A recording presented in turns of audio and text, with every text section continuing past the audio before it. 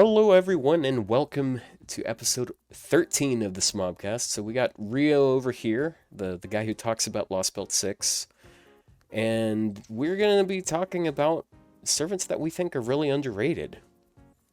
So, say hello, guys. Hello. Hi. Hello, guys. Very funny.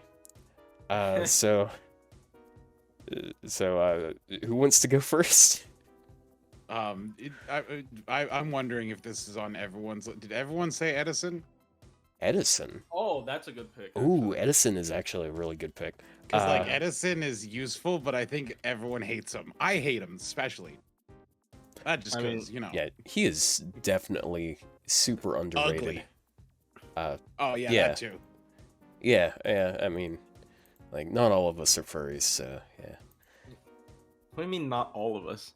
Are you implying some of us are? Yes. Okay, never mind. Keep going. Yeah, you're the one in the clown outfit. Yeah. Okay, so like while we're going through these, I'll just pull up the profiles on the fandom wiki. You know, the best hosting website of wikis out there. Yep. Well, because Edison was bad. Like Truly. his initial release, he's actually just terrible. It Yeah. actually took them. Did they buff what? 2 or 3 of his skills? I think all 3 got buffed. Wait, no. Two of them, also an NP buff, but the NP buff yeah. isn't what really sold them. Well, who cares about the MP buff? Yeah, it really didn't do anything. But yeah, like, on release, he had 24% defense for 3 turns, 5-turn cooldown. On himself. He had a 50% charge over 5 turns on a 10-turn cooldown with some stars, too. And then he had a one-turn, which is there's no difference, really. Overcharge up with, like, a tiny Stargen boost on it. And then his NP was Skill Seal, NP Seal, and crit rate down. Just not much. And he did piss damage because he had nothing to enhance it other than 4% arts and really fucking low attack stat. So yeah. 10 turns. Yeah. Well, 10 turns is long, but it does last 5 turns. Like that's the. I'm not saying it makes it good, but that's the rationale. Yeah, it's got a behind, 50% uptime. Yeah, it's better than like less than 50%. Yeah, and people shit on Arjuna second. Well, it's a party effect, right? Like, come on. Yeah. Well, plus, you hopefully don't need to use it more than a couple times. I don't know. How long are your fights going? It's an Edison team. Well, It's gonna go on for like 70 turns, bro. Oh, that's true. Yeah. You're there for 5 hours. Yeah, so the thing that they buffed on his first skill, this was, I believe, the second buff they gave him. His NP buff was the first thing. They made it so it's 30% defense, and it's targetable, and it reduces cooldowns by 1, which kind of helps a little bit with the second skill. That's actually what I want to say. I remember talking with people and saying they should buff some skills and change them to be targetable. And I remember being told by multiple people, like in Discord conversations, no, they'd never buff a skill and change it to a targetable skill. Why would they ever do that? That's not something they're gonna do. When and then, was like, that? This was before Edison. Edison was the first one to do it. Oh yeah. But this was a long time ago. This was like earlier in FGO's timeline. Mhm. Didn't They should do this. Dude, didn't they do that for Amakasa before him? Because Amakasa... No, Amakasa was after. Okay. Because Edison got his like buff really early. One of his buffs at least, like really early. Actually, he got all of his buffs pretty early on, I'd say. Except for the most recent one, which that's coming in a couple months for NA. So that's still a couple years ago. Yeah. So speaking of targetable things, they changed his second skill to not be targetable, but usable for everyone, so it's even better. And everyone gets charge for turn, so it's like 150% total battery, which is kind of nuts. Then you get stars per turn for the same amount. That is not team-wide, that's only for himself. It would be cool if this was targetable, because sometimes he dies before the others. True. He does. And then also NP damage. Yeah, a little NP damage buff. But I think another thing that was huge for this is just the cooldown reduction, because now it's 8 turns. Yeah, now actually has very good uptime, and having these kinds of, especially in my opinion, offensive buffs last 5 turns is rare. Like we talked about Scotty last week, and like you almost never have like 5-turn offensive buffs. I feel. Yeah. Which is Scotty's 5-turn attack up. Yeah. I mean, Scotty's 5-turn attack up on the MP. So like it's pretty rare, and I honestly quite enjoyed this. Like for stall or like slower teams in general, having this kind of stuff be longer lasting, so I don't have to work on a 3-turn tempo. I actually enjoy it quite a lot. But yeah, there you go. Yeah, and also he has some good synergy with a certain favorite of yours. Well, yeah, of course. That's Yeah, because Summer Bob increases the duration of both of these effects, so everyone gets 8 turns of charge per turn, and you can increase it even further because the cooldown is 7 turns. So you get like 11 turns of uptime, and by that point you got this up again, and that's not including the fact that you can double bob with them, which is nuts. Yeah, or you can. I think that's the funny thing to do. Yeah, because I don't know, it's slightly more offensive than, because if you shove his MP in there, it does damage on like Tamamos. It's slightly more offensive, not much, because he's still not a big damage dealer, but like like I personally find him to be like the safer team is to have not double Bavanshi, but instead have him and Bavanshi and then Tomo. Like I tested both these teams. I find the Edison version to be a little bit safer just because he has more stuff early on. Like you press the button, you get 5 turns of engine warming up for you. So it's a lot easier than being reliant on your MP on a team that barely has any like MP charge to begin with on skills. So yeah, it's pretty good. Anyways. Yeah. And then, like, I do like his third skill. It synergizes really well because there's a lot of art supports with good overcharge. Because, like, Castoria. And then Tamamos is pretty good, too, because it's, like, another 20-something% charge for the team. Yeah. It's pretty good. Stargen, who cares? Like, he has no hit counts, and, like, I guess, like, if you put that... down on Stargen. Yeah. Yeah, I mean, like, 30%, like, I guess you get 3 or 4 more stars on Tamamo's arts cards, because she has 5 hit. I don't know, I'm being really nice here. I was looking at it, like, because I was looking at, like, because I'm working on the caster class score now, and I was like, oh man, so once I max out the star generation, I was like, how many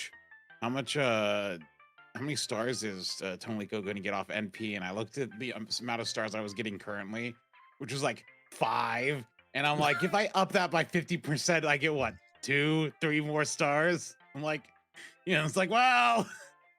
Well, there you go. I mean, it actually might skew a little bit higher because like the base Stargen is so much lower, but if you're increasing it by 50%, it's going up to like 60% instead. So I don't know. Yeah, calculation's complicated, but yeah. Yeah, because like Summer Ibuki, for example, her Stargen isn't really that crazy. She has a 5-hit AoE, so she hits 15 times. Before the Stargen thing, she was only making like 3 or 4 maybe. But afterwards, now she's consistently making like 15, or not 15, over 10. So that's quite a big difference, actually. Yeah, and then Buster is going to be generating more. But Edison isn't going to be generating anything because he has a 1-hit MP. Yeah. Okay, here's my gripe with these like multi-debuff. Like I talked about this with Shuten, where the MP looks like it has a lot of hits, but it doesn't. Because it lands like a bunch of it lands a bunch of debuffs. Like Shuten's MP always felt like 5 hits to me because of all the rapid like debuff she spams, but it's just 1 hit. So like, I mean, it doesn't really matter in his case, to be honest. Like nobody's gonna try to loop with him. He might be able to loop because of his passive MP generation. Ironic. I don't know. I've never tried it, but I kind of doubt it though. His gain is slightly worse than Shooting. Actually, yeah, he probably could. You could brute force it, maybe. Yeah, I don't think he could 0% though. Oh yeah, of course. I mean, yeah. Yeah. I mean, with the K-scope and double cast, with the K-scope, double Castorian swap, anyone can. Yeah. It's just so much raw charge, especially with like a Pen 2 maxed. You have 50 plus 50 plus Oberon 70 plus 20. So you're at 190. No. Yeah, you're at 190. So you only need to make up for a total of 110. So you need to refund what, 30? A little bit over 30. Yeah, and see, almost. The funny thing is, like, even if you do get that, he's gonna do piss damage. He has 20% NP damage, and he has 4% arts. And he's nothing. A caster. Yeah. Yeah, and look at less than 8,000 attack, so less than 9,000 attack. That is nothing, that's kind of disgusting. Yep. But that is why people think he's bad. But but you shouldn't use him that way, right? Yeah. Because he definitely was, like, his original skill set really was more of a DPS skill set, not a support skill set. So like, it's like, ooh, he's bad, and then they buffed him and made him into a support instead.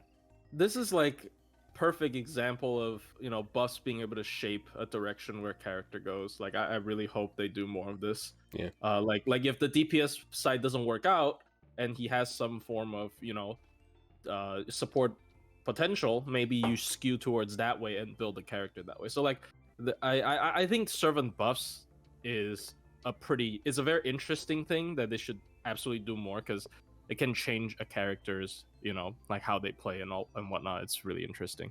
Yeah. But yeah. Also, fun fact, his third skill is behind an interlude for no fucking reason. Oh, that's well. He's a launch servant.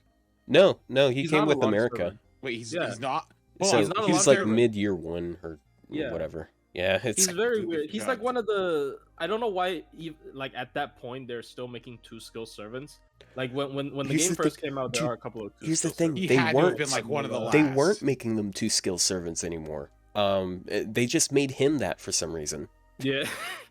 He had to have been designed really early on in the process, and they just didn't. That could be it. Yeah. It's likely. Yeah. Yeah, he's really nice these days. I do like. I like how even though like this attack debuff here, it looks really low. It scales really nicely because it's 10% per instead of 5%. You're gonna chain it after, yeah. Yeah, and also if you NP once, which isn't too difficult to get as NP, and you use this skill, because like you might be running him with a DPS that doesn't have a good overcharge, then you're getting 3 turns of what is essentially 30% defense down. I like running him with what is the Monaka craft essence? It's something love, whatever. Because that debuff chance up, right? Yeah, and it's also overcharge. So it's basically demonic Bodhisattva, but it sacrifices 10 MP charge for debuff success rate up. Yeah, which is an SSR premise. I think it's 15% success. It's either 15 or 15 or 12. Ever used that CE? I've used it for curse teams, and stuff, but it's really just like bettering your RNG. Yeah. It's anti-magic resist basically, and then like he has good and then like if you use his third skill on him, he's 500% overcharge just like that, and that is 50% attack down for 3 turns. That's kind of nuts. The fact that it's 3 turns is huge, because if it's 3 turns, you can overlay it relatively easily again and again. I remember this team like sort of popping up when he first got the buff. At least like at that time when I still played FGO Taiwan and like follow the Chinese community, or like this Chinese speaking community of the game, and this got pretty popular. Like people, because it was funny where the enemy wouldn't be able to do anything, so they had this whole like Edison. I think it's called like a crippling comp or something. Basically, they just cripple the enemy so they can't do shit. Shoot their kneecaps. Yeah, but like go for the knees.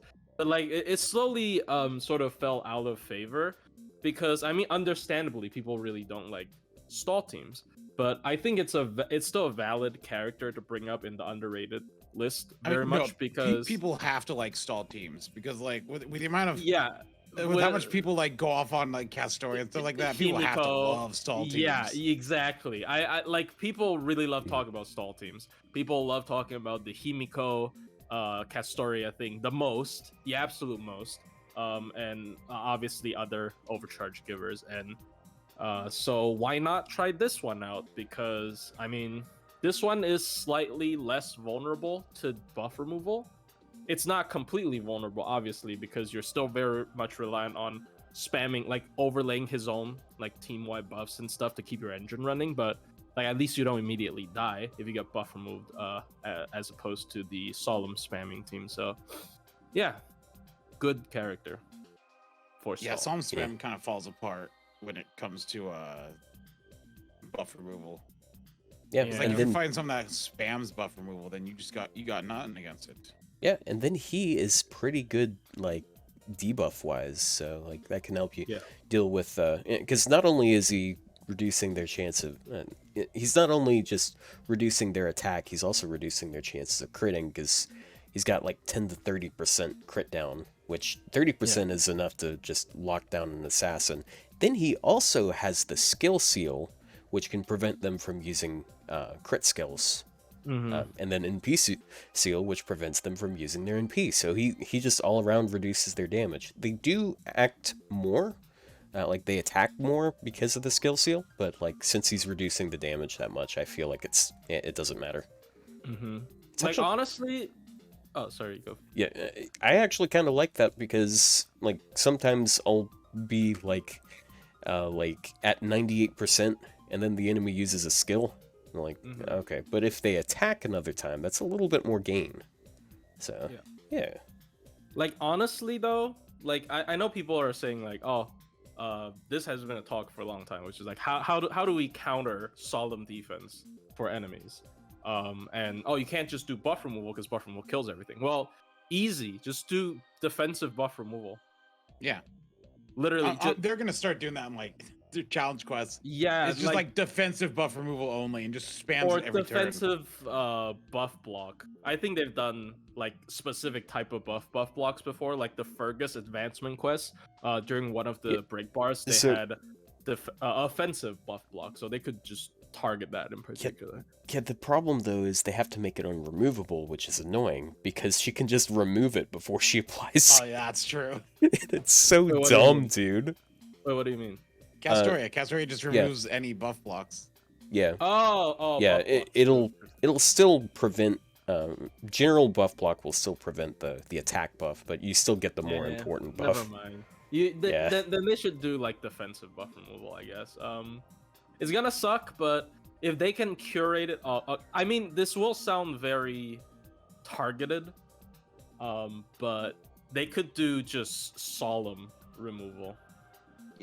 Yeah, right. No, Solve it's such a it's such a catch-all because like it feels like for like challenge quests and stuff like that, they're built around you having Castoria with you. Yeah. So they should absolutely do solemn removal. And the other funny thing is that will make Kukulkan's passive a negative. Yeah. That's Cuckoo. Now that is hilarious, right? Now that's pretty funny. But yeah. Yeah, fuck people who are super elitist and say that she is objectively better than, like, yeah. She's not. Yeah. Yeah, exactly. Yeah. Like, I get she has high damage, but, man, when you talk about overrated servants, Cuckoo is overrated. Well, yeah, dude. Right. So, NA is, like, so obsessive over her, I swear. I think more so that I feel like the strength she should be praised for is not what she's praised for. So, like, honestly, when you look at her skill 2 and skill 3, she has a combined, like, 2x 3-turn evade and solemn defense invuln for a turn. So, suggestion. We might want to save this for later because I'm sure someone between the three of us. Yeah, because we're probably going to be, since we didn't mention this after the intro, we're probably going to go over some overrated servants as well, which is a bit more spicy. I'll save it. I can talk more about that. Yeah. Okay, so Plushie, Do you want to go next, or should I go next? I mean, I already spoiled it with the video I made today. Oh, yeah. I think Okuni is so underrated because this is a character where every time I reread her page, I'm just like, yo, this character is kind of cracked. I don't know why nobody is like praising this character. Hold on, I'll counter that. I just I think on my last stream or so like that went over her kit and just went over how boring her kit is. And, it's fine, it's not bad, but it doesn't do it doesn't do anything interesting. I mean, yeah, but most servants don't do anything interesting. She plays to the strengths of Quick really nicely, I'd say. Because let's just go ahead and get into it. Okay, so her gain is pretty good. She's got really good. Her art's yeah, her quick cards are pretty decent because it's over 3%. And then she's got a bunch of quick buffs, which helps. Then her arts card is 2.4%, and since she's a caster, she has a passive that increases it a little. But she is pretty notable as a caster because she is the only caster right now, to the best of my knowledge, that has one arts card. Yep. Yeah, not even her NP. I think so. Yeah, I think so. The other thing is she's the only single target quick caster. Yeah. But I feel like that's her only claim to fame. Is because I think that's her only weakness. You put this kit in another class. You put this kit in another class. I think that would be a better character. I mean, I guess I don't think your kit has enough. Okay, so skill 2, it's a star absorb for 1 turn. And it's a critical damage for 1 turn. Hey, spoilers. Fine. Yeah. We'll get into that. We're jumping into this a little too quickly. Oh, okay. Fine. We'll start at skill 1. So yeah. I mean, okay, so first of all, I think her face cards is, nobody talks about it, but her face card is really good. But yeah, okay, now we get into skill. Okay. So we got 30% quick for 3 turns, 30% buster for 3 turns, then 2-hit evade. It's an unfortunate cooldown, but there's a reason for that. 7-turn cooldown for 2 evades on 3 turn. Yeah, it's kind of, but hey, it enhances basically all of her cards except for her arts card, which is already pretty good. Yep. And this is a fine skill because a 2-hit 3-turn evade is perfectly fine, and they're 30% buff. So this is just normal. I mean, we've seen most of these. This is kind of a common format for skills, double buff by 30% and 2-hit 3-turn evades at cooldown 6. I mean, I'm gonna have to go to a little bit spoiler. This is essentially cooldown 6. But it's pretty standard, but it's good. It's a serviceable. Y'all just want to spoil everything all the time. God damn. Everyone's already read the wiki. We already know. That's not true. Some people don't know how to read the wiki. Otherwise, we wouldn't have wiki reading YouTubers. All right. True. Otto's my audience is 75% illiterate. Yeah, I'm proud of that fact. Yeah, most of my audience is smart, but that's because they're in my community and they listen to me. Ha. All right. Seconds go. So yeah, this is a pretty okay crit skill. It's got the 100% crit, which is really nice because she's a 5-star, which is it's a good bit more than on a 4-star or a 3-star because of the higher attack stat.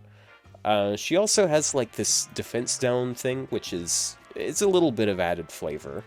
Here's my main complaint with her is this part here. It's inflict defense down by 10%, but it only lasts for 1 turn, right?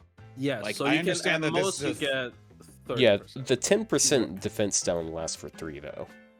Yeah, right, at most you get 30%. So it's only 10%, and I think it should have been because there's servants who have skills similar to this that are 3 turns for the debuff. Yeah, but this skill has a very short cooldown. It has a very short cooldown once. Yeah, I love the uptime. It doesn't line up after the first one because it's going to be out of cycle. So it's going to be 4 cooldown the first time, then it's 5 Well, the next. it's a quick character. You're not gonna last that long. No, that's Well, true. well, you can point. actually, you should have it on the second cycle as well, because if you use this at the same time as this, because like this is cooldown reduction, 50% charge, and then crit stars, and it makes sense to use these two together because it has a star bomb. Like then this will be on a 6-turn cooldown. This will be on 4. No. So 2 turns after. 2 turns after. No, it wouldn't. Yeah, we'll be able to get. Okay, so on turn 1 you use this. It's on the 4-turn cooldown. This is on a 6-turn cooldown. When this comes back, this will have 2 turns left. And then that means you can cooldown reduce that before this comes back. So you can still get it. Yeah, I'm not sure how clear I'm being on that because it's kind of complicated. Wait. Oh no, okay. So you use both at the same time. This goes down to 4. That goes down to 6. So after 4 turns. Yeah. And then on this the comes 4th back. turn, this pops. On the 4th turn, that thing has two skills left. Has 2 turns of cooldown left. So you use it again. So you use the second skill immediately again, and then. So you mean the 3rd cycle, right? So like by the 2nd cycle of the 3rd skill, the 2nd skill cycles 3 times. Yeah. Okay. That makes sense. Yeah. It's not every time, but I feel like that skill could have been stronger because like, she's a caster. Like I don't think giving casters strong attack buffs is a bad thing. Yeah, I mean I agree. Like if she had the arrow effect that lasts 3 turns, I think it would be. I mean, okay, at this point, who really thinks about anything being too broken? I think that they definitely pushed power levels in this game to the point where I don't even think that would be too broken. But I think a lot of people would acknowledge that a lot more, because when you can start spamming this defense down like almost forever with your crit attack, that's pretty scary. But yeah, anyways, I mean, if you compare, like, just not to look at the job, but I'm like, her MP damage, like at its core, is like less than even Swanzang. It's like in Swanzang's I'll talk about that later. But yeah. I mean, sure, that's fair enough. But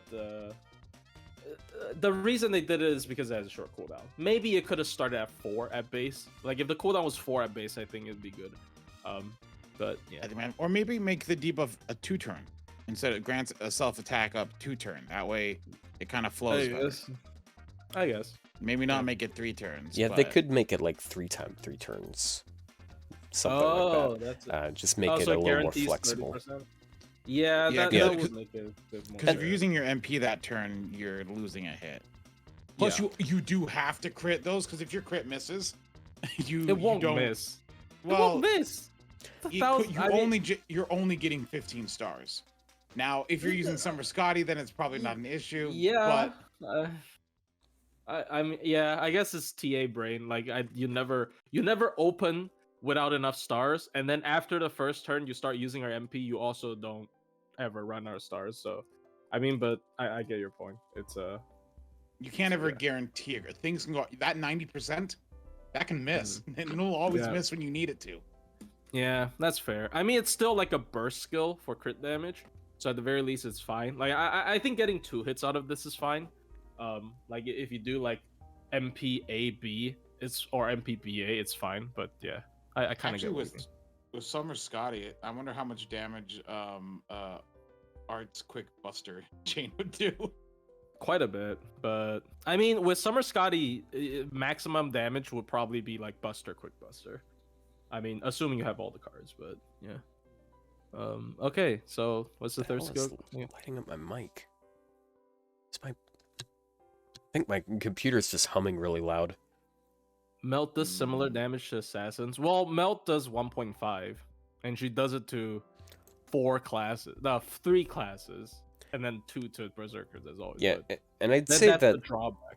But... Yeah, I'd say that Melt isn't as good at critting either. Like she does have the cool crit ramp up thing, but it's not actually, just Melt's crit rate up is does end up better. Like it does end up like if you're taking supports out of the question, the crit ramp up on Melt is no, better, not the number. I assume you mean like how easy it is for them to crit. Yeah, because like this is yeah, because like I feel like this gels better. Melt doesn't have any stars though. Yeah, I mean she makes a lot of stars, but yeah. She doesn't. I wouldn't say she makes more stars than Okuni though.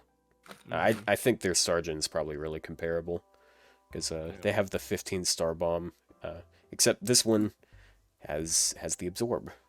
What's Okuni's star gen? 10.9 and Melt is 10.2. That's about the same. So like, and they have the same amount of hits on their arts cards, or sorry, quick cards. But Melt does have less hits on Buster and arts, so Okuni will generate more stars by a little bit. Yeah, but yeah, like it's more about the skill set. I How many hits does Melt have on her NP? Probably also 10. 8. Oh, 8. Oh yeah. Oh. 8. So it's slightly better. It is. Yeah. I've never had a problem with Melt generating stars, though. I'm gonna be honest. Like it's still enough. I mean, yeah, if it brings supports, it's especially. Yeah, that's kind of just how quick runs. Like all the quick supports help you make stars, even if it's just like Caster Scotty. The quick buffs still increase your star gen, which is another point in her favor because after 1 and B, she has 3 turns of 50% quick. Yep. Instead of I get 20% per NP. Or is it 10%? I don't remember. Yeah, I mean, so she has 50 battery. She has... Her second skill is... I guess you use it more so for just the absorb up and the crit boost. So you use it for burst option rather than... I mean, it depends on how you want it. You can use it to do the defense down, but if you don't need sustainable damage, you can use it for like a burst damage. You can save it a little bit, kind of.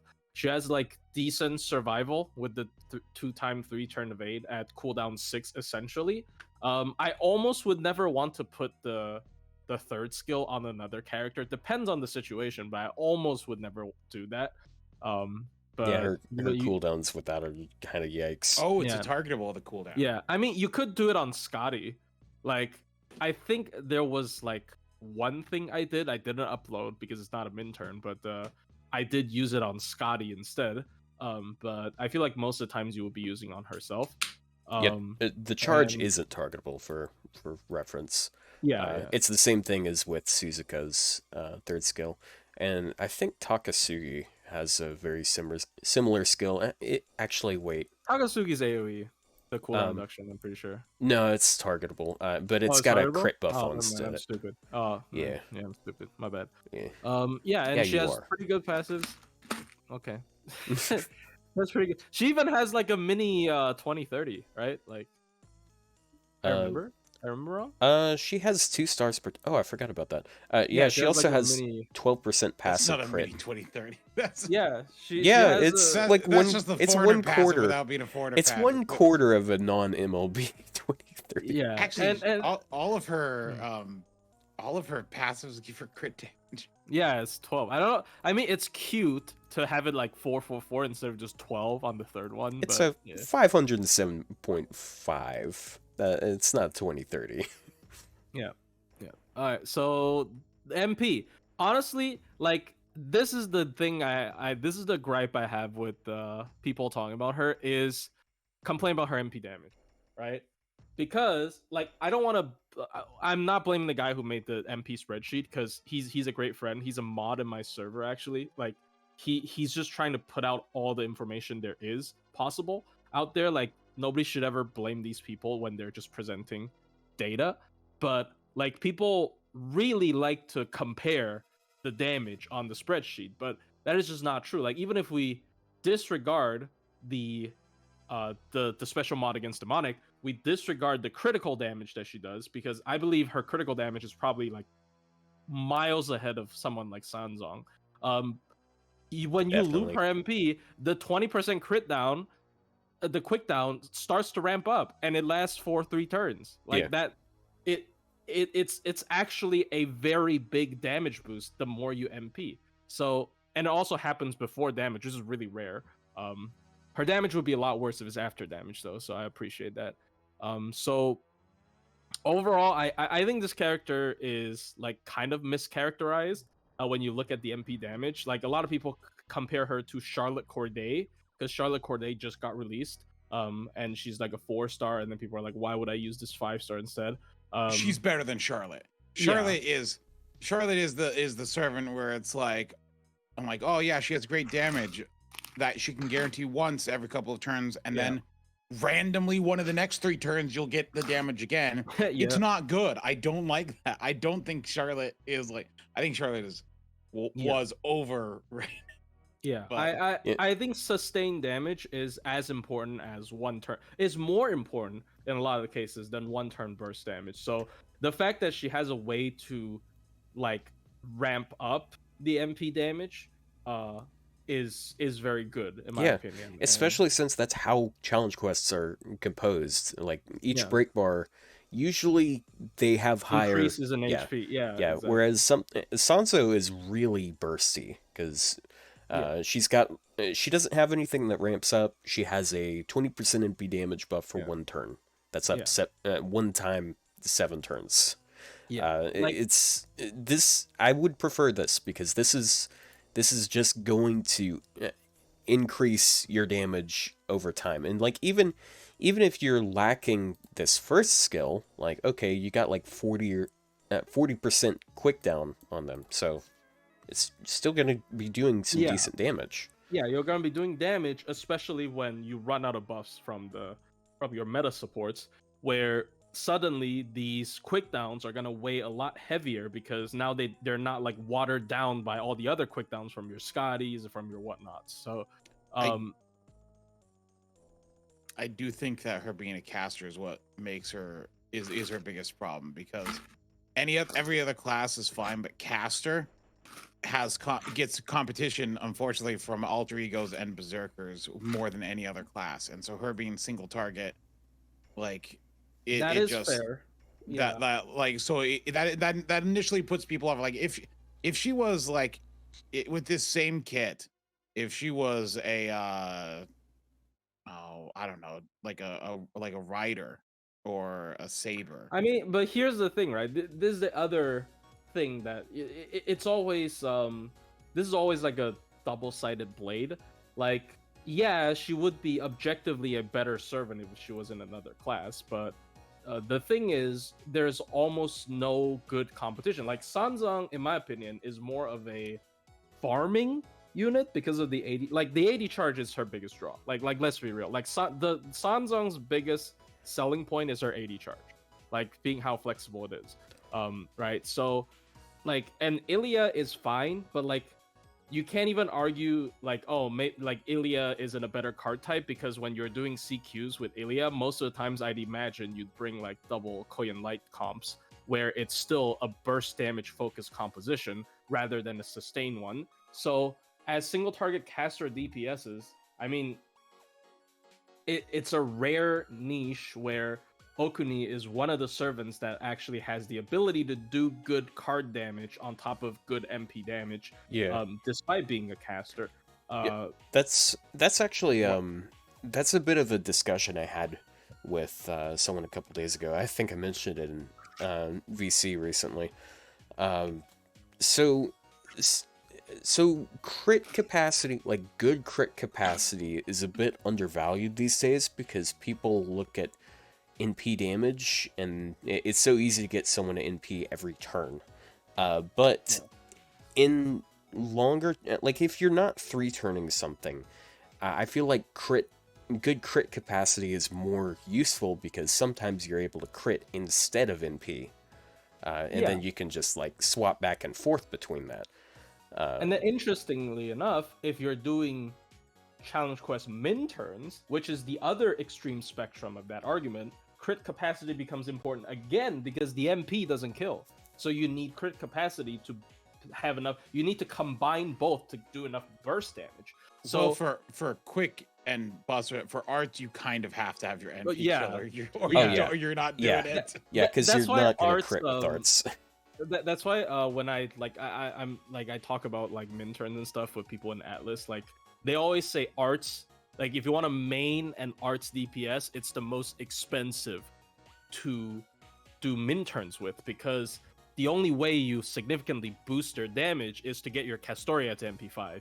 get your Crane to MP5, get your any supportive buffing MP to MP5 and whatnot, instead of the ability to be carried by Buster crits or quick crits. So Buster crits mainly.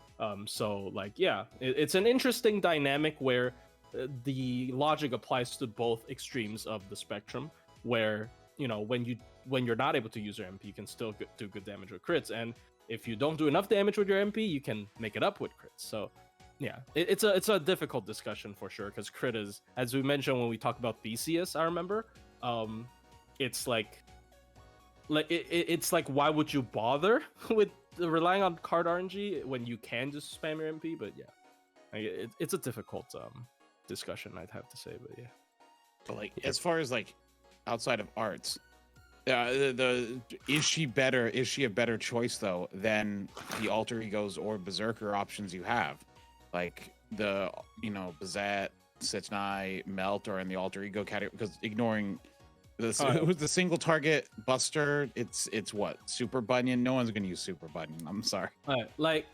Against, like, when you're pitting her against berserkers, I think you would absolutely use her, but like over berserkers if you're against like an assassin enemy. Like, for example, if you're using a berserker against Aphrodite Super Recollection, I don't know why that's the first thing that popped to mind, and she does AoE attacks. Now what happens? Like, what if you bring a berserker and they just die? That is a valid point. Having defensive class advantage is actually pretty valuable in like slower teams. Like if you're just min turn, like even in some min turns, you're forced to, like, especially in non-arts card types, because once again arts has the privilege of having Castoria MPs. You can just use Castoria MP to block it, but like for other card types and stuff, like they could just die. I guess for neutral, like for alter egos, I think it's a bigger problem, because like you can actually pretty easily stave off neutral if you build your team right. But still, having defensive class advantage is pretty good. It's something I learned from Draco, where I didn't value that very much when I did her review, and then I turned out to be so wrong about that. But yeah. It does just let her kind of brawl out pretty much any class, doesn't it? Yeah, except for like any of the main classes. Yeah. It's huge. It's a huge ruler thing. Defensive, huge. Yeah. Draco's kind of nuts with having the benefits of a berserker and the benefits of a ruler at the same time. Aside from the fact that my second underrated is Draco. It's like I did it myself. I did it. I underrated Draco, so she's my second most underrated servant. Yeah, there you go. Okay, so speaking of underrated servants, it's my turn. So my turn, and we mentioned him in passing earlier, because he has something similar to Edison. I think Arjuna is omega underrated, and I think a big part of it is just spreadsheet brain rot. And also memes. The worst thing that can happen to you in FGO is getting memed on, and he's one of the characters that got memed on real fucking hard. But anyway, it's a 25% battery he started with for years. True, 25. Hold on, it's still 25% and it's taking regen. It's still useless. Yeah, I mean, it's just useless in farming, but. Yeah, it's basically a 30% that you can't make use of. Actually, no. Look at the cooldown of that skill. It's right? 8. The battery. The 30% wouldn't have saved them at all. like even if you made it 30%, it wouldn't really change that much. Okay. What people care about, at least. He also has the NP region. I want to say that there are some comps that let you take advantage of that, but still, that's farming isn't, again. Spreadsheet brain rot. That's literally what I just said. That's the reason why people think he is awful. He's more of a challenge quest servant, which doesn't really help because his competition can farm and do challenge quests. But still, I do think I understand why people are annoyed by the arts deck, because a lot of Buster servants like using Buster cards these days. But like in a slower team, I do like that, because that means he's helping the team get NPs more often. He probably works pretty well with Merlin, I'd imagine. what challenge? He doesn't have anything that lends himself to challenge quests. He doesn't have ignore invincibility. No, he doesn't whoa. Dude, he has like he has 5-turn debuff 5 immune. turns. Okay, so that's it though. No, I mean, no. he has like bro, we barely started. Sure. Let's get into it. Yeah, okay, I know people give the 25% battery a bit of shit here. The rest of the effects on this skill are still pretty damn good. Like, I know it's only 8 stars. 8 stars still, like, he has the absorb, so he gets use out of that. The heal is huge. Yeah, the heal. I think heal that's is 2k. It's usually 1k. Yeah, it's a total of 10,000. So I like that because it means you don't have to babysit him as much. You don't have to worry as much about keeping him healed. You don't have to worry about removing his debuffs. And those are both some things that people can have to completely change their comp around to compensate for. Now, he doesn't have hard survival or anything like that, but the fact that he can just, like, he makes his own stars and his own HP, and then, like, his NP, he uses his NP pretty often, like, even though he's not spamming this battery here, he's still got arts cards, so he's making arts chains pretty often. He's got 10% per turn, so he's, yeah. Now, what I will give him shit for is, I don't like this skill. Most people don't like this skill. Nobody likes this skill. Yeah. Yeah, it's better than most mana bursts that are like, at least day 1 mana bursts, because you got... It's oddly weak. Yeah. Wait, did Karna get his buffed? No. Karna got his battery one. Yeah, he didn't get his buff. Although Karna's buff was still really, really good, because it added like 4 effects to it. Yeah. Like, people only remember the 30 battery, but it added a lot of stuff. Yeah. I mean, to be fair, 40 stars increased the crit generation and crits damage. Yeah, and like, I'm not sure how many people noticed it, but his NP actually makes a shit ton of stars now. Oh, I didn't know that actually. Yeah, it makes yeah, I think he makes like 20 plus stars per NP. I'm not talking about Arjuna, I'm talking about Karna right now. It's like similar to Raiko's logic, where it's like multi-hit AoE buster. Yeah. It's a nice buff. I hope that eventually they do something with this skill. What I could see them doing is they could make this like... they could make it 3 turns buster, which would be fine because he only has 1 buster card, so you don't have to worry about wasting it as much. 3 turns NP damage you can do, and they'd probably it'd be so funny if they did 5% battery. No, give it 3 turns of ignore invul. I don't know. Give it that'd invul. be pretty interesting. Or give it invul. Like, do either way. Right? So part of the thing about that though is, you know who else has Pierce Invuln? Ishtar, Napoleon, and Tomatomo. Tesla. Yeah. Yeah, every other archer, he's alone. And okay, Durga's not really in. Why'd they leave him out? What did he do wrong? Gil does not have it. I feel like I feel like Gil should have it, but nah, it's like, boring. Give him like defense ignore or something. I don't fucking know, dude. Yeah, defense ignore, which a couple of them already have. Like Tomatomo has it. Napoleon has it. Hear me out.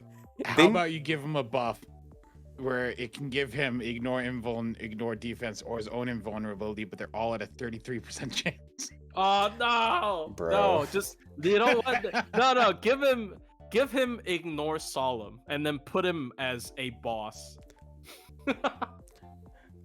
That'd be horrible. I mean, dude, he already does ignore solemn because he has. Oh, he has instant kill. True, that's actually on an enemy. That's pretty annoying. Also, as an archer, who has a skill that increases the charge by, I don't know how it works. Does it increase the charge by 2? Because it's a battery plus a passive charge. I think it's only on the enemy. I think it's only 1. If you're talking about this, I think it's only 1. Damn, they shafted him as a boss. Oh yeah, it definitely is because they don't use the upgraded version, and the regen was on an upgrade. Dude, look, imagine this on a boss where he can charge 2 gauges, and he's an archer, so he has 3. Yeah, that's nasty. He's gonna use it every turn. Actually, no, that would be so. On an enemy, it would be every other turn he could use it. Yeah, he would be using his MP. That'd be horrible. That'd be so bad. It's an AoE insta kill MP. Anyway, sorry. Yeah, better bring Scotty. Yes, Scotty. Oh my God, Scotty Nation insta kill immune. Anyways. Scotty can't spam her MP that fast. Dude. Oh, no, you use Erish because she gives the doesn't she? I think she gives the team death immune, yeah, and she's a lancer, so she's counterclassing him too. Yeah, that makes sense. How long is her death immunity for them? It's 3 turns per NP, I believe. Oh, it's tied to the blessing of Kerr thing, right? Yeah, but like it it doesn't vanish as the blessing of Kerr. Yeah, it procs when that is active, but it doesn't vanish as soon as it's inactive. Oh, so it's the same thing with the attack buff for the team. Yeah. So anyways, he's got like his NP is not that great. I do like that the defense can ramp up, but it sucks that it's after damage as usual. So it's basically just Altera's NP. Like people really don't like his MP. I think people's gripe with him, other than the art deck, is probably just his MP because it's in the like battery. I remember people saying like, why didn't he have anti-divine? Well, Napoleon did, but like people are like, oh my God, why does Karna get all the gets the anti-trade when he gets the insta kill? Which is kind of, it kind of sucks because like usually I feel like divine enemies have really high death resist. Like usually they're like servants or bosses and whatnot. So here's the thing: they gave Arjuna a stupid alternate, and they didn't give Karna that. That's why Arjuna is left ignored. I don't know. You haven't really convinced me that he's underrated. I think he's perfectly rated as he is. He has his he is debuff underrated. immunity. He comes out better in practice than on paper. I think he's I'll say that. It's the same thing with Amakusa. It's a hard servant to rate where, like, they're good at surviving. Like he does very well against someone like, for example, like Sir Nunos. He does very good against Sir Nunos. It's like unironically one of the best characters to deal with Sir Nunos. But like, if he was single target, he's AoE, unfortunately. I mean, he's still one of the, like, you could just card him. Like having the ability to have straight up debuff immune for 5 turns, like it's not even like 5 times 5, it's just 5 turns, is huge on certain bosses. Like for example, the Kama Beast, if you don't nerf her, you get like debuff on attack, or like usually these are super good against bosses that have like, they debuff you when they attack or they debuff you when you attack. Like those effects are like super devastating unless you have straight up like this many debuff immunes. So I think, I do agree with your what you said though, is like, the thing is like, even if I live these very well, I probably can't kill them in time anyway, so it doesn't matter. But I don't know. Well, yeah. It's just like, if you have to deal with debuffs in a fight, and like let's say you want to use like usual Buster supports, like he kind of covers gaps that Buster supports have, because like, I mean, of course you do have Merlin for healing, but like, hey, why not have more healing? And then like, unless you're running Castoria, which is fucking always viable because she's a very well balanced character. You're going to have to deal with debuff immunes. You're gonna have to deal with debuffs sometimes, and debuffs come up a lot of the time. Like basically every fight is going to have some sort of debuffs that you have to deal with. They vary in severity, but like, hey, it's better to have than to not have. I also think his heal is huge. Like, I don't. Yeah. Okay. Like the thing is, he doesn't have hard survival. I think if he has one hard survival skill, he'd be a good solo unit. 2k 10k heals a lot. Yeah, 10k heal over 5 turns, like 3 turn downtime. It's huge, especially right? since you can heal boost it. Yeah, heal boost. Yeah, that's 15,000. It's like Enkidu, except it's. I kind of prefer it over Enkidu's because that means you can use it immediately and have it work over time. if he had hard defense, say on his third skill, it's 5 turn with the Atlas Mystic Code, you would have basically nonstop 10 turns of debuff immunity, and then with 1 turn downtime, 20k heal over 12 turns. Yeah. And so all he would need is some kind of invulnerability, and then he'd be fine he'd be pretty good for solos, because with a triple arts deck, how much if he was just doing a mighty chain, how much would his arts give him an MP gain? I mean, usually they dock the gain on arts decks, right? It's normal for an arts. I think the bigger arts. Yeah, he can NP every other turn in a solo. He's very consistent about that. But his quick card is piss. It's a 1% quick card. It's on par with Vlad's quick card. Is so MP gains screws it up. I mean, solos are highly benefited by mighty chain, so I guess having an arts deck is kind of a negative for solos. I mean, back in the day it's probably decent, but also the thing, his MP isn't that valuable to spam. If you know what I mean. You're not awfully upset if you're not using this MP every other turn. I don't know if this is a good argument, but it doesn't really affect his abilities. It's all on his skills. So there was, I don't know. I mean, what the?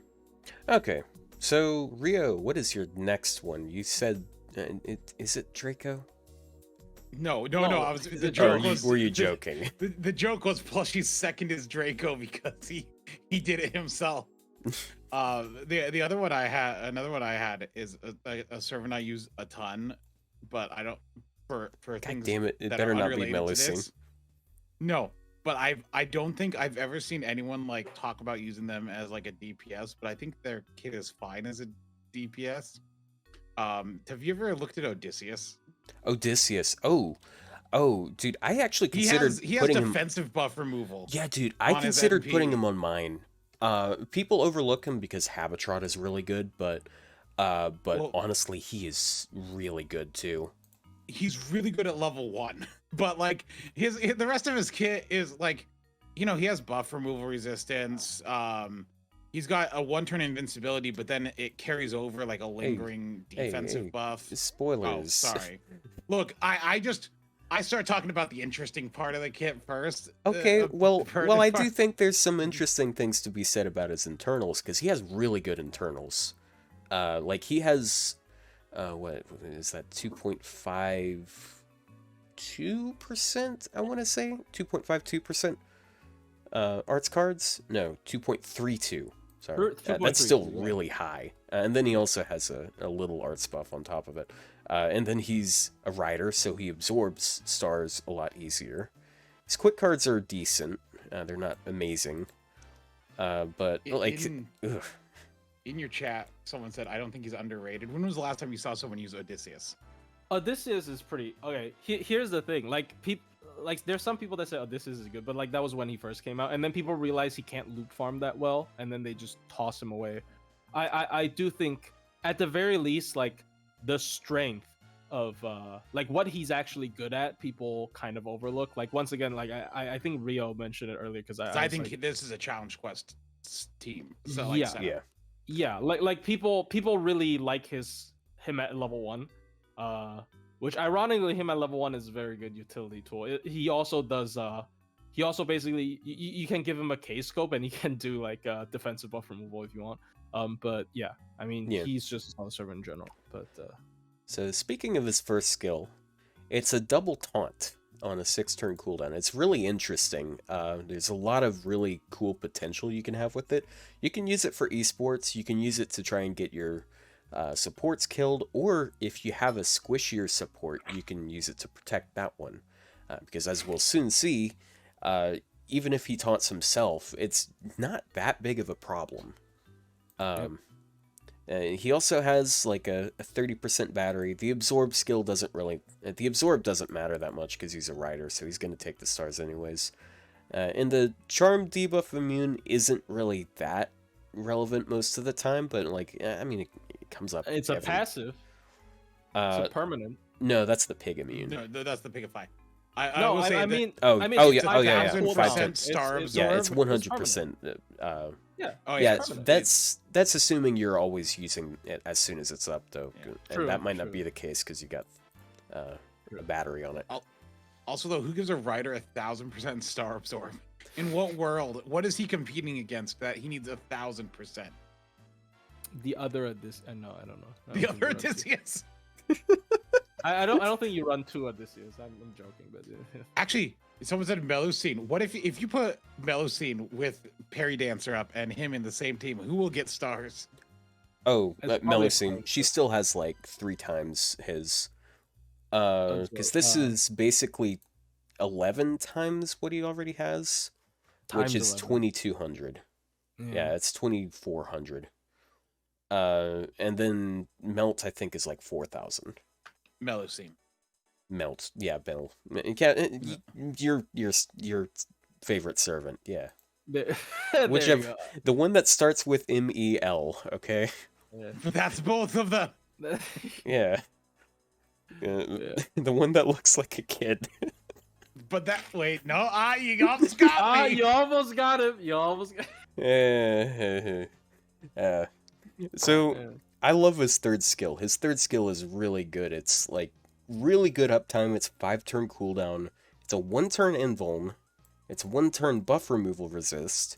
Not unlike Melt's second skill, Summer Melt. But he's also got 30% defense for 3 turns, and that's huge. 20% defense is okay. I think people do underrate 30%. Yeah, I know.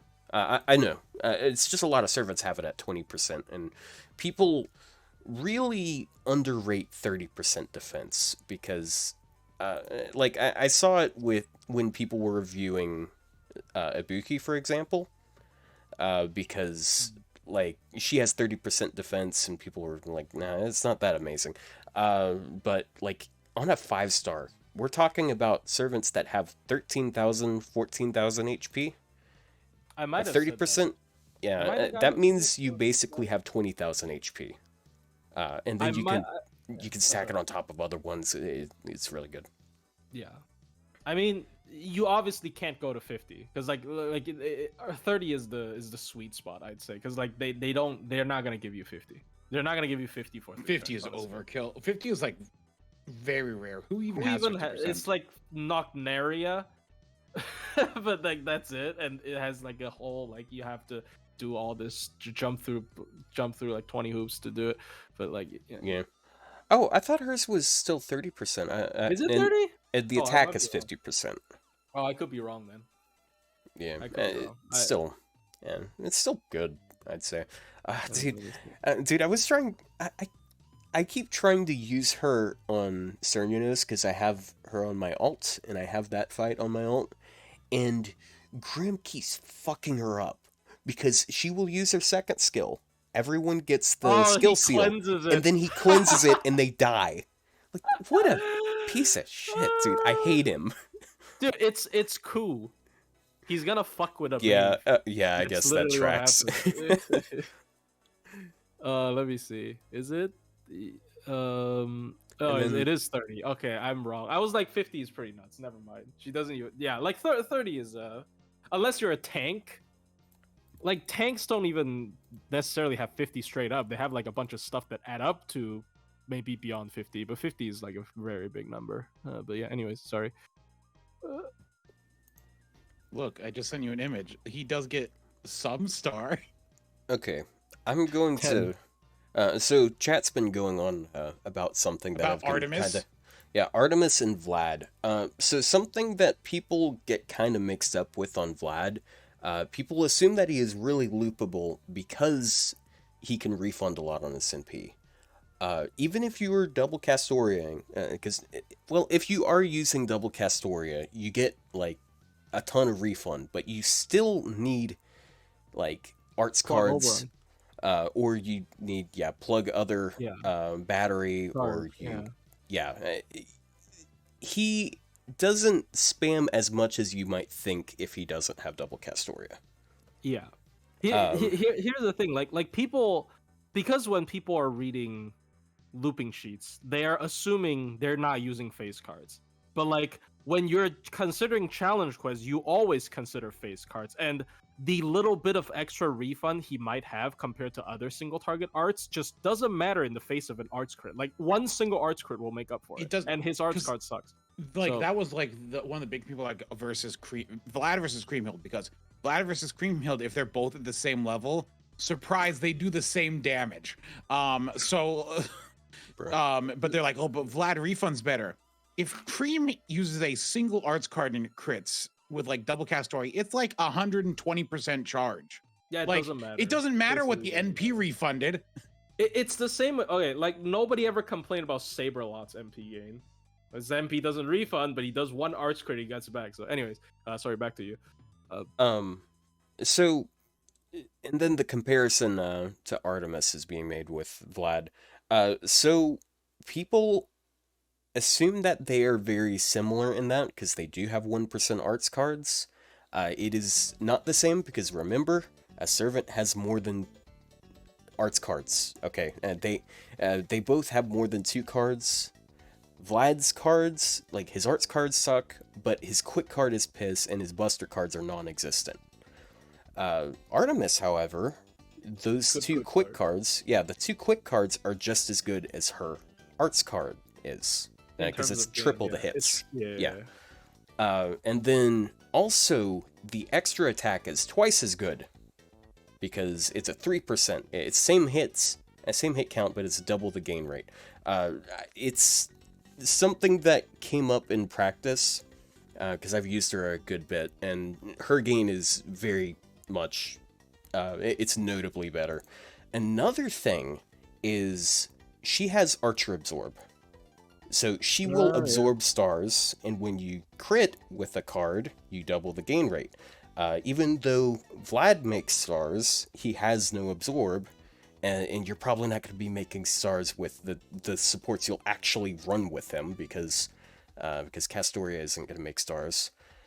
So those stars are going to go to other servants. There's a lot of little tiny things, because I know I did put a lot of emphasis on my game guide podcast episode on the arts cards, but there are a bunch of other things that separate the two of them tremendously. Yeah, Vlad's... I think Vlad in the end is still better than Artemis. That's more so just because he's a berserker.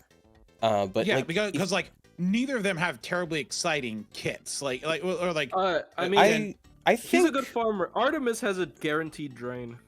Yeah, Artemis has a really good MP. It's not even 100% drain, by the way. It's just, it drains. Fuck you.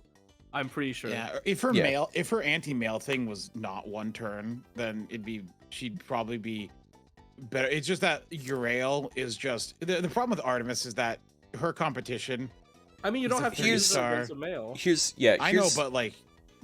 Yeah, here's the thing that because I know the comparison is always being made between the two of them, because they do have some overlap. Uriel is useless if you're not fighting a male, but Artemis is actually completely usable against non-males. She isn't as impressive, sure, but she still has the upgraded NP, and she has some decent survival. Like, she's got an evade, she's got a defense buff, and then she also has some anti-debuff because she has a ton of debuff resist. Because 3 turn 50%, and then also the magic resist. It's a little more impactful than you might assume, because I've used her against CERN, and she's very useful there, for example. I think the issue with Artemis is just that she isn't completely playing into Castoria.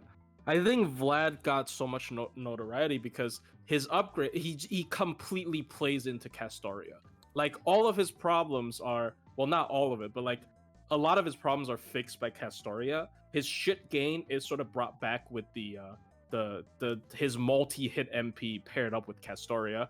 And the MP gain buff on his gut skill. Yeah, and like MP Drain is not worth that much anymore. I remember back in the day there was a team where you do Waver, Artemis, and Tamamo, and the enemy just can never MP because all of their MP drains, and it's also guaranteed. I mean, not Tamamo is a skill, but like all of them drain. So you can literally lock an enemy out of using their MP if you use this kind of comp. But like, I just feel like Artemis is she doesn't play that well into Castoria. That's why people don't necessarily see the value in the character. And the other single target archers do, like Artoria, Kuro, and Anastasia.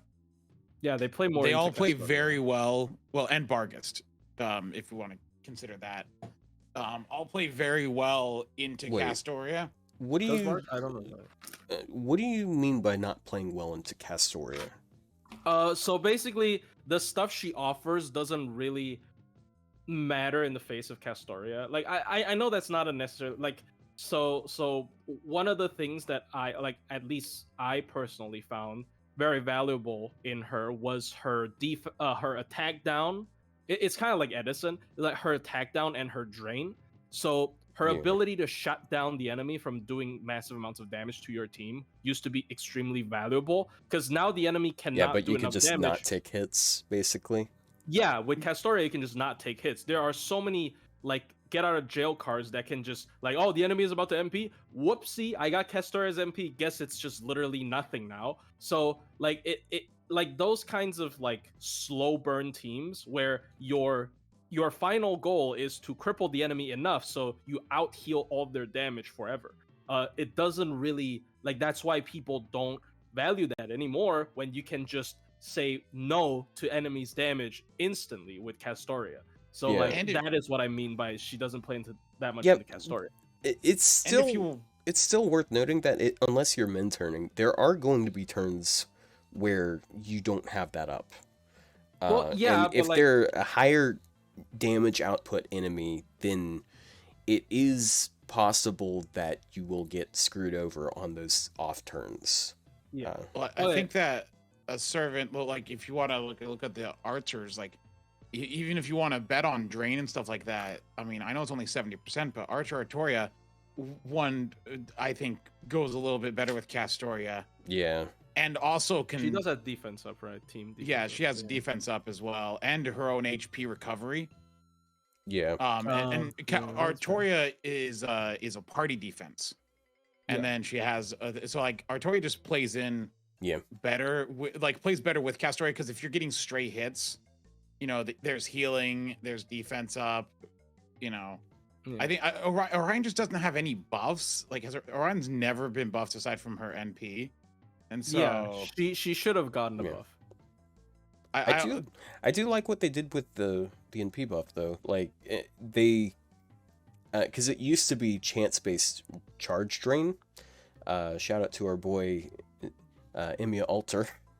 Having the same thing, but they didn't change it to where it's not RNG, because she got it so it was guaranteed. Then they added a separate overcharge effect.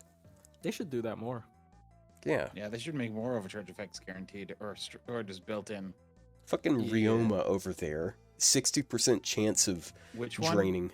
Ryder, right? Yeah, because dude, he has a 60. Ryoma could use a lot of buffs. His skills are just all so very weak. Yeah, you know what, and then his NP is like an objectively worse version of Ryder Murasaki's. You know what I think? I think Summer BB should guarantee drain too.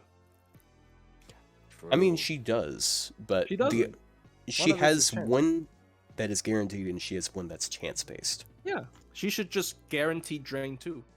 It's just a double drain. It probably doesn't. Yeah, I mean, it probably doesn't help, honestly. But I don't know. I'd like for them to just add some other overcharge effect on her NP. That's what I meant. So you add the second drain to the first one to be the guaranteed effect. Well, no, just make it so that, you know, add a second overcharge effect and just add on chance to further reduce. Just make it a flat 50%. So like it's always OC5. And then that's fair as well. Because like, I mean, like there are I mean, with Bavan, we now have a 2-turn NP drain in the game. Yeah, I mean, who's scared of 2-turn drain when all this bullshit happens? It's not like you can spam her. I mean, I don't know. Well, she does work with Bitch, so you kind of can. She doesn't. Yes, she can. Does she? Works with Bitch. I mean, she doesn't. Her. She doesn't. She's 7-turn cooldown her battery. Yeah, but you can still card. Yeah, I know, but like I brought that up because I was wrong about that earlier. Not earlier, like months ago. I got corrected. I was like, holy shit, she doesn't work with Bitch. What the fuck? But yeah, he is 7-turn. Why?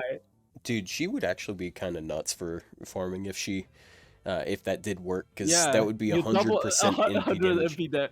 Exactly. Yeah. Why I swear I've used her before. She doesn't work with it. She doesn't. It's. I also thought I did. You have to super scope or it's something. It's deja vu. No, yeah. Wait, if you use Atlas, it works because it's -6. Yeah, Atlas with a super scope. That's what I did. Use Atlas, bro. That's what I use. You plug over. You always but that doesn't count. I don't plug Oberon. No, see, if you plug Oberon, the 100% MP damage up would be 200%, and suddenly that would be epic. But it's very epic. Oberon skill 3 should have cooldown -1. Dude, that's what I want on her NP. Actually, I want her to reduce her own cooldowns, because that would help her uptime on her third skill as well. Because like she could, because that would like I feel like she can be a really fun DPS. Because she can be a crit DPS that like overcomes one of the biggest problems crit servants have. Exactly.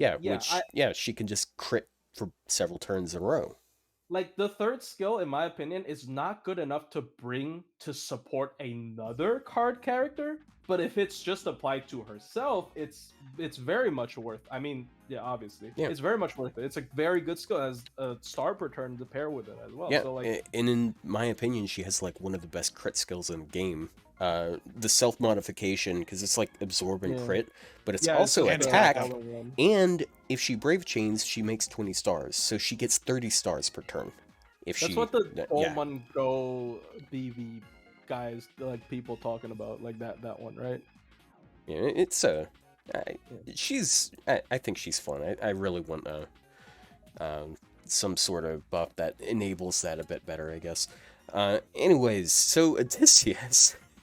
Odysseus. So we didn't talk about his NP. I mean, we kind of did, but we talked about it's defensive buff removal before damage, which is really good, especially considering how it's an arts NP and it has good refund, and he can loop super duper easy. Who wants to remove it after damage? Those ones, that always sucks. Yeah. Like Ibaraki. That's the only one I remember. Oh, Melt? Oh. Melt is buff removal after damage. It sucks. See? This is... I've been saying this for years. Tyra is if Melt evolved. Anyway, sorry. I'm not going to have this talk right now, but... You're like, I just love Tyra so much. Whoa, whoa, whoa, whoa. Yeah, like Melt needs to attack. If you love Tyra so much, why don't you marry her or them? Look, Melt needs to, like, you know, kick her feet, dance for a couple of turns to get 100% crit. I press one button. All right, like it's not close. I'm sorry. Anyways, sorry. Cut a rug right quick. Also, I like that he gets 30%. Like, it's kind of sad seeing like the NP damage for one turn, because it's fun for it to ramp up, but still 30% for one turn, isn't it? That's more than usual. It's like 10 or 20% these days. Yeah, there's a lot of ramp up. There's a lot of ramp ups that's 10%. No, but like there's a lot of ramp up that's 10%. If you think about it, this is if you ramped up all 3 of them at once every turn, so it's not bad. Yeah, exactly. It's nice. I do like his kit a lot. He is a pretty fun servant. It's kind of interesting comparing him to Da Vinci, like Da Vinci Rider, because I would say they're still about equally matched. But the reasons why are so vastly different, because like he's I'm pretty sure he does more damage than Da Vinci Rider. Da Vinci Rider does like I think negative they do damage. I think they do about the same when she has her overcharge up. I mean, the Da Vinci Rider's selling point obviously is just she's not just a DPS, she also like gives the entire party. Yeah, she enables the team so good. Like, she's like a engine kind of character. Like Edison if he does damage or something. I don't know. It's a weird. it's not a good comparison. But, yeah, she really Da Vinci Rider really doesn't have a lot of buffs. She only has that third skill as an attack, is an MP damage up and an overcharge, and that's it. Yeah, she's more like that's why you run, like, I feel like quite a bit of people run 2 Da Vinci's. I feel like Da Vinci Rider is the Rider equivalent of Archer Jean, is as in does no damage but loops really well. I mean, Archer, well, I guess. Archer Jean doesn't help the team either. Yeah, part of the thing that's just nuts about her, she's able to NP every turn super easy, but every time she does that, she gives the team 20 charge. It's like Voyager, except on a card type that appreciates it a lot more. This is actually kind of this is a discussion I had with my chat, like sometime probably last year. We were just talking about archetypical arts DPSs, and the conclusion we came to was she was like the best as far as what arts wants to achieve. And because like she loops really good, she supports the team really well. It gels really well with what arts wants to do. She feels similar to me to like I almost said Moon Cancer BB. Nice brain. Kiara. Arts BB, the free one. Oh yeah, that's pretty good. Whenever you spam your MP, you help the team as well. Like even their own damage is kind of doo doo. But like, you know, it's you can treat them almost like a Tamamo who does damage with their MP. You know, like there's a lot of comparisons out there. Like it's but yep. I think Odysseus is really good. Okay, so Plushy, what's your second one? I keep cutting in. Rio, is there anything you want to add about Odysseus? I apologize. Oh no, for Odysseus, that's fine. I said my piece on him. I'm still just going to mainly use him as taunt fodder, though. Yeah. I just don't ever see anyone like when I look at him, I'm like, he has a pretty, like, compared to the other what are the other AoE arts riders? You got Bakken, who is basically a damage wise a side grade to Da Vinci. You have Da Vinci, you have him. You have Habitrot, who is better than everyone else. Like, I think Habitrot is the best AoE arts rider, but not because of damage, but just because Habitrot brings things that others don't. Yeah, she's more versatile. Like the Mordred rider does no damage. Yeah. Which rider? Oh, Mordred. Jeez. Okay. That's so sad. Da Vinci Rider is what Mordred should have taken her direction. Like, oh, you don't have damage, but you're really good at looping. Well, make your MP do something else other than damage. But Mordred Rider's MP just doesn't do anything other than, it's like 50% drain. Yeah, 50% chance of draining. Yeah, it's like Archer Artoria. It's like the same. Well, they haven't buffed Mordred Rider either, ever. So. And she could upgrade her MP. And her skills are so dog doo-doo. Her MP upgrade would be huge because of how MP centric she is as a character. I almost thought I thought of a buff for her which is really stupid. And it's also pay to win gated, so I don't actually think it's a good idea. But like, because of how good her refund is, what if you made her overcharge extremely mid at OC1, but extremely broken at OC2? So your goal is to refund 200 instead of 100. Oh, so make her Bima. Yeah, Bima true. Beam, that could work, right? Like do a Bima effect where it has just doubles the hits. Yeah, and she gets extra animation. I mean, if she gets and then she gets even more NP refund. Yeah, I mean, but that'll be more damage. That'll be like a almost. I think somebody calculated Bima's. Bima's extra hits are not double the hits, by the way. But like, it's almost like a universal anti trait if he's at OC2. I think somebody calculated that. I'm not sure, but yeah. Anyways, my character is not surf mode. Yeah. Can we take a second just to appreciate her skills here? She's got 30% arts for 3 turns on a 5-turn cooldown. She's got an evade, 1-turn evade on a 7-turn cooldown with Stargen for a turn. Oh, that's garbage. And she's got a 1-time 3-turn guts. Is literally her best skill. Yeah, she has a 1-time 3-turn guts, 1000 HP. It doesn't scale. On a 7-turn cooldown with 30% battery. It's an objective, like, in every way, a worse version of Shuten's third skill. She really needs that. No, she really needs that 30 battery. You don't understand. Yeah, this is her best. Get started. Yeah, this is her best skill because her first skill isn't doing anything for her damage. To be honest, I think the second skill is her best skill. Is it? I mean, it doesn't matter. I don't know. Is it? Oh, it's 7 turn. Wait, it's not. Oh, I thought it's 7 turn at level 1. No, dude. No. That's 9 at level 1. Oh my god, it's so bad. Jesus fucking Christ. And then you got Habitrot, who has no bad skills. That's why Habitrot has like nothing wrong with her. Habitrot is the best rider in the game. Habitrot's second skill is better than all 3 of her skills put together. I'm sorry, guys. Bro. It's over. Yeah, it's not even a joke. Like, her second skill, 7 turn cooldown, 30% hearts for 3 turns. That's the same thing as the first skill. Yeah, her first skill. Yeah. And then she's also got 80 battery, which is 50% more. And her MP's better. Her MP's a star bomb and a bunch of like MP damage up, right? Yeah. 30%. Yeah. Ignores defense while ignores defense. Sure, there you go. Yeah, it actually does things. What the hell? What a concept, dude. Yeah, what a concept. Yeah. Okay, so what is your second one? Jacques. I don't know if she's underrated. I think nobody talks about her. Is she underrated? I don't think, like, so I've had a lot of talk, like, this Jacques has come up more than a few times when I've spoke with Vito. She's not good, in my opinion, and he also thinks she's not the goat. That great. My beloved. Like, here's the thing, that she wants to use curse, right? But Vango eats the curse. But her best support screws her over. And so also, you can't use Van Gogh with her. Yes. Also, her third skill buff was bad.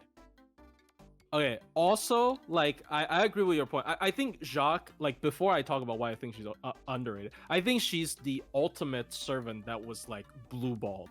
So her best support, Van Gogh, eats up all the curse, so it removes her power mod. Obviously, that's very horrible. The other thing is, one of her best supports would have been Dolman, because she also has the ability to give evil. So if you do a team with 3 DPSs, you do her, Dolman, and another chaotic DPS, you could actually get the other servant enabled with Dolman's skill. But she is neutral evil instead of chaotic evil, so she gets fucked. So honestly, I like Dolman also has AoE curse on enemies, so like it literally fits perfectly if she was chaotic evil. But yeah, she's like the ultimate servant that got blue balled. But I still think she's kind of underrated, because I think she does a lot of stuff that pairs pretty well with Van Gogh. The only problem is Van Gogh being too self-sufficient.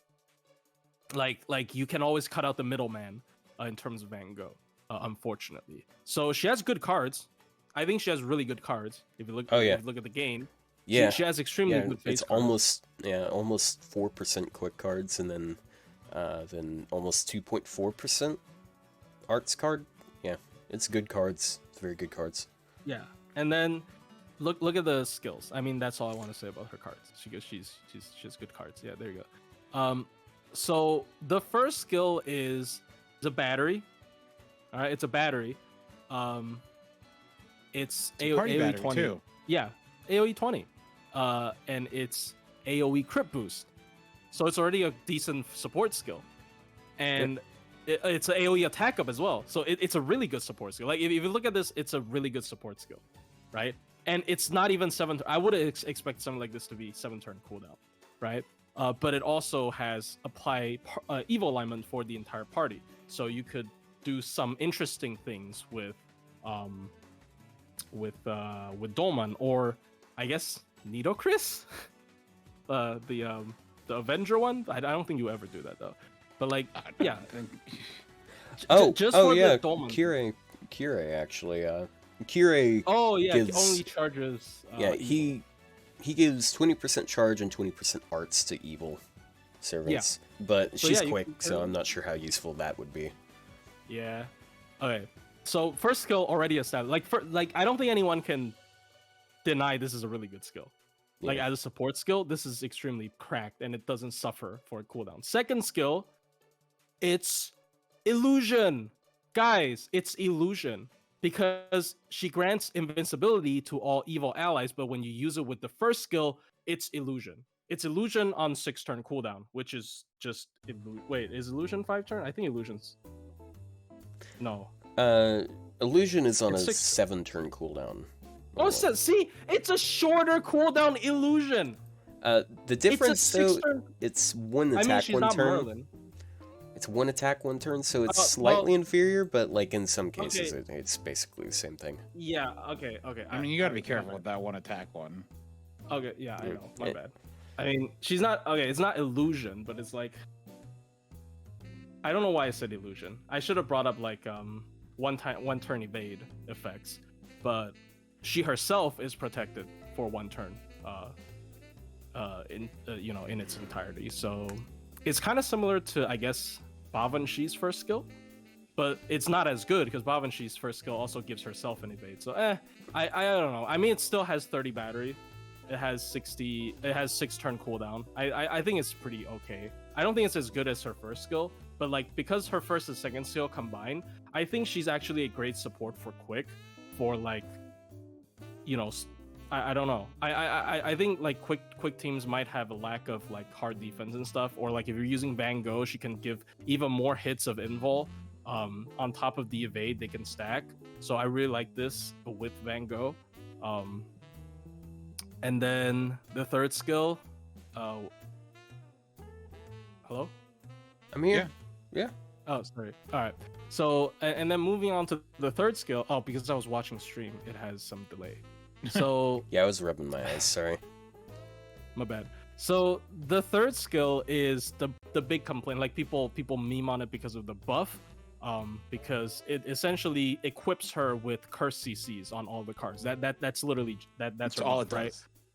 But it's actually relevant because now you open up the CC slot. You can do something else with it. Like I legit think it's I know it's kind of a meme. Like it's almost a non-effect. Like yeah, you could use a CC with it, but like you could also that means you could fit other stuff onto your cards instead of having this effect.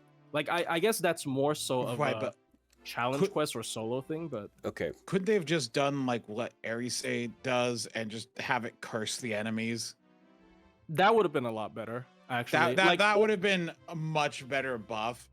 Because with the way it is now, you have to like smack a card before NP, and like that's always kind of annoying to do. Like for like Draco, you always gotta like have the Roman card come up, and you gotta smack him with it before you use your MP.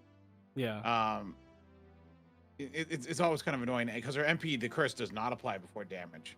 Yeah, I mean, if that happens, if it applies to our MP, it's really good. I don't know why they didn't do that. They were afraid that would be too good. I don't think so. So here's what I wish they did. It's an idea I just had. So speaking of her supportive focus, I wish they made it so this increased damage applies to the team. Because that would mean like she uses her NP or a card, and then the team gets 50% damage against that target. Yeah. That would have been more interesting. Yeah, because that would have made her definitely be good. That would definitely made her a support, because then you would have done, the first skill, the second skill, the third skill, and then you just swap her out. Yeah, and then what happens is and then Summer Era uses your main DPS, and she just murders everyone. Yeah, I mean, I can also imagine stuff like a two-man core for min-turns support, where you do it's kind of like, I mean, it's 2 people, so I don't know if it's ever worth it, but you can do like Malay plus Dolman, so that would be any chaotic servant would get all the Dolman buffs as well as 50% P mod, as well as all the buffs as well, so that could be a potential. I definitely agree the buff was disappointing, but even like if we ignore the curse thing, it's I guess if you ignore the curse power mod, it's a pretty shit skill. But like the curse is a relatively easy to apply power mod. Like even though the timing is awkward for her MP specifically, it's not like the anti-curse is only to her MP, right? That's true. It's her face card, so it's honestly pretty good, and it's only on a 5-turn cooldown. Yeah, it's a very short, it's a very high uptime as well for all these like star gen per turn effects, PMod and the quick up. It's only a 5-turn cooldown. So overall, I honestly don't see a problem with her skill set as potentially either a hybrid support or a crit DPS. I think she serves pretty well in both. Obviously, the main carry for her crit DPS is Van Gogh because she is existence outside the domain. So every foreigner has that bonus essentially for being a good crit DPS. But I think she's just generally good. Like you can't really toss her into a team and feel. I don't even think you would feel like she doesn't do enough a lot of times because like AoE 20 charge, crit boost, attack boost. She also generates stars if you want to count that. Hard survival for 1 hit. It's kind of I don't know. She's an AoE quick neutral damage, which is I think one of the more rough place to be in, and has competition from the servant who they keep buffing, Voyager. True. I do think Voyager post MP buff. Voyager has gotten 2 decent, well, 1 decent buff and then an NP buff, which is really good. And I think the other AoE quick foreigner is MIXA, and she's absolutely garbage. So at least she's not losing there. But she doesn't loop very well. I think that could be the other issue. Oh yeah, her MP game is also terrible. No, she has 50 charge. Awful. She has 20-30 split battery. So honestly, she has a really good like skill charge spread for MP looping. But her refund is a little bit bad because of the hit counts on her MP, which is unfortunate because she has a ramp up MP. So like, I think people really dislike her because of her MP. I think if her MP was better, nobody would have a gripe with her skills. Like her skills are good. All of her skills are good. I mean, if she could loop, from decent to good. If she could loop, I think she would be way better off. I mean, she can. She can't like 0%, but yeah, she can't PG. But you can use a 50% C on her and plug. Yeah. Does she, without plug? See, a lot of people also look at it without plug. Without plug, can she do traces? Like, traces? I think yes. Not 20-30 without plug and traces. She with max I'm loading it up right now. Yeah, she's got. I might have to max. Yeah. I think she can because she can use her second skill on turn 1. Yeah. To NP, and then she has the NP gain skill on the Mystic Code, and then she has 20% on her first skill. See, lucky for you, I have her at 10, 10, 10 and maxed out. 10. So, because I kind of liked her, but then I kept using her, and I'm like, oh, she doesn't do very much. I do like that she has the ramping up NP damage. You have her a pen 2 maxed out. I feel like she can with 20-30. 2K4 is not 20-30. 2K4 or obviously mages, it would function the same, but 2K4 is better. So like, 2K4. Yeah, her refund is pretty bad. But like, I don't know. I think she's. I mean, underrated servant doesn't mean they're god tier. I just think it doesn't mean they're just like. Yeah, I mean, but I don't think people like trash on her that much. So do they not? I guess people trash on her buff. They don't really trash on the servant itself. I guess, yeah, that's why I asked at the beginning, like, is she underrated? Because I feel like she's under-discussed, and also people like to trash on her buff. But, like, I think as a Van Gogh DPS as well, she's pretty decent. Because now when you card, the buff actually, helps if you want to equip command codes and stuff. So, okay. Okay. Sorry. I want to update. Yeah. So if you have a pen 2 unlocked, and you're using traces and 2K4, she can, because you're splitting your charge. Mm-hmm. You're saving your 20% for later. Mm-hmm. So she can do it with that. Yeah. But yeah, that's what. Actually, wait, never mind. No, she can't. She only refunded back. Wait, no, she will. Hold on. Uh-oh. She might not. Actually, hold on. Wait, can you screen share on this? No, you can't. It's not a chat. Oh, you can. Yeah, you can. Maybe you can screen share and pull this up. I don't have it set up to where I can. We can set that up later though, because I know that that's definitely something nice to have set up. Yeah, I mean, like I think Mole, like as a crit DPS for Van Gogh, she's pretty okay. But she also has good team support. I think her team support aspect should be valued a little bit more. Like, once again, the issue with Van Gogh is you usually just use double Van Gogh because of how self-sustaining that character is. So you always cut out the third character, right? But, like, I don't know. I feel like, maybe you could use her in some kind of hybrid DPS team and she can provide good support. That's what I genuinely feel. But yeah. Oh, she does work with the split 20% Mystic Code. So like the 10%, 10%, because she gets 46% back each time. So it's 46. So you bump it up to 56, and then you use a Scotty. Next turn 46, bump it up to 56, Scotty. So before that Mystic Code didn't really work. With this Mystic Code, it does work. Oh, clap. Well, it's an arts buffing Mystic Code, so that kind of sucks. So she's able to 50% without plug? Is it possible for her to 0% with plug? With plug? No. No. I think I tested it. Like with Oberon, maybe. With Oberon? No, I don't. I don't think so. I don't have my append at maxed, so my append isn't maxed either. So I was just looking at the numbers when I was doing. That's why I was like contemplating. She has like because a bunch of charts split up. Yeah, so you can do the 20 plus the 10 on the non-max append to make 30. So I mean, maybe let me try. Actually. You might need like a favorable gain stage, I guess.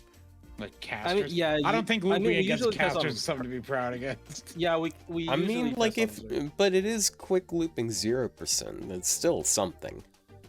Yeah, I think I tested on Zerx and it doesn't work because I'm pretty sure somebody DM'd me. That's such a weird I was doing DM. this on Riders. I got a DM that asked me, "Yo, do you think Mole can 3-turn loop with BG double Summer Scotty plug Oberon?" And it's just out of nowhere.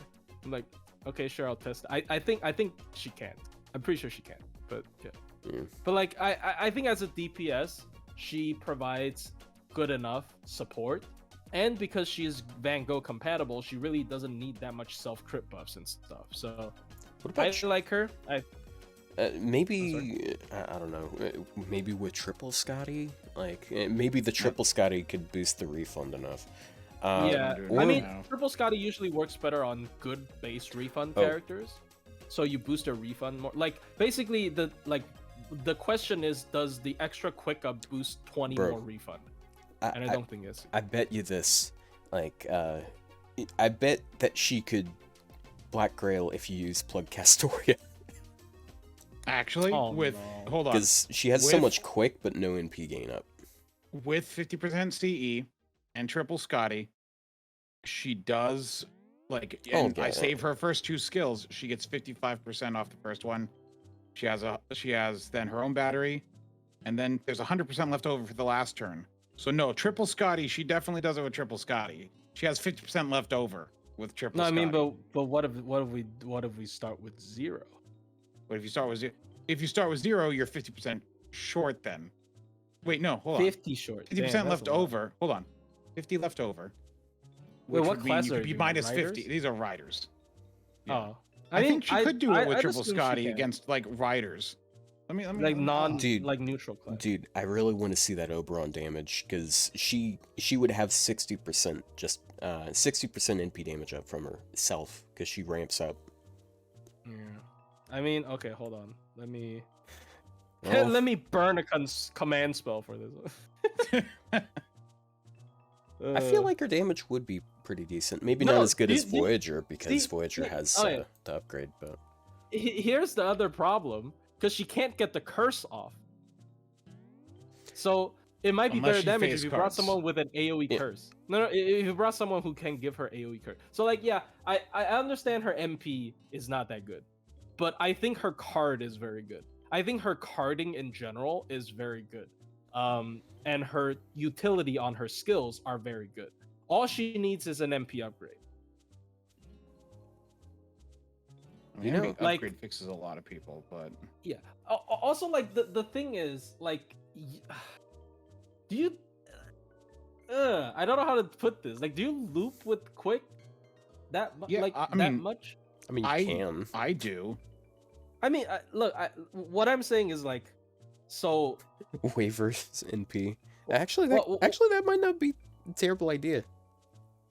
Well, I do actually use Okida and Daikoken. Well, they are the top tiers. Because they're the only ones that can start from 0. Also against riders, she gets exactly 50% back, so she technically can Black Grail loop with triple Scotty. Plus, she speech patterns. Alright, hear me out. What I actually mean is that if there's an AoE arts servant that cannot loop, it should be criticized more than an AoE quick servant that can't loop. Not just because it's extremely easy for AoE art servant to loop, but also quick has better crit potential as a card type, and she also has the best deck for it. Wait, does she? Yep. She has 2 busters. I don't care. Yeah, she has a BB QQA, right? So like, I think she's a good crit DPS. That's what I'm trying to say. She's a good crit DPS with a good support skill set that just has kind of a sucky MP. It's not even that bad. It's just that the niche is very hard to trigger, which is what makes it sucky. But I think overall this servant is pretty. Couldn't you do like some sort of dual core setup where she starts with 50%, but you use Domon? Because like, doesn't he have two? He has 2 separate skills that apply curse. I mean, you can definitely use and one of them is battery though. You can definitely use Dolman with her. The problem is she's not chaotic evil. Like, once again, if she was chaotic evil, she'd be good as well, in my opinion. Because like Dolman fixes her biggest issue. Because Dolman is a support that can cast curse on all enemies. That's exactly what she needs. But she's not completely compatible with Dolman. So, yeah. Anyway, for quick service, I do think that looping for quick isn't that important. Like, because like arts, that's something, but like quick, like if you can pull off traces, that's fine. But like even then, what's the difference between traces and a K-scope? Like traces gives more damage. That's the reason why. Oh man, 10% more quick. But in the end, Delicioso. It's not CE free. I mean, well, okay, the ones that can do traces can often not use like event Cs that are 50%, so that's the main bonus. Also, my K-scope does more damage than traces because my trace is not maxed. My trace is maxed, so get on my level, nerd. Okay, dude, no. If traces has MP damage up, I would have maxed it. It didn't. It doesn't. So suck my nards. I don't care. So moving on. Anyway. That was quite a tangent we went on. I'm sure it wasn't boring at all hearing people talking about looping off screen. So it's back to my turn again. Right? So my next one, I'm joking. My next one is Abby. Just put that Mermont sights on screen. So Abby. Abby, Abby Summer or normal Abby? Summer Abby. Oh, gross. So yeah, I think she is massively underrated. Like, I mean, I made a whole ass video on how underrated also, she is. Also, you stole my third. Shut up. I was gonna talk about her debuff potential. Man, well, you should have been faster. You should have known. Also, that's right. You're a lolly. Also, of course, you're the one who. Yeah, of course, you're mad that I picked her first. So, like, I find her less of a DPS. I think that's a big thing people get messed up on. People think she's a DPS, and so they always compare her to Dark Koyan or Cuckoo, and they're like, yeah, she sucks in comparison. And then it's actually funny how bad her damage is. Like it's hilarious. Like she cannot farm to save her life. Did you say she has bad damage? She has terrible damage. Do you know her looping damage is higher than Koyan Dark? That's because it's considered single target. That's because they consider the single target buffs, debuffs. And that means they're factoring 50% defense and 30% buster. No, it's against 3 enemies. It's against 3 enemies. So like even if like basically you treat that buff as 1/3 of the number, the total number.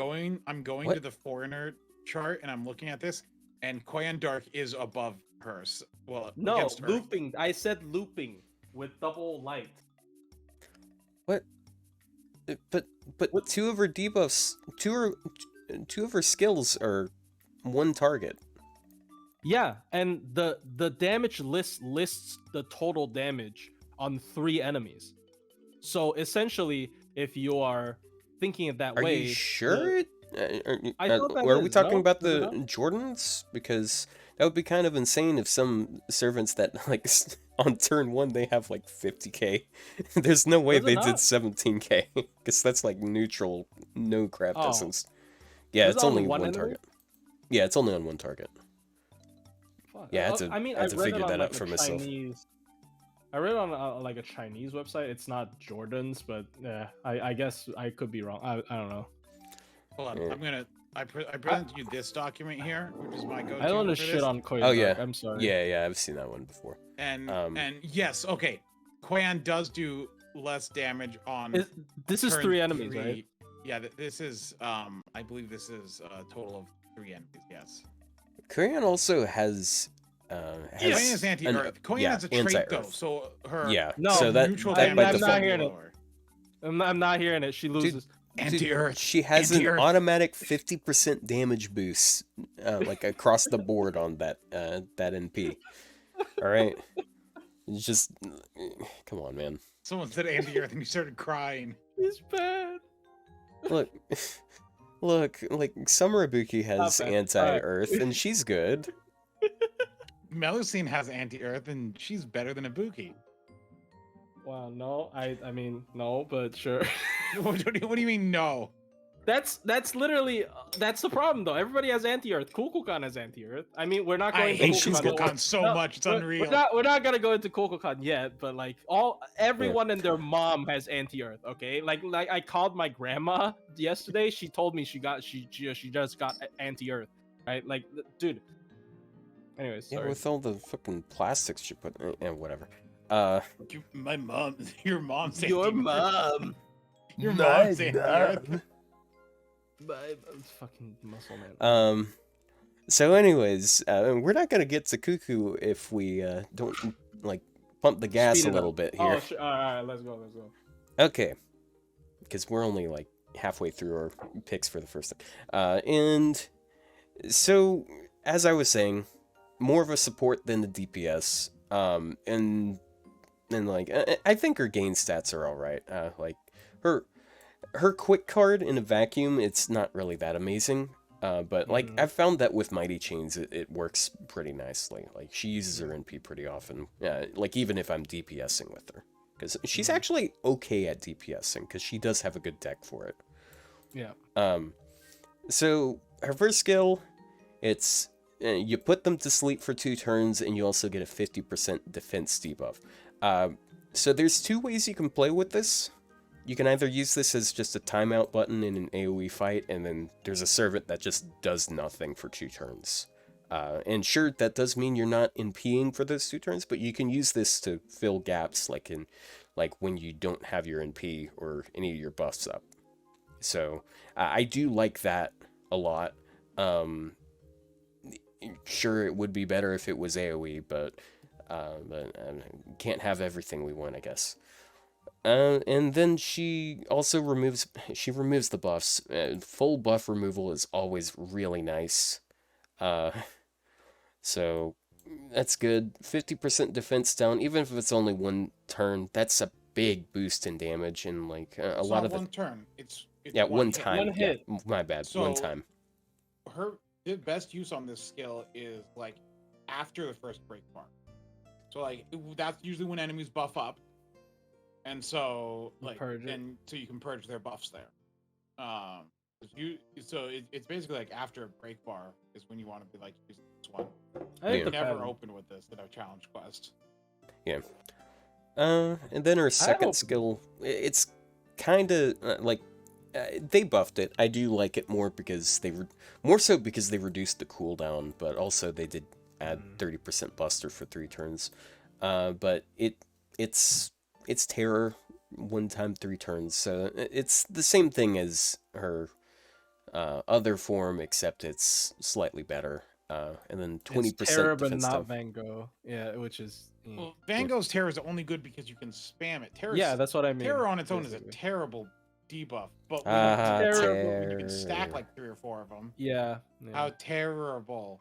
Also, this buff does nothing to support her being supporty. I'm still in the opinion that the Buster Up should have been AoE. I don't think that would have been AoE. Yeah, I think that would have been cool. I don't hate this buff that much. I wish they did more with it.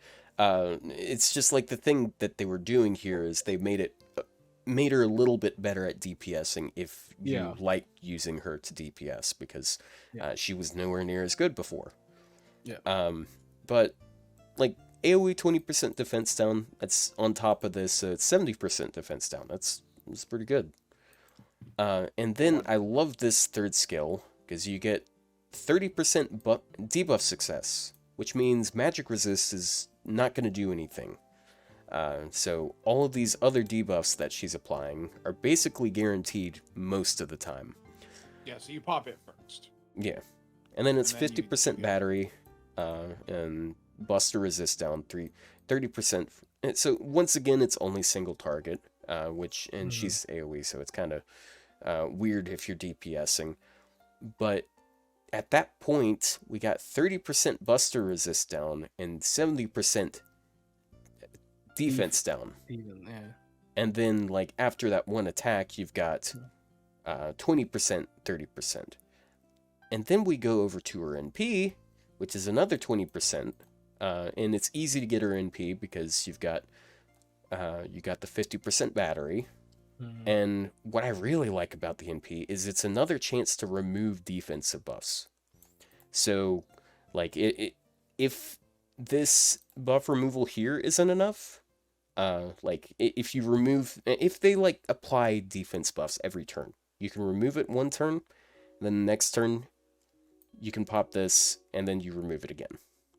She does get screwed over, though, by debuff immunity. Pretty hard. Yes, but debuff... I mean, you're using it for the purge, right? And in that when it is buff purge, she is very useful. She's like one of the best supports you can do that with. Also, I had this discussion with someone a few days ago. Debuff immune doesn't really come up as often as people make it up to be.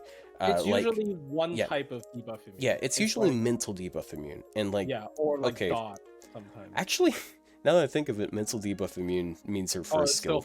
Yeah, because they can't go to sleep. All right, here's the thing I think she should have had, not just from a gameplay perspective, but also from a lore or flavor perspective. She should have a passive where she just doesn't wake you up. True. Abigail specifically shouldn't be able to wake you up if her whole thing is plunging you into a fucking nightmare and kill you in it like Freddy Krueger. Like you know, if you want to design her in like a horror kind of character where she's supposed to like kill you in her dreams, then she shouldn't be able to wake you up.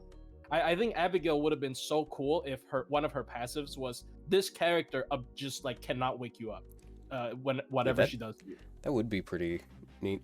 I guess another way you could do that. Oh no, that would be. That would have been a 2-turn stun, basically. Yeah, I was thinking for a second. Like, oh yeah, you could just make it so she applies sleep on her attacks, but that's no. That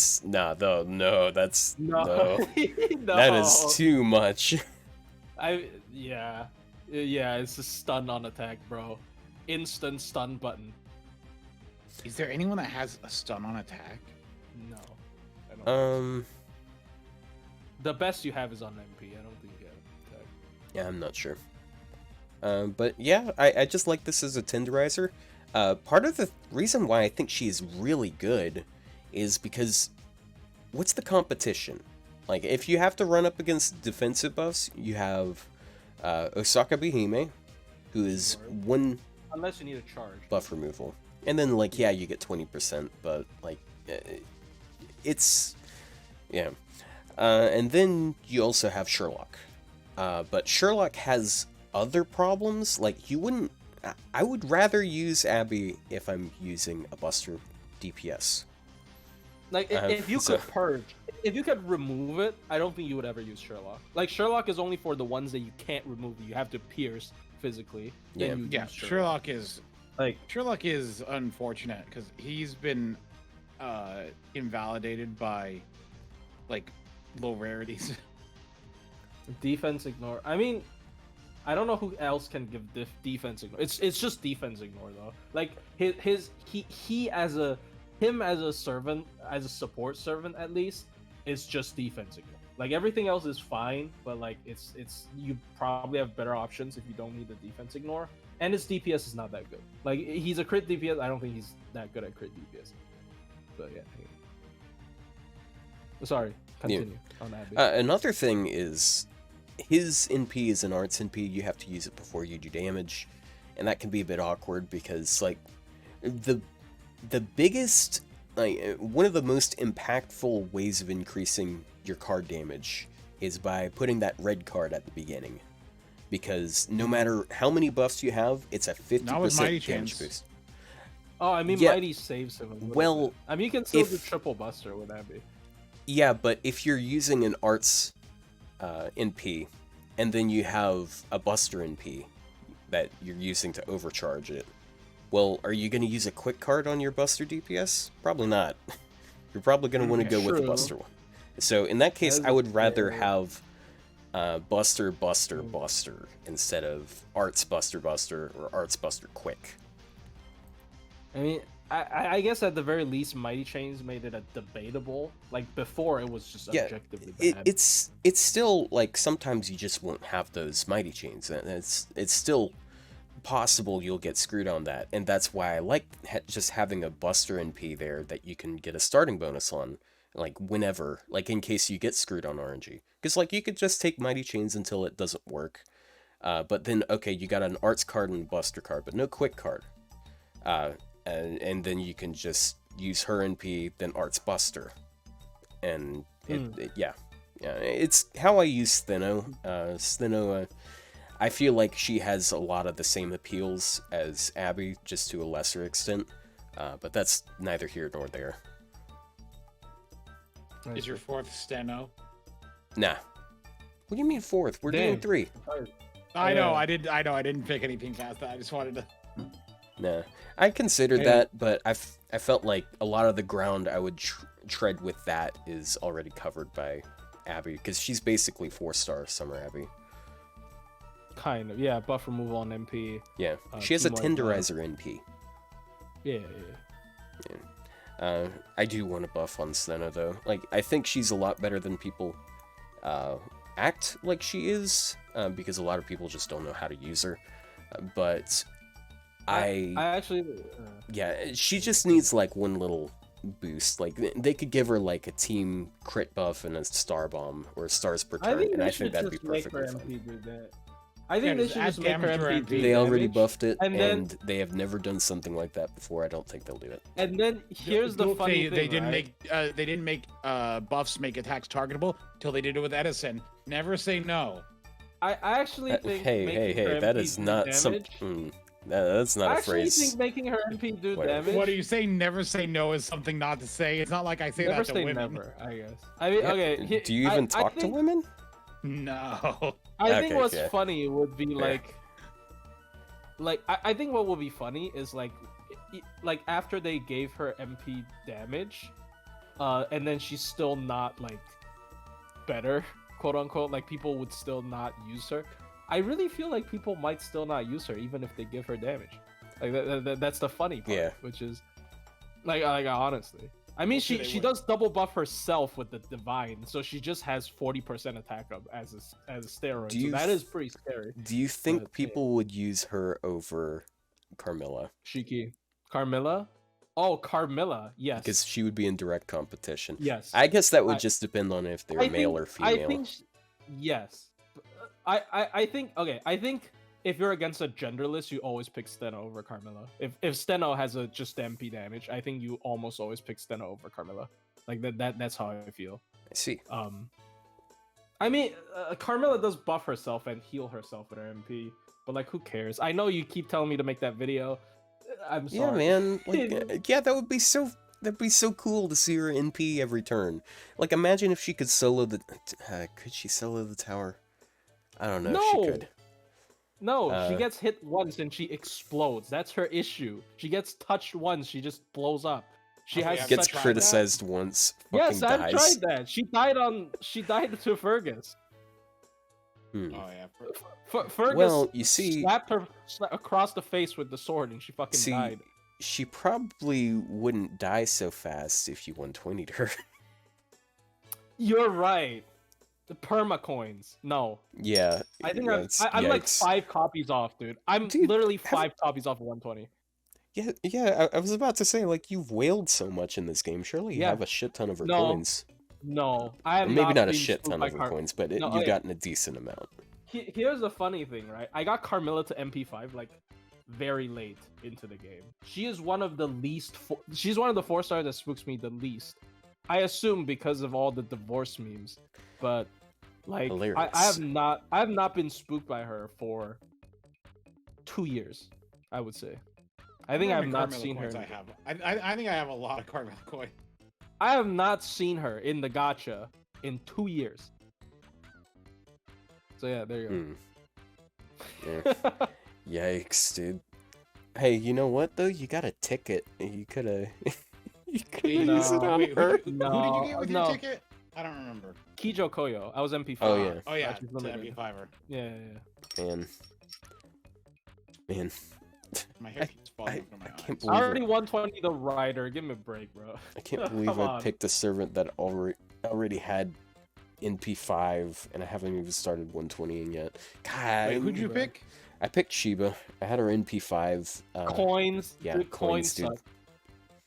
Dude, I wanted to pick Suzuka because I could get her to a higher level now, but they don't let you pick this year's servants for some reason. It's so weird because like it doesn't make sense for them to not be there because they're probably going to go longer without a banner than any of the other ones. They're like, oh my god, new stuff. You can't get new stuff because it's new. Do you remember who I picked? I don't remember who I picked. I don't know. You probably picked. No, you didn't pick the rat. You have the rat already. You picked like. Did you pick someone? Who did I pick? You have a limited. No, did you have any 4-star you didn't have, like a limited or story locked one? No, yeah. It definitely would have been an MP. Oh, wasn't it Saber Altar? Oh. It was Saber Altar. You're right. All right, thank you. Yeah. It was Saber Altar. Wait, did you not have her at MP5? No, she's MP3 now. Oh, nice. That's nice. That's right. Yeah. Man, I'm so sad. I forgot to pick one on my on the speedrun account. I was gonna pick Estrella. Like I even claimed the ticket, but I was like, okay, I'll stream it and then I'll show myself picking it, and I never streamed it. So wow, way to just give up a free 4-star. That reminded me of. Okay, I'm sorry. This is like unreal. Reminded me of Pocket Chalk, where she saved like a top operator tag in Arknights, and then it refreshed before she streamed. Bro. Wait, do they refresh automatically? It's literally they refresh whenever they add a new perma into the banner. Oh.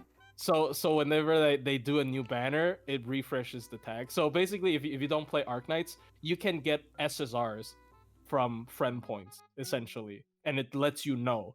So she got an SSR, but she just didn't want to show it until the stream, and then the tag reset and she lost an SSR. But anyways, yeah, that's pretty funny. That sucks. Yeah. I never get that in Arknights. I've been playing Arknights again recently. Dude, I started playing Clash Royale like day before yesterday. I mentioned it in voice chat, but oh my god, it's so unhealthy. Like Angle, do you see what you're doing to us? Yeah, we're playing other games. I'm going back to old vices because they're boring. Hold on, I've always played other games. They're like this is new. I'm joking, but like me personally, I don't play any other games unless there's nothing. Anyway, sorry. Calm before the calm. Dude, I thought that said the calm before the clam for a second. Summer Kiara is my next pick because it's a clam. No, actually, I mean I could pick her. I don't know, whatever. Anyways. Wait, you mean for like the thing? Yeah, but I mean, yeah. Anyway, so sorry. You were at Abby. Yeah, I was at Abby. So next would be Rio. Yeah, but mine was Abby. Oh, okay. Fuck. All right, so we skip you and we go to. Okay, so I have a choice between two horny women. It's lucky Summer you, man. Kiara or Maeve Ryder. I think both are really underrated. All right, well, you gotta choose. I think Maeve Ryder is the more underrated one. Okay, then let's get into the Maeve Ryder. Okay. Maeve Ryder. I agree. Let's look at her. Give me a second. Maeve Ryder. No. Give me a second, man. Like, I was hunting down a fish, all right? So you see her, and then you click on Costume 2 Sprite. Oh. On the tab. Yeah, and that's my reason. We can move on. The art. Sorry, I didn't mean to sprite. But anyways, but yeah, like, I think Maeve Ryder is really underrated. Like, she's a good mix of a DPS as well as a support. Her cards are not amazing. It's just fine. But her skills are really good. So it is worth noting though that her extra attack is kind of just nuts. Oh, true. Yeah, because it's like 0.86 times 7. It's a 6% extra attack. That's like one of the best extra attacks in the game. Yeah. So you take a look at her. She's gotten everything buffed. Yeah, which is also a problem. Like, there's no potential for growth anymore for this character. They can buff. No, they can double buff skills. It would be hilarious if they did, because Nasu she's already gotten 4. Love her a lot. Nasu loves me. They gave her 2 summer forms. And Nocnaria. Oh, Nocnaria is a good servant as well, of course, for support. So her first skill is debuff immunity 3 turns. Really good. Like, I like non-timed debuff immunities because it's so easy to eat up a debuff immune. Like, if the enemy like does some insignificant bullshit like curse and then like some random shit like star gen down, that's 2 of it gone. So having a full on like 3-turn debuff immunity is very good in my opinion. And then she has the heal. The heal is not as big as Arjuna. I wish it was as big as Arjuna, but it's still pretty decent sustained skill. And then she has the slow charge. And finally, the buff, I think, is very significant. It's 30 battery to male and Fae allies. Now, unfortunately, she does not count herself as a Fae. I think that would also make her better. But look at these Fae. For them to making it Fae, like, because they want to tie her into with Nocnaria.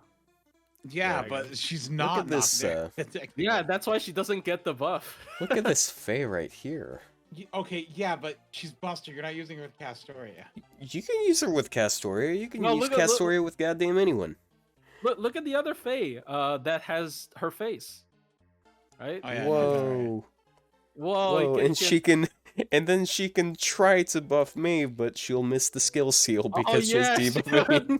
Oh my god. That's so Maeve you have to choose.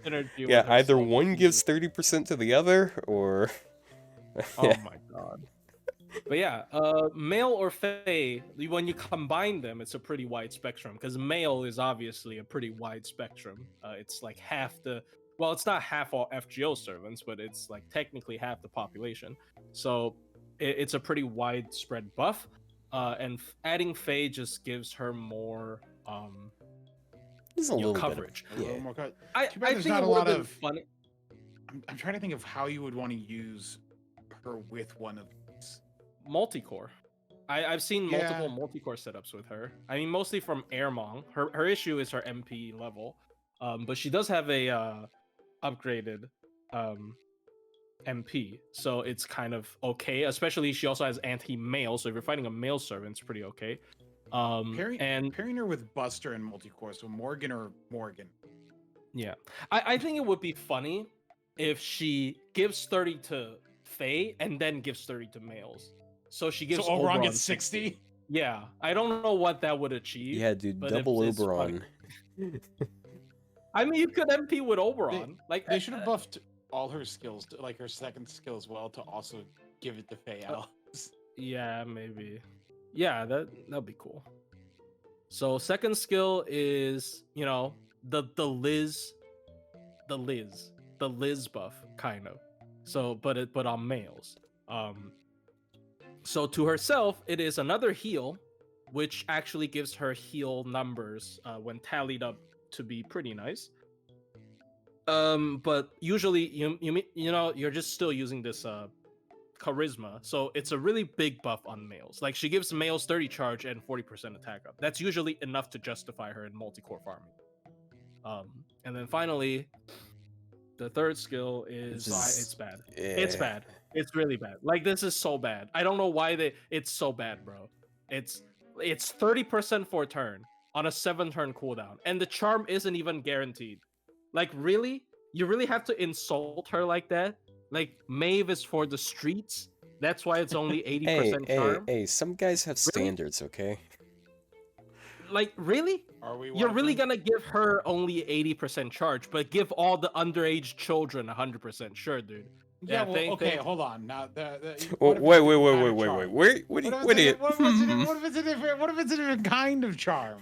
It's not like there's no different kind. No, hold on, bro. No. You know, you ever said someone is charming before? You know, like I've never said a children this child is charming. Okay, no, so I've never said a child. Bro. Are you gonna go? I'm gonna go punch this child, and then you look at it and you're like, oh, this is a child. I can't beat up a child. I think the charm is different. It's not. I mean, they can't beat up a woman either. We're not supposed to do that. The child is like, don't punch me, I'm a child. I mean, they can't even move, but okay. I mean, look, I'm just saying, the charm doesn't have to be sexual. Wait a second. But anyways, yeah, What? Why? We don't even have to try anymore, plushie. Back to this skill. Also, I failed to mention her second skill cooldown's 5. It's a pretty short cooldown. So, anyways, so here's the thing. I don't know why this is a 7-turn cooldown. Like this skill is so garbage. Like even if this skill, I don't understand. Like this skill is so fucking garbage. Like the defense down at least could have been. This skill would have still been garbage if the defense down was 3 turns. Like so here's my problem with it. So the order of operations for it is weird because the reason why it's not 100% is because she has debuff resist down on this NP. So she's supposed to use her NP, then she's supposed to use this charm. But you use this to boost the NP's damage. So it's good on second NP.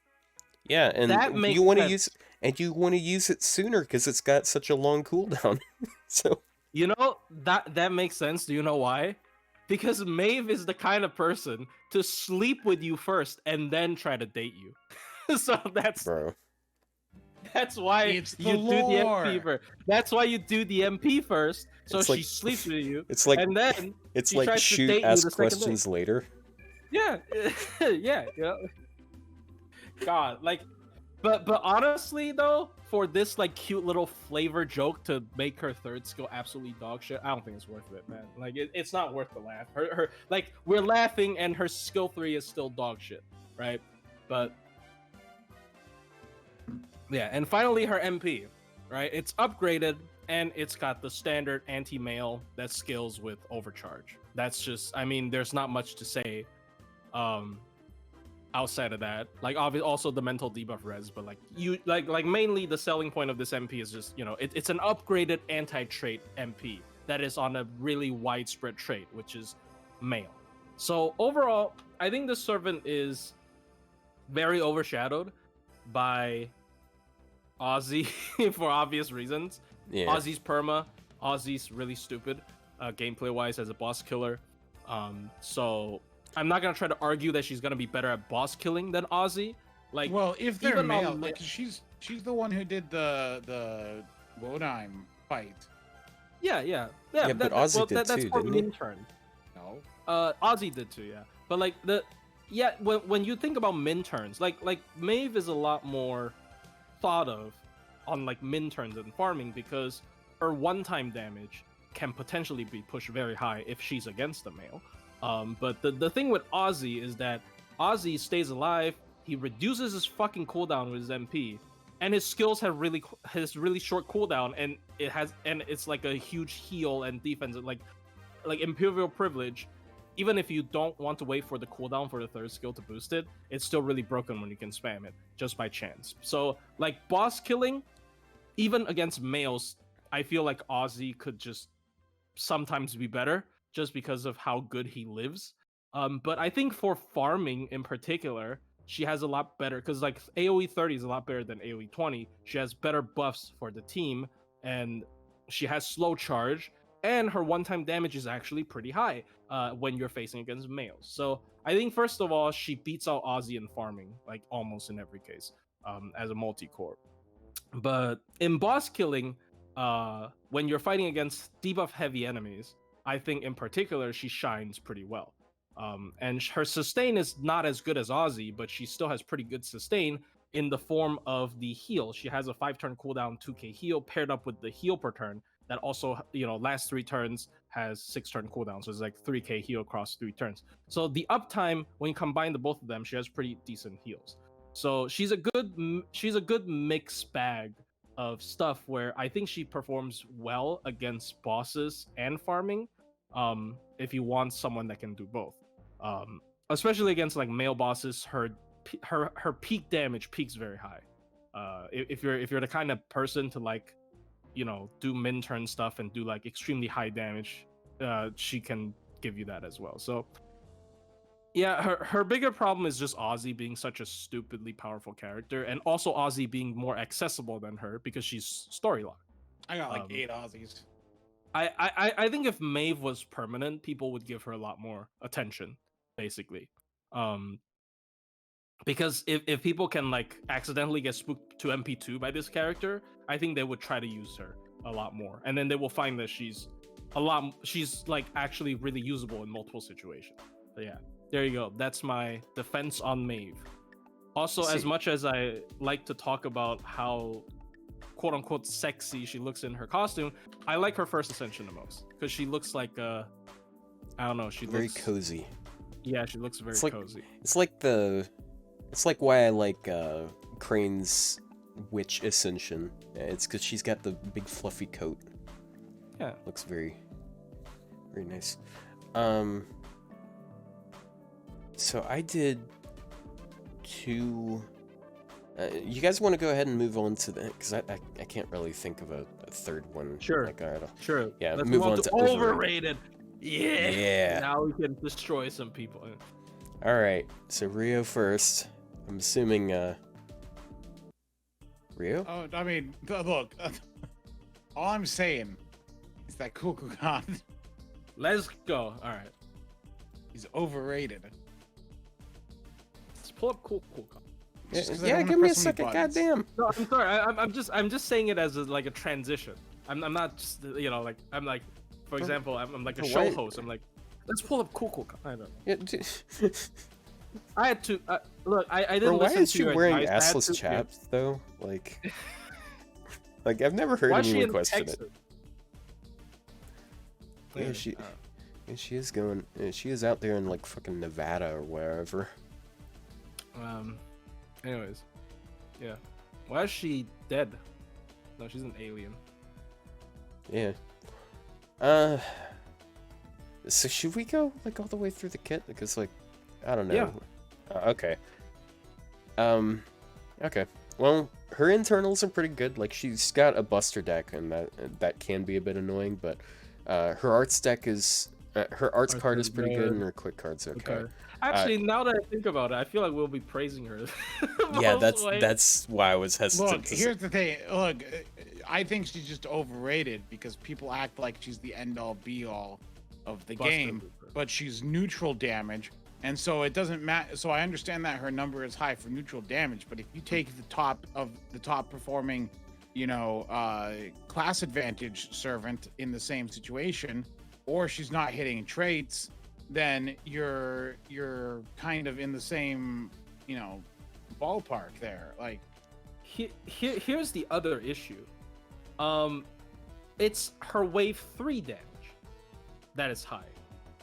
Her general damage is above average, I'd assume, but where people bring up the comparison, I'm pretty sure she does almost Arjuna alter damage on wave 3. Her turn 1 damage is the same as Abigail's summon.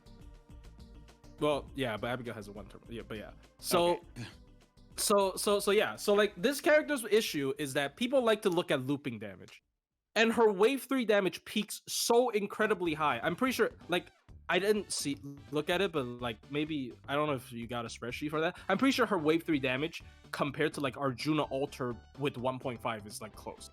It's, here's this close document here once again. Right. But so if we look at trait list, Kukulkan is sorted by wave 3 damage. Let me find her here. Yeah. So her issue is more so her wave 3. Yeah, I think we should pull that up because if you look at the numbers, it very much speaks for itself. If you're able to. I mean, I'm not gonna. So if you're ignoring traits, then Melusine neutral does more damage than her. Okay, this is NP1. It's kind of awkward to fit this list. So I what I want to show is her wave 1, 2, 3 damage. Not even compared to other people. Just look at her wave 1, 2, 3 damage. 166, then 268, and then 789. Yeah. What happened there? Well, I'll tell you what happened there. What happened there is she used her skills the second time because of Koyan Light. And one of her skills, you don't have to pull it. I'm just going to read it. I don't have her. Hold on. I don't have her wiki page. But that's all of them. Look two above at Melusine. 1.8, 2.3, and then 8.8. I think the reason why is because these are counting counterclass. No, this is neutral. This is all. It is neutral? Huh. Yeah, this is all neutral. So, yeah, all Busters peaks very high on the third wave, but the thing is, Kukulkan peaks especially high on the third wave, I think, because of when hitting traits. So when hitting traits, it allows her to peak high. If you're, even traitless, she is second place. Yeah, because the reason behind that is because she has 50% attack up and 60% MP 30% MP damage up. So when you stack that twice, the difference is doubled. If your skills have good steroids, Buster teams would magnify that difference. And just look down at one of the closer competitors for new just look like Aresh or Space Ishtar. Space Ishtar starts at Space Ishtar's ending damage isn't that too different from Kukulkan. They're it's 89,000 difference, but they're both in the 700k range. But Space Ishtar's turn 1 is 87,000. And then because she has a ramp up MP, right? Yeah, that's probably. This Space Ishtar is also with Black Grail. So, wait, I forgot. The Space Ishtar starts in arts for turn 1. Oh, that's why it's so bad. Oh, that's why it's BG. I was like, how the fuck does she do BG? Yeah, it's disgusting. That's why her damage is not good because it's BG, right? Her damage wouldn't be that good if it was BG no re. If it was BG no re. What is it called? Cranking. Cranking. There you go. Yeah, cranking. Cranking. So Kukulkan's damage is deceptive. Whenever you see her do I know I made the problem worse because I want to keep the meme alive. Koyan Dark dies because she sucks. But the thing with Kukulkan is just she peaks very high because she has short cooldown on very strong steroids. That also part of it is an MP damage up, which scales very well with Oberon. And I think when you start to take her away from it, her MP damage isn't anything amazing. Like Rio said, when she's hitting neutral, her MP damage without the specific system to support her is actually not that crazy. It's still good because her steroids themselves are just inherently big. Like 50% attack up for 3 turns is really stupid. But even if you're just comparing MP1, if you're fighting an archer that is an Earth threat to humanity, an MP1 Kukulkan will do less damage than just picking Melusine, MP1, and running the same team. Yeah, because it's counterclass. If you pick counterclass, like in a vacuum without counterclass, it looks really, really good. But the second you start picking counterclass, then it falls apart. And then I think she's really good as a neutral damage dealer, and there's definitely value in neutral damage dealing. That's how I usually play with Melusine, is neutral damage. That's how I play with most of my servants, is neutral damage. So I definitely understand the value, but I don't think most people play the game in neutral damage. I think most people counterclass. I mean, that's fair.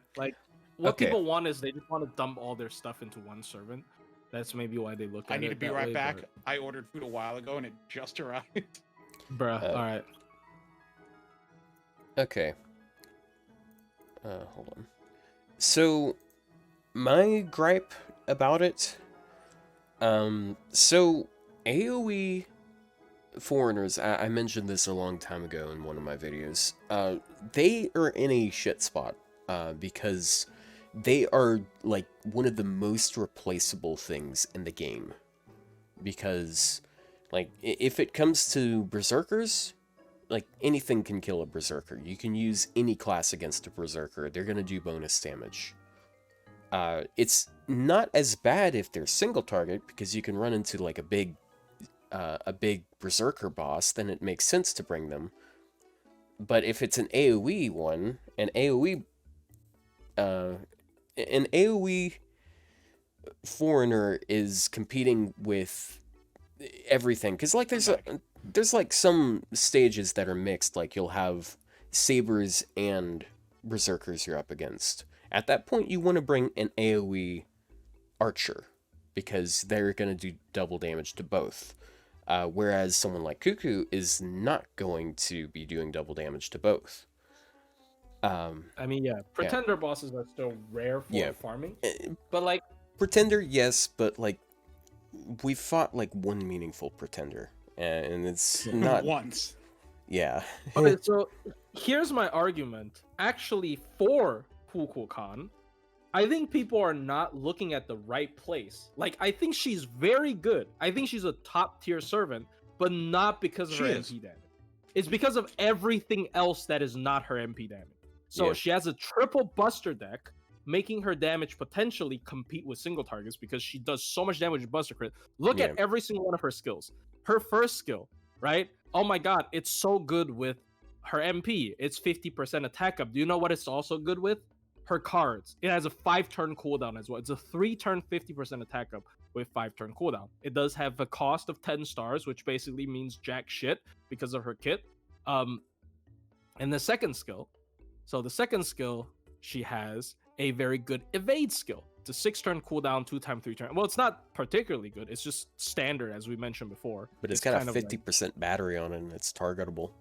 Yeah, true. Yeah. No one's ever going to target someone else with that. I have never seen anyone do that. I did it once for multicore, but it's weird. Yeah, it's weird. And then ignore evasion is just like a good bonus. But like this is a decent survival skill. But when you pair this up with her third skill, which is also at 6-turn cooldown, that also can stack with the evade. When you know when to activate your skills, she can actually go without getting hit for multiple turns on end. So she's actually a very good solo servant.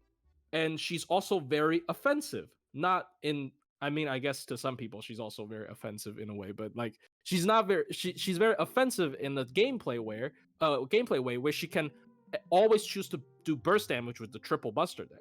So she has good survival because of 2 hard survival skills paired together. She has very good sustained damage. All of her buffs, except for the MP damage, she has so much steroids. But like she has a lot of steroids that also apply to her cards that are not just MP. So she has 50% crit up, 30% buster up, 50% attack up. All that when you apply it to her face cards is insane. So, and then her MP, her passive, I guess. Her passive turns every invul into solemn. It's pretty nice, but like I think arguably the bigger effect is the star per turn. What's up with this website? It looks so shit. What's with the green? Yeah, I hate it because it's cool. She's an alien. It's only her. She's corrupting. No, all the website. Lost Belt 7 servants have that green background.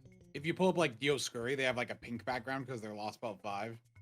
It looks bad, dude. Not trying to be cute, but yeah, it looks pretty bad. It does look bad. It clashes a lot with this the dull gray white.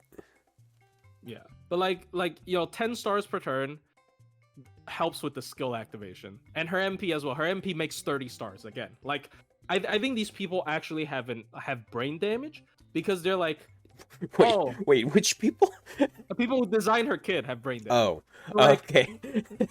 So like not you, but like they're like, oh, she needs 30 stars to activate all her skills, so we should give her MP 30 stars. But what happens during the 5 turns when you're not using your skills? She's still making 30 stars every turn, plus the passives, so she's making 40 stars with her MP. Anyways, I think it's stupid. Wait, is it 30 stars on the MP? Oh, it is 30. Wow. It's 30 stars. Yeah, it's exactly 30 stars. And it doesn't even count the passive stars it makes because it's a Buster AoE MP with 5 hits. I mean, it's not that many hits. Right, so I mean, skill seal, some people don't like it. She has a lot of hard defense though, so it can kind of offset it if you have her skill 3 up. And common anti-traits, at least the anti is very common. So I think her MP damage is the most overrated aspect of this character. In my opinion, when you look at her, you should focus on how much she buffs her own Buster cards, how much stars she makes, and how many Buster cards she has in her deck. And all that combines makes her a very good DPS, but it's from a card perspective, not just from the MP. But she doesn't have existence outside the domain, so fuck her. There you go. Plus, using her for farming just kind of sucks. I'm sorry. It's just too many button presses. That sounds like the most petty and stupid thing to like have as a negative against a character, but it's a lot of button presses. You gotta press the skill. You can fuck up. Press the star button. And for her 3rd skill, it is like 4 taps to activate that skill. Yeah. And then you don't want to use the stars on her 2nd skill in farming sometimes. I mean, I guess it doesn't matter, but because the bonus effect is like the evade, so you don't actually that doesn't need matter to expend in farming. it. Yeah. So I think if you just pull her for a farmer, you'll be very disappointed. If you pull her and expect her to be this Buster DPS that punches everything to death, I think you won't be that disappointed. But there you go. Okay. So to summarize what you said, her selling point isn't her NP. Yes. It's how well she buffs her cards. On top of the NP. On top of the NP. And good survival. And a good deck. A good deck. And then, of course, the ability to make stars. Yeah. I think she's more of a crit DPS. So, I feel like some of those things can be applied to Korean Dark, because... What do you mean? I got she's overrated? I got caught! Well, I'm not saying I'm not saying overrated. I'm just bringing her up. I walked right into that one. So, as far as card buffs go, I would say that okay, if we're not going to consider the Buster deck, because that's one more Buster card, I would say that Vitch has better card damage because they have comparable amounts of their self buffs are very comparable. She's got 30% Buster, she's got 50% crit, and then 30% attack, whereas Kuku has 50% attack, 30% Buster, 50% crit, except with her NP, she increases her attack by 20% for 1 turn, and then we get another 20% Buster resist down for 3 turns. Okay, but Kuku has 1,300 more attack stat. Yeah. My issue is actually not the attack stat. My issue is the cooldown. Yeah, the cooldown is annoying. But her skill 2 cooldown is horrible. Okay. And also she doesn't have hard survival. Like I'm more of a I like solos a lot, so I tend to value hard survival. I know for some situations it doesn't really matter. But like Kuku has better survival than Koi and Dark. Okay. I think Kuku has some of the best survival, some of the best survival in the game, because who else can apply a one-turn, not hit-based, perfect, whatever, anti-purge defense. And then she still has the 2x 3-turn evade to add on top of that, so she can cut down a lot of cooldown time. So you can use both skills at the same time. You can just take Atlas and get another freaking Solemn because it converts it. Okay. Question. So, what are the bonuses of having the Solemn instead of Invuln? I don't actually think it's that big, but it's just Pierce. Against certain bosses, yes. Against certain bosses, it's just. So you get to work around Pierce Invuln. Yeah. And because of that, it might be a little awkward using her in tandem, like if you're using Castoria on the team for added survival, because you might ping off the. Okay, so if we're going to be talking about having a way around Pierce Invuln, wouldn't Korean Dark be better for that? Because she can remove it with her NP. Which means that the whole team is going to have ways around it. But she doesn't have survival. Yeah, but she is very much geared towards Castoria. Yeah, if you're using her with Castoria, that actually makes a shit ton of sense, because you got this overcharge. Yeah, she is much more of a team-based servant, and that is very valuable as a crit servant. Yeah, because you got Van Gogh. She synergizes with Van Gogh, which is like the best crit support in the game. Kukulkan doesn't work with Van Gogh, which is huge. She also has. She also has Domon synergy, who is also which is chaotic evil versus zero synergy. I already said I don't think she's actually shit, but chat. I know. It's just like these two are linked at the hip as far as this community goes, because you can't bring one up without the other being shit on or praised. It's actually because of me, because I started the whole your own worst enemy. I started the whole no, I'm not my own worst enemy. My goal was to make people think she's shit, so she gets a buff. Yeah, but no one cares what NA people think. Cares about the NA community, the English speaking community. No, they look at us and go, "Wow, stupid Americans." we don't care about their ideas. You don't understand. She should have got. But we will take their money. They're $27 million a month or something. I think, I think, also she's she's very much a team player. Yeah. She synergizes good with the team. She also helps the team a lot. Yeah. So 30% team charge, that's nuts. That does cut back. Well, that is her biggest selling point, kind of arguably, for people like multi-core. They talk about her. I think her second skill should have been universal. I really don't think it's that broken if it's universal. I know the flavor, she's like a ringleader, but I think the second skill at cooldown 7 is fair. If it was just universal, honestly. A 30% attack up and defense, it's a really good skill, but I don't see a problem why it can't be universal. Well, I feel like they're always gonna have, they want to have something with the animal characteristic. But what if they buffed it and added a general purpose 2-turn cooldown? They will never do 2 turns again. I mean, why? I mean, she has the biggest chance because she's a Koyanskaya, so the Koyanskaya flavor is just 2-turn cooldown reduction. But I don't know. I mean, I can see 1 turn. I don't really see 2 turns, but I guess 2 turns would be interesting. Yeah. I don't think they'd ever get rid of the animal characteristic thing. Though the problem with the animal characteristic is that, well, I mean, there's more now than there were before. It's not even demonic beast. It's weird. It's like Brynhild's Beloved. You have to remember there's a fucking garbage logic where some of it applies, some of it doesn't. Click on it. I don't. And there's the Buster options. Unfortunately, you got King Protea, Tiamat. Yeah, Tiamat. There's more of these than I thought there were. I mean, I actually like using her with Draco because of the Buster cards, but. Usually you don't, right? Kijo Koyo, she works pretty well with the Buki too. Ibuki and if you also don't need other Ibuki. I think her best teammate is Koyan Light. Like you just do double dark light. It's a pretty good team. It's honestly a pretty good team. If it wasn't for the being able to double stack Melusine's buffs, like before the double stacking of the buffs with double Koyan Light, double Koyan Dark, and whatever Koyan does the cooldown reduction, I can't remember anymore. My brain. Yeah. Anyway, light is the cooldown reduction. Yeah, like the damage is slightly better until Melusine can double stack herself. That's why I wish that she had some kind of cooldown thing so I could. Yeah. Oh, Melusine doesn't need that much charge, right? So, yeah, Melusine has more consistent. Yeah, there's so many servants I would use her with that makes sense that just don't have it. Like Suzuka, Shiva.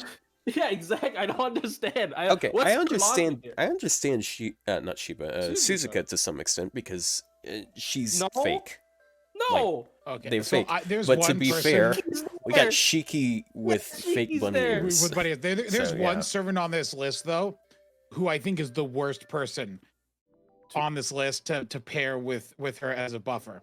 Who is it? Like, if you look at this list, who do you think is the absolute most pointless one to have? Kuro? Red hair? No.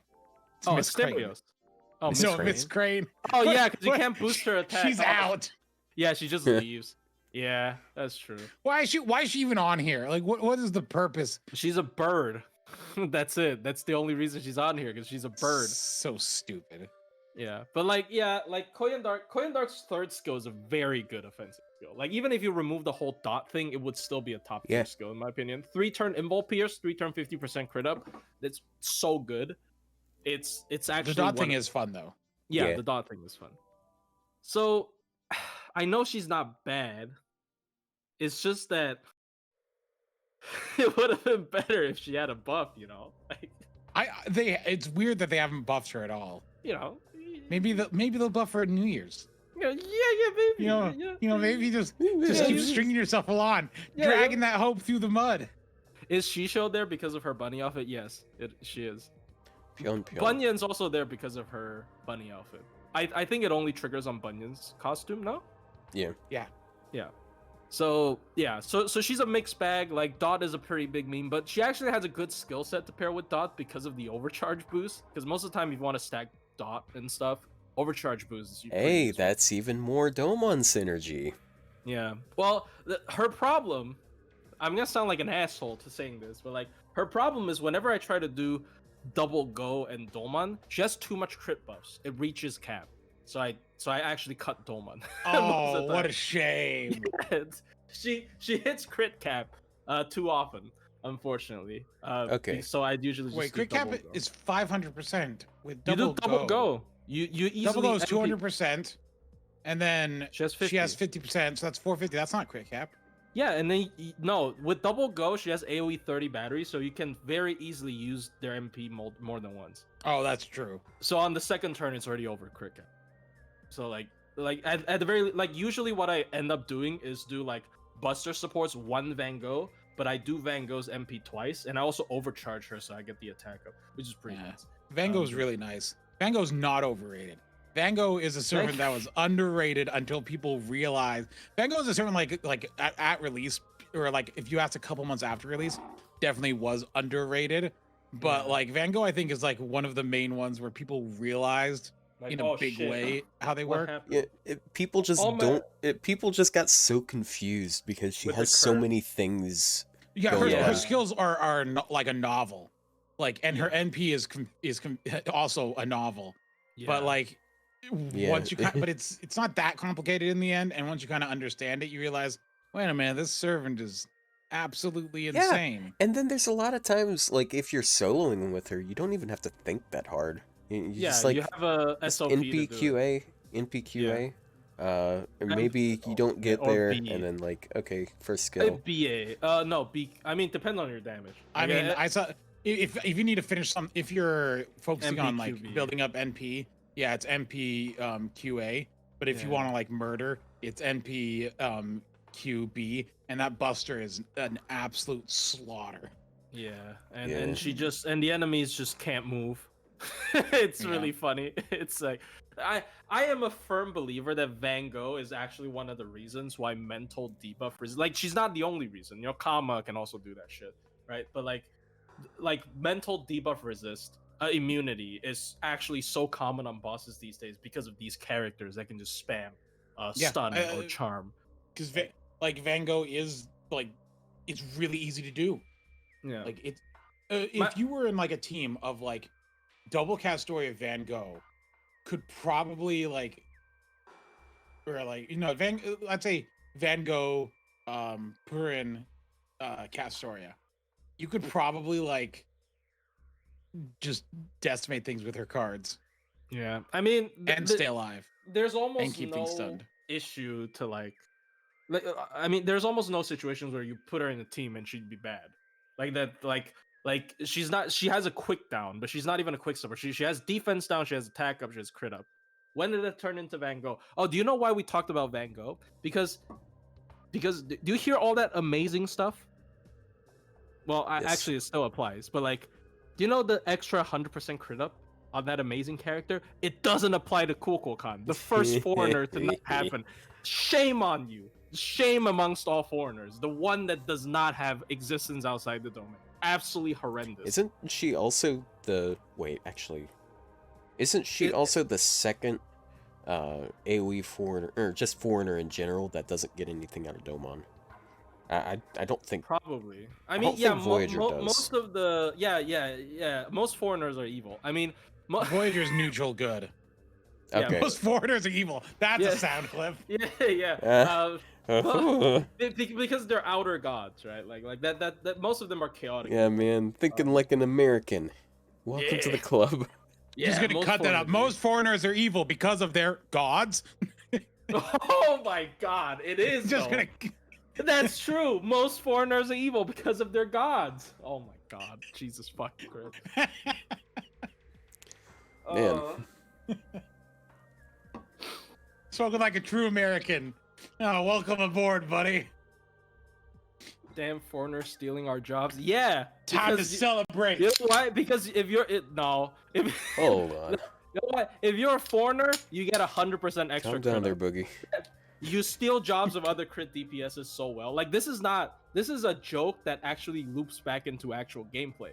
Foreigners with existence outside the domain inherently are just so good at critting because of Van Gogh that for like min-turn purposes, they're usually ranked higher, just above, just because of the passive.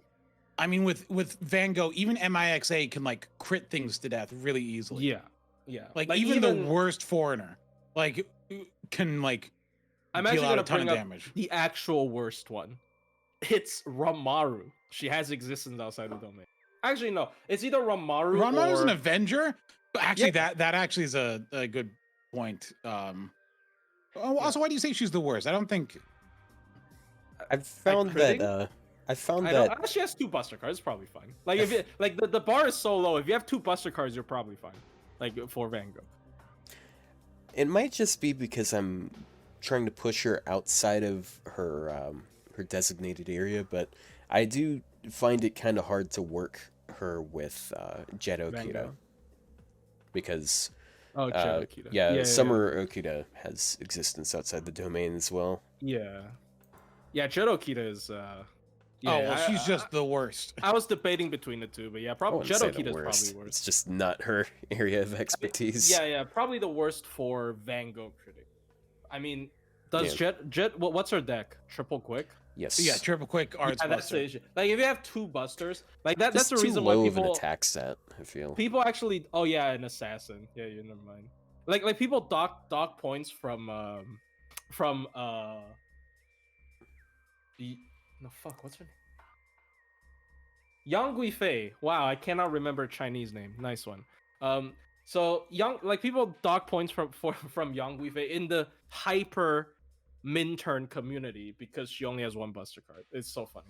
But anyways, bro, there you go. If Kukulkan does have existence outside the domain though, like if somehow they patched in like maybe her type ORT passive applies to Van Gogh, then she'd be like one of the best Van Gogh crit DPS because she has 3 Buster cards and a bunch of steroids. But let's hope that doesn't happen. Let's hope they can't. I feel like that there one semblance of balance that they thought through, and they're like, wait a minute, we can't what have if we that. don't do that?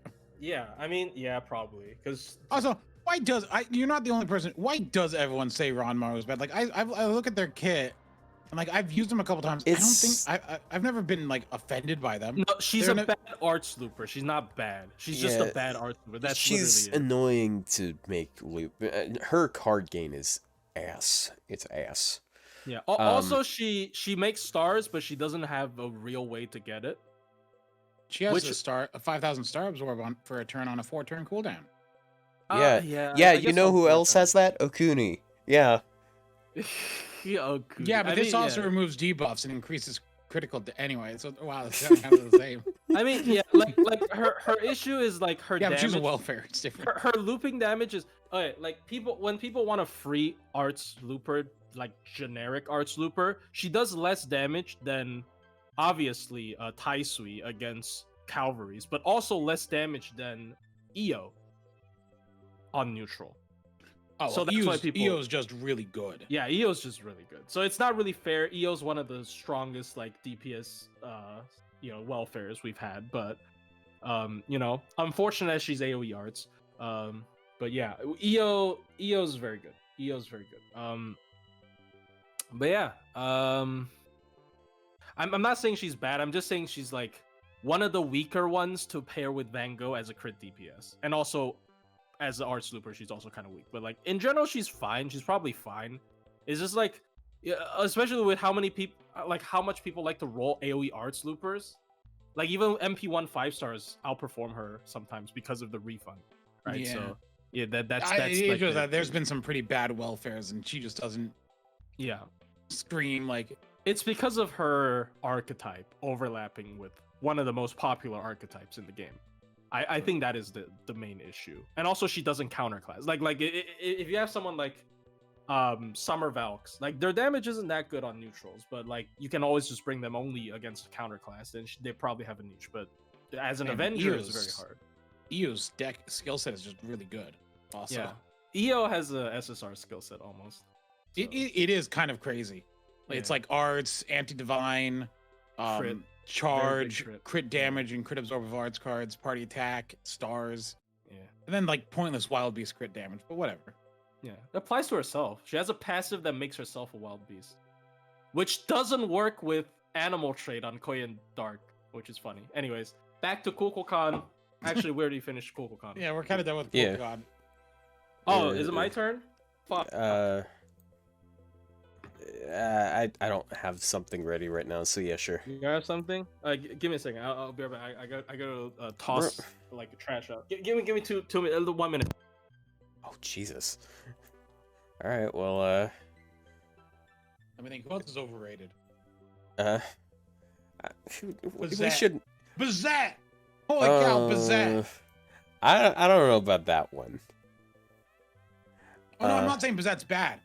I just think Bazette is a character that has been presented to people and shown off at like maxed out MP5 120, and the reality of Bazette is different. I mean, like, I have her NP1 on my alt, and she performs like okay, and she's not like, she doesn't behave the same way as most, so she's gimped by that, but she, like, there's advantages to how she works. Sorry, I'm back. Did you find one that you want to talk about? We're lightly chatting on Bazette. I'm not sure if I agree with her being overrated though. No, I do. I think Bazette is very good, but I think that the general opinion surrounding her, especially when she came out and for a couple months afterwards, was people were looking at the people who hyper invested in her and saying, "Oh, she does all this crazy stuff." But like what they don't realize is that's 2K foe 120, all that. Like technically Bazette has the highest base MP damage if she reflects 3 times onto one target out of everything in the game. But I mean that can also be a negative. They tried to sort of fix that by counting debuffs. So like she would still do a reflector if debuffs activate on the enemy, but like sometimes I feel like it's not as straightforward. Like the enemy might do something during their turn to fuck you over. Like what if the enemy uses an invul on their turn? There's no control over what you can do. If they you have no control over their turn. If they MP seal, does that like stop the counter? I've never thought about that before. I believe so. I think it does. Like stuns does. So the thing about the invuln, there's actually positives to that. You can use it on a turn where the enemy invulns, and you're not penalized for it. Yeah, so true. it's just a trade-off, I guess. Yeah. She's backwards. I don't think she's outright bad or anything. It's just she plays so different that it's just awkward for some people. Yeah. It's the same thing I have with Kukulkan. It's one of those servants who like is very popular, and so you always see like people like hyper invest, and people form their opinion around like NP5 or Grailed and stuff like that. But most of the player base is going to be at MP1 or MP2, and like my Bazette is MP3, and like sometimes it just falls short. Whenever I try to use her. Well, you should 120 her. No. I still think the thing with Bazette is your lack of control on the enemy. Like I don't know why, but I feel like I've been fucked over during an enemy's turn more than I should when I'm using Bazette, which is weird because because her card damage is also good. Like against casters, she's very good. Like, 'cause she has that anti-caster. Which I don't think I ever see anyone bring up. Yeah. Is her anti-caster damage? Yeah. Yeah, her anti-caster is really good. Is her append anti-caster as well? It's anti-avenger. Oh, dang. If it was anti-caster as well, she would have like true class advantage practically. Yeah, it'd be kind of nuts. Yeah. Like I think it's also that she has to take hits. Like I think that's an actual issue. Like for example, if you're using a single target quick DPS on a boss, you're hitting them, and you're just using a normal ass team. You only have 1/3 of the chance to get hit by them. And Bazette, in my opinion, doesn't have enough survival to offset that. Like she has 1 evade, but if you want to loop that MP, which is not hard to do, she gets refund as well when she reflects, which is fine. Barely, but it's not a Don't lot. question what's on screen right now. I'm making an edit. If she was arts, she would be way easier to use. Yeah, exactly. Like quick is a card type where you have a significant lack of survival to offset her need to get hit. Like she needs to get hit in order to do damage, and you don't even have a choice to like I don't know, you don't even have a choice to like MP but not taunt herself. Like honestly, I would have taken like maybe if I MP but I don't taunt myself, and then if I get hit I do a reflector. If I don't get hit, sure, whatever. Like the fact that she is hyper concentrating damage onto herself every single time she uses her MP makes her even more bursty. Like she requires you to still protect her. Yeah, it requires you to still protect her, even if you are doing like a min turn. Like even if you're just you just want her to last 3 turns and she kills the boss, you might still have to protect her with additional means. While when you're using other DPSs, you do not have to do that. So that adds to the fun for me, like figuring out because like if you just played the same way as normal, I don't know, maybe it's just because I don't turn attack. I mean, no. I agree. I agree. She's very fun, and she actually makes the fun effective and not completely trash. Like the one thing that FGO sometimes do is they try to make a cool gimmick and it's just completely trash. She's not. She's one of, like, I really hope they make more servants like her, because she's probably one of the most like biggest ventures that a gameplay department has taken in terms of FGO. I do like her, how she played. It is showing that they do know how to do counter characters, and I kind of hoped we'd get more counter characters, or like more characters that do things differently. Because as I said, she's very good. It's just that I do think people overestimate because there is the thing of like the defensive thing. Like, how do you like whenever I use her, you gotta she has her one evade. So usually what it is the first turn you just eat the hits, right? Yeah. And then the second turn you evade.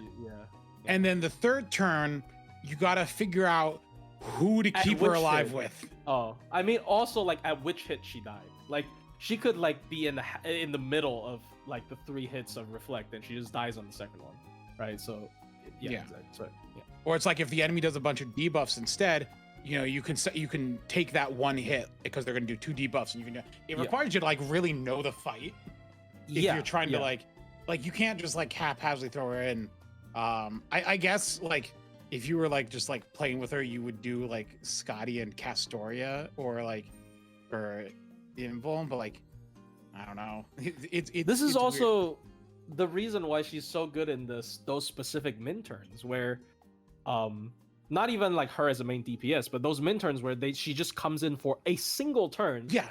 Where she's like a secondary DPS. I've seen that a lot. One bar. Yeah, that makes a whole new category for TA runs where it's like Bazette category where it's -1 turn. But those are the all there, like grailed Bazettes. Like you don't see like let me pull up. I'm gonna go to the list right now and just look at some of the recent ones. There is a Japanese person who goes by the name of Boss on Twitter who has a spreadsheet on that list. Who has a spreadsheet that keeps track of all min turns. And there is a section, a Bazette 2-turn section. Yeah. And then there's so it's here. This last challenge quest didn't have a lot of runs. What was the last one? The Wangina? Yeah, Wangina World Tour. It was very that easy. One was very it was very restrictive though, because like you get full buff purge. Oh, actually, she's Kuro is Summer Kuro helps her by giving her guts in some of these I'm looking at now. Yeah. So it's like that's another thing to help her. That would be a benefit for her, wouldn't it? Yeah. So yeah, like Miss Crane gives her a turn of invulnerability. She has her own evade. Summer Kuro gives her guts. It stops her damage. I mean, it's a good thing, but like it stops her damage because like when the guts proc, the enemy just doesn't move anymore. Yeah. Actually, she could still die because it's taunted guts. So I think we talked about it like before. I forgot when we talked about it, but like it's taunted guts. Like if the enemy has 3 actions and it's a taunted guts, the second action doesn't trigger. So if Kuro gives her guts, but she gets killed on the first hit by the enemy, she still dies on the 3rd hit, which is. Anyways, that's just fun fact. FGO fun facts. Taunted guts. Anyway, but yeah, like I think Bazette's main problem, because I actually feel a lot better now that Rio backed me up on this, is that her forced taunt whenever she MPs. Like it's not even about the reflector. Like if her damage or if her MP is normal, but she has a taunt whenever she MPs, she'd had the exact same problem. Right, so. Hello? Yeah. Hello. No. Anyway. Yeah, there you go. Just doing things. Yeah, you're doing something. I gotta say. Yeah, it's very creative. All right, Plushie, I'm about to make you, but as a soy jack. Sure. But yeah, like the problem with that's also why 120ing benefits her so much. She's one of the servants where the HP. Yeah, the HP stat actually helps her a lot in 120ing, because she can take more hits. Like she and her exactly, 120 HP with gold foes is 18.5k. That's pretty high. She has really high attack though, so it's actually not that high. I assume she has like very high attack amongst all. Her attack and her HP are both 16.5k. So like she ends up at like 18.5k for both. Doesn't she have like the 3rd highest attack stat or second hat? No, it's not second. It's like King Protea. She has the same attack as King Protea, no? 4th highest attack value of all. Yeah, because Alter Egos along with King Protea. Of all servants. Yeah, it's because Summer Ibuki outclassed her. It's that balanced character. It's Jolter, It's Jolter and then Summer Kama, and then Summer Ibuki, and then Durga. Right? Is it Durga? Oh yeah, Durga. No, Durga's fifth. Is Durga fifth? I don't know how high she is. So the order is, it is Jolter, then Summer Kama, Summer Ibuki, Durga, and King Protetia and Bizet are tied. Yeah, well, there you go. I mean, you don't really feel the damage on Durga. She does less damage than Ptolemy, but there you go. Hey, okay, I'm gonna stop. Bro. Okay, wait, these numbers are also not taken into consideration, like, class multipliers. Oh, true. Like 0.95 is horrible. Yeah. Archer 0.95. Yeah. Because, like, I don't know if you take that into consideration. There's a lot of servants that go up higher. Of course, if you then take the negative multiplier, 1.5. I'm sitting there and I'm looking at it like Total Eco's attack is actually 10.6k instead of 11.8. It's like, oh, I feel bad now. Ooh. Why do class multiplier exist? Because fuck you. No, not fuck you. Fuck casters. Fuck assassins and casters, to be honest. No, you see, assassins get high attack stats. Well, casters they should have just supported. It's like Asians should just be doctors, Bro, look, I do think it's hey, funny, like with the I know you are an Asian trying to become a doctor, but come on, man. I'm joking. Speaking of damage multiplier, I do think it is funny that Melusine Ruler and Melusine Lancer have the same, like, effective attack stat thanks to multipliers. 1.1. But Melusine Rulers just look so much lower. But she has 1.1 is strong. Is Avengers 1.1 as well, right? Yeah, Avengers 1.1 as well. Avenger Berserker Rulers. Damn, they really went ahead and gave the highest attack stat classes a bonus 10%. And then Archer, Durga feels bad because Archer's not 0.95. Yeah, 0.95. Yeah, it's horrible. Why? You don't do Archers neutral. I mean, that's hard to say because there's so many nuke Archers like Gil or Tesla, but like Archer neutral is actually pretty shit. I've never used an my Grailed Archer is Fujino, and Fujino is not a nuke. Fujino is a I'm not going to die type character.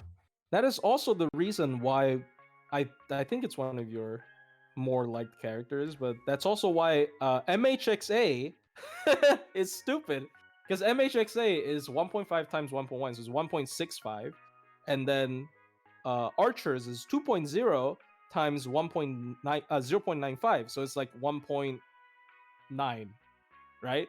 Is my math wrong? Yeah, so it's actually closer. MHXA does more damage to archers, to sabers than archers do. Yeah. Like, she's the best single target archer. It is so, and she has better attacks, that better MP. Man, game over. I like flexing. I like flexing how high Summer Ibuki's attack stat is, and I know she does have the 1.1 modifier, but she never hits 2x. She's always 1.5x. So she doesn't need. She has anti-earth. What do you want? Yeah, imagine. No, I mean, like, I'm talking about, like, she doesn't full counterclass, so she's always gimped in that regard. No. Here's one thing you can do. Here's one thing you can do. Typhon Ephemeris. She takes triple from everything, even Berserkers. Wait, she takes triple? She takes triple from everything. Well, that must explain why she almost one-turned Typhon. Yeah, she might have one-turned her. She takes triple. That's why she's funny 2 million HP just gets melted by any single target.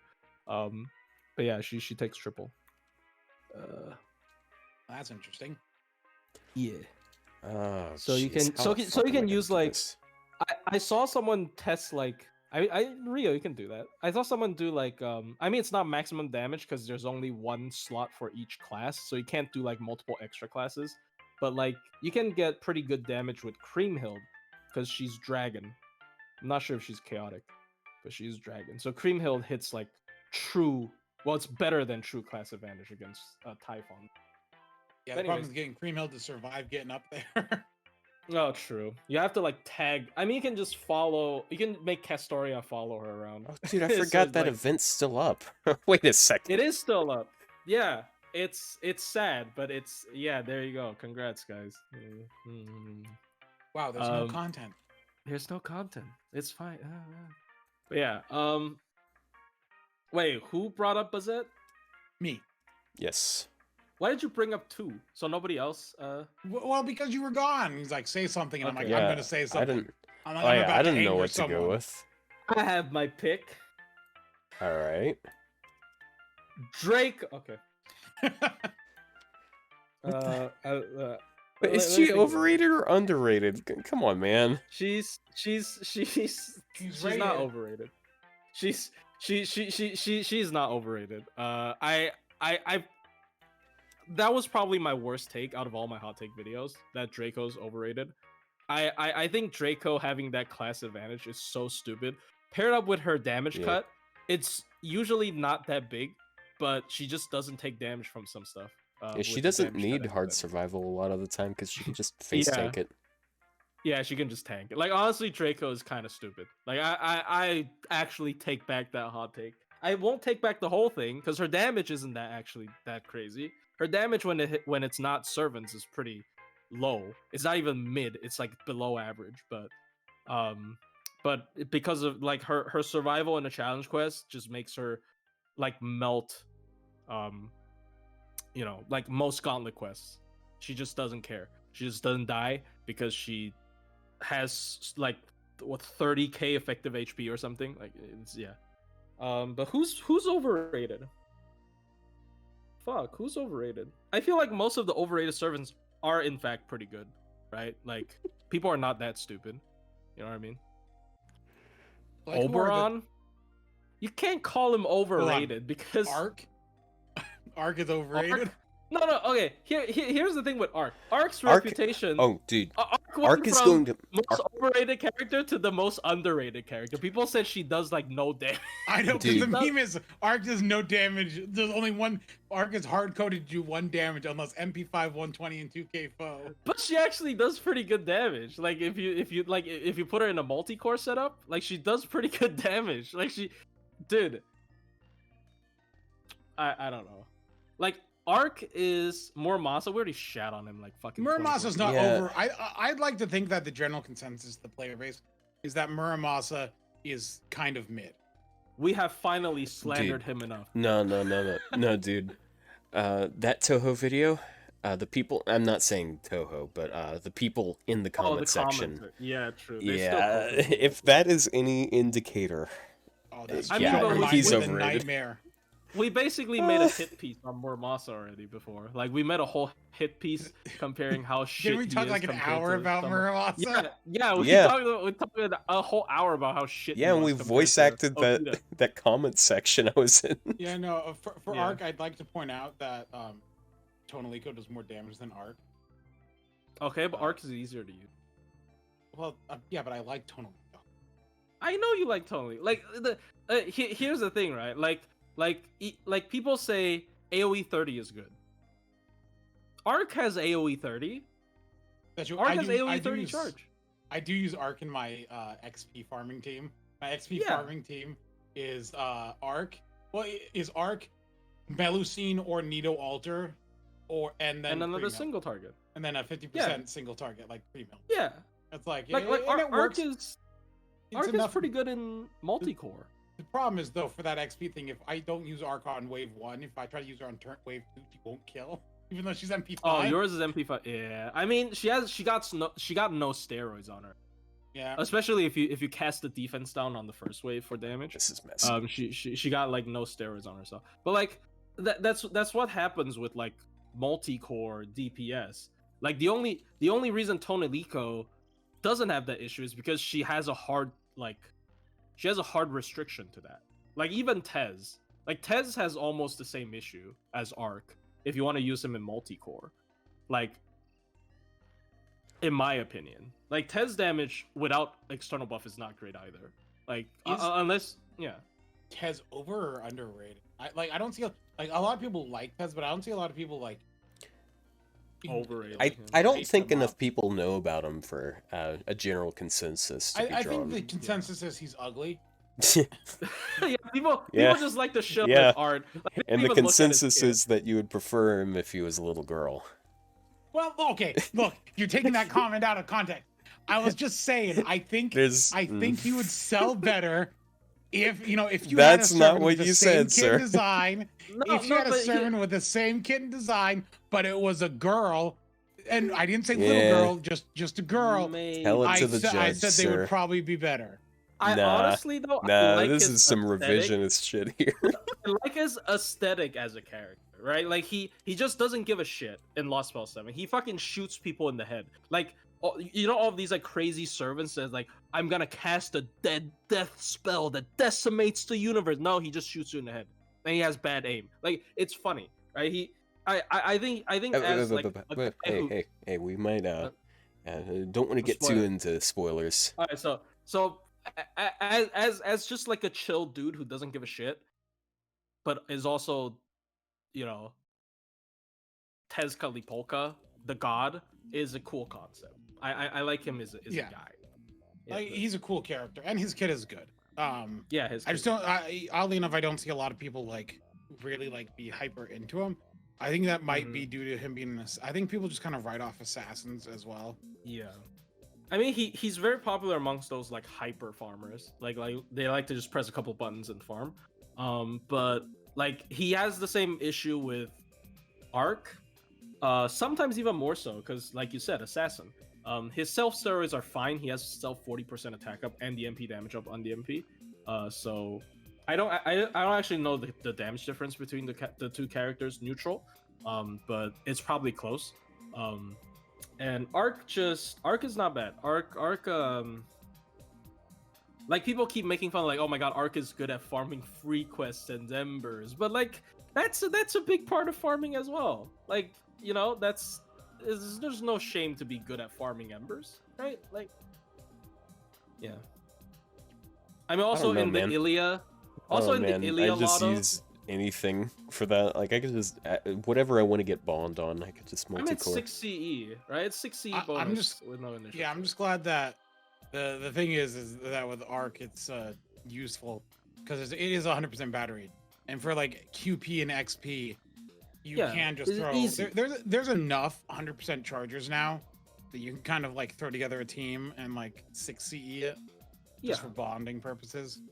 Yeah, and then because Arc is AoE 30, so you just need 50 if you have a Pen 2 max. So like there's a lot of flexibility as to what you can pair up with Arc in terms of if you want to do full bonus C. So like I think she was overrated at first and then she's underrated now. And I don't know what's gonna happen when she comes out in anime. I honestly that's gonna be interesting because like I don't know, I just because she definitely was like overhyped at the beginning, but now the meme is that she's terrible, but I don't think she's. Can Arc 6C free quests and stuff without plugs? So that's literally all she does.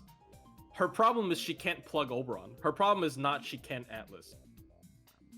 Yeah, she has to use Atlas. Yeah, she has to use Atlas. Yeah, so like, I have her damage NP... is actually good. I have her NP1 on my ult. It's shaky. Like it really depends on that wave 3. You need BG. Yeah, you need BG. In my opinion. I don't have Black Grail maxed on that account. She can plug. Well, yeah, she can't. She can't plug Oberon. She can plug Summer Ibuki. But at that point, just roll Summer Ibuki. Yeah, just use a Ibuki.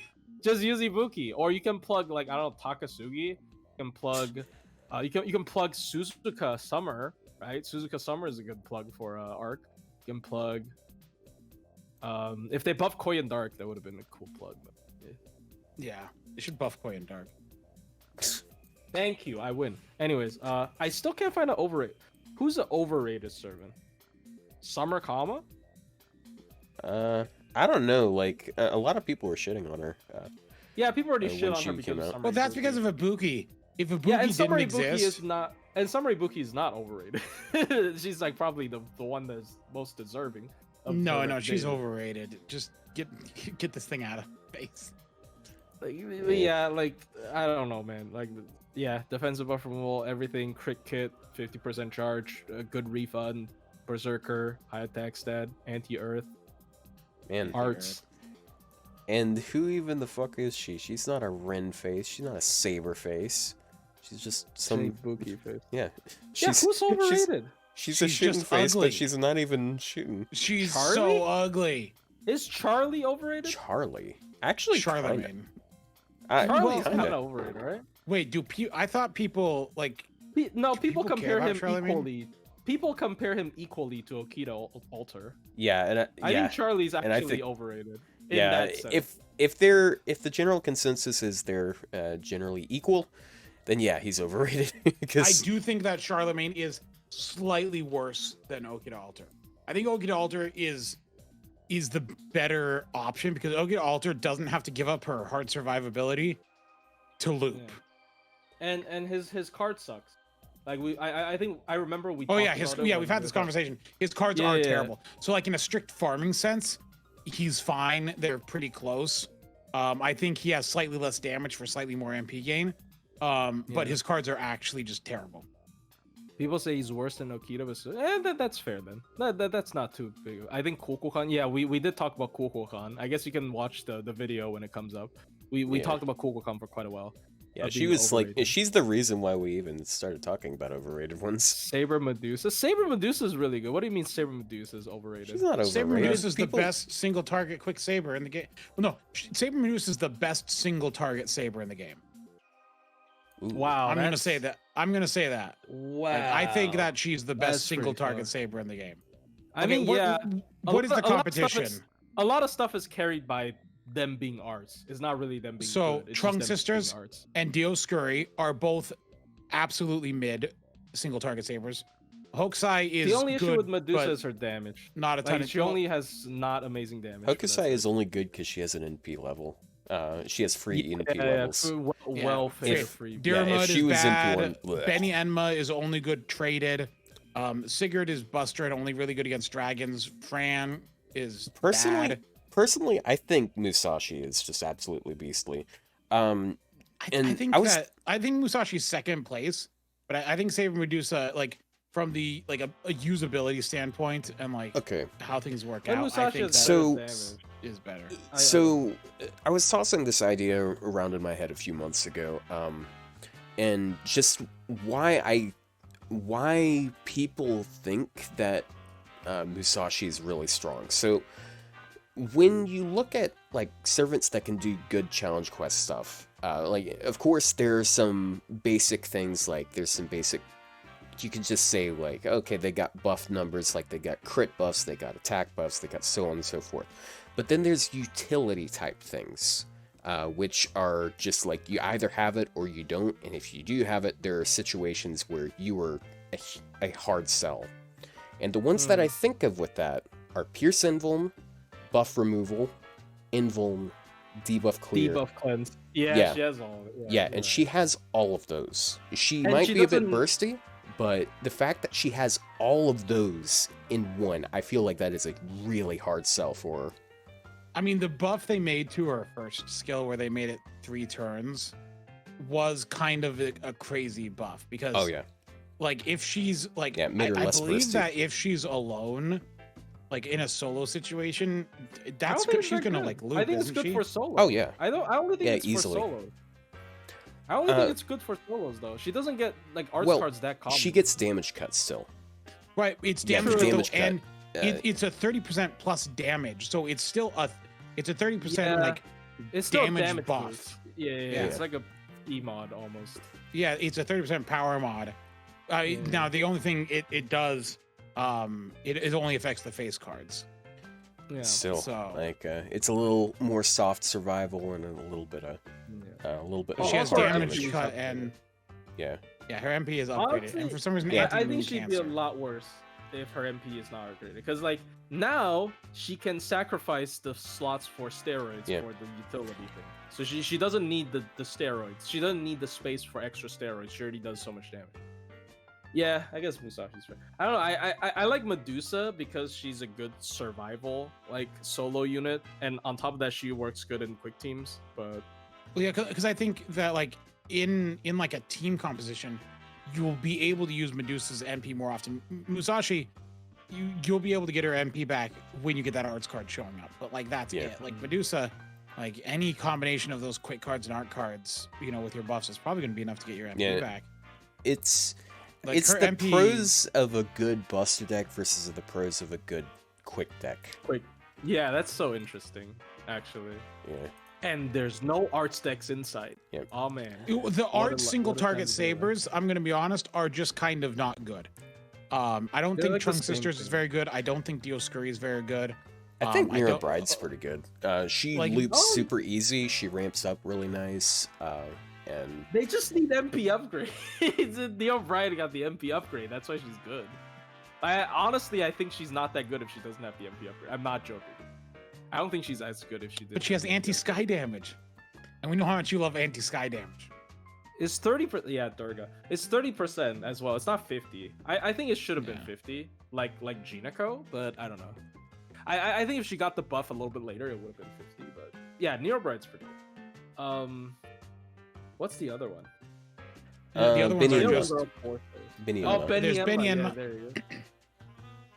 Binion is only really good against traits, though. Like, traitless, she's just kind of... I mean, still, she has really broad traits, though, because, like, that's 5 out of 9. Like, there's overlap on one it's chaotic one alignment. But you have to hit both of them to, like, do the real damage.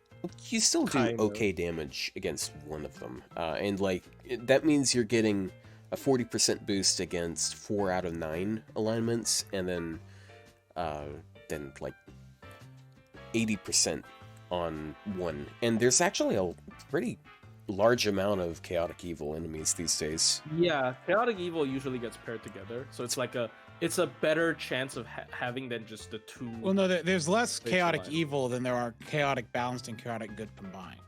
So, really?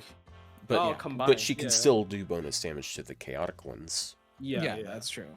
Yeah, I mean, yeah, she definitely like. The thing with Beniema is unless I'm facing against chaotic evil or I need the specific things on her skills, I wouldn't use her over. To be fair, she does have some really nice things. Like, she has buff removal resist for the team. She has her own evade. She has the heals are kind of negligible. And that was her first thing, was buff removal resistance, because she was like one of the early sources of buff removal resistance. Yeah, and then Murasaki got it, who arguably had a better support. I think Murasaki Caster is a better support option for that, because Murasaki gives a power mod to the team. And then but there's demonic. But there's advantages of the DPS having it instead, because that means you can be more flexible in support. Because if I had to jam Murasaki into a team, as much as I'd love to, because she is one of my favorite characters. And Murasaki they all got replaced by Santa Nightingale anyway. The thing is, for buff removal resistance, Santa Nightingale took everyone's place. Santa Nightingale can only target one. There are some instances where there's buff removal that affects the whole team, and you're no longer fight. Die. Why do I want them alive? I want them dead. Well, most people. Yeah, that's from Minturns. That's Minturns. I don't understand. I don't understand. No. You guys are all living in the past. I'm living in the future. So the buff removal resist choice, my personal choice, is Semiramis. I don't know what.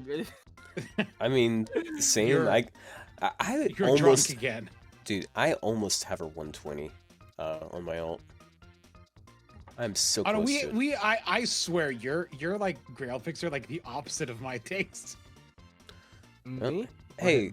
He doesn't like Minturns. I grilled the rats. I know, you grilled the mice. Okay, fair enough. I guess we're not getting do have different tastes there. We don't need rulers. What we need is a bunch of shit that's spam. Okay. Here's the thing, Rio. I think the reason why we're opposites is because I like grown women. Oh, here we go. Here we go. Hell yeah, dude.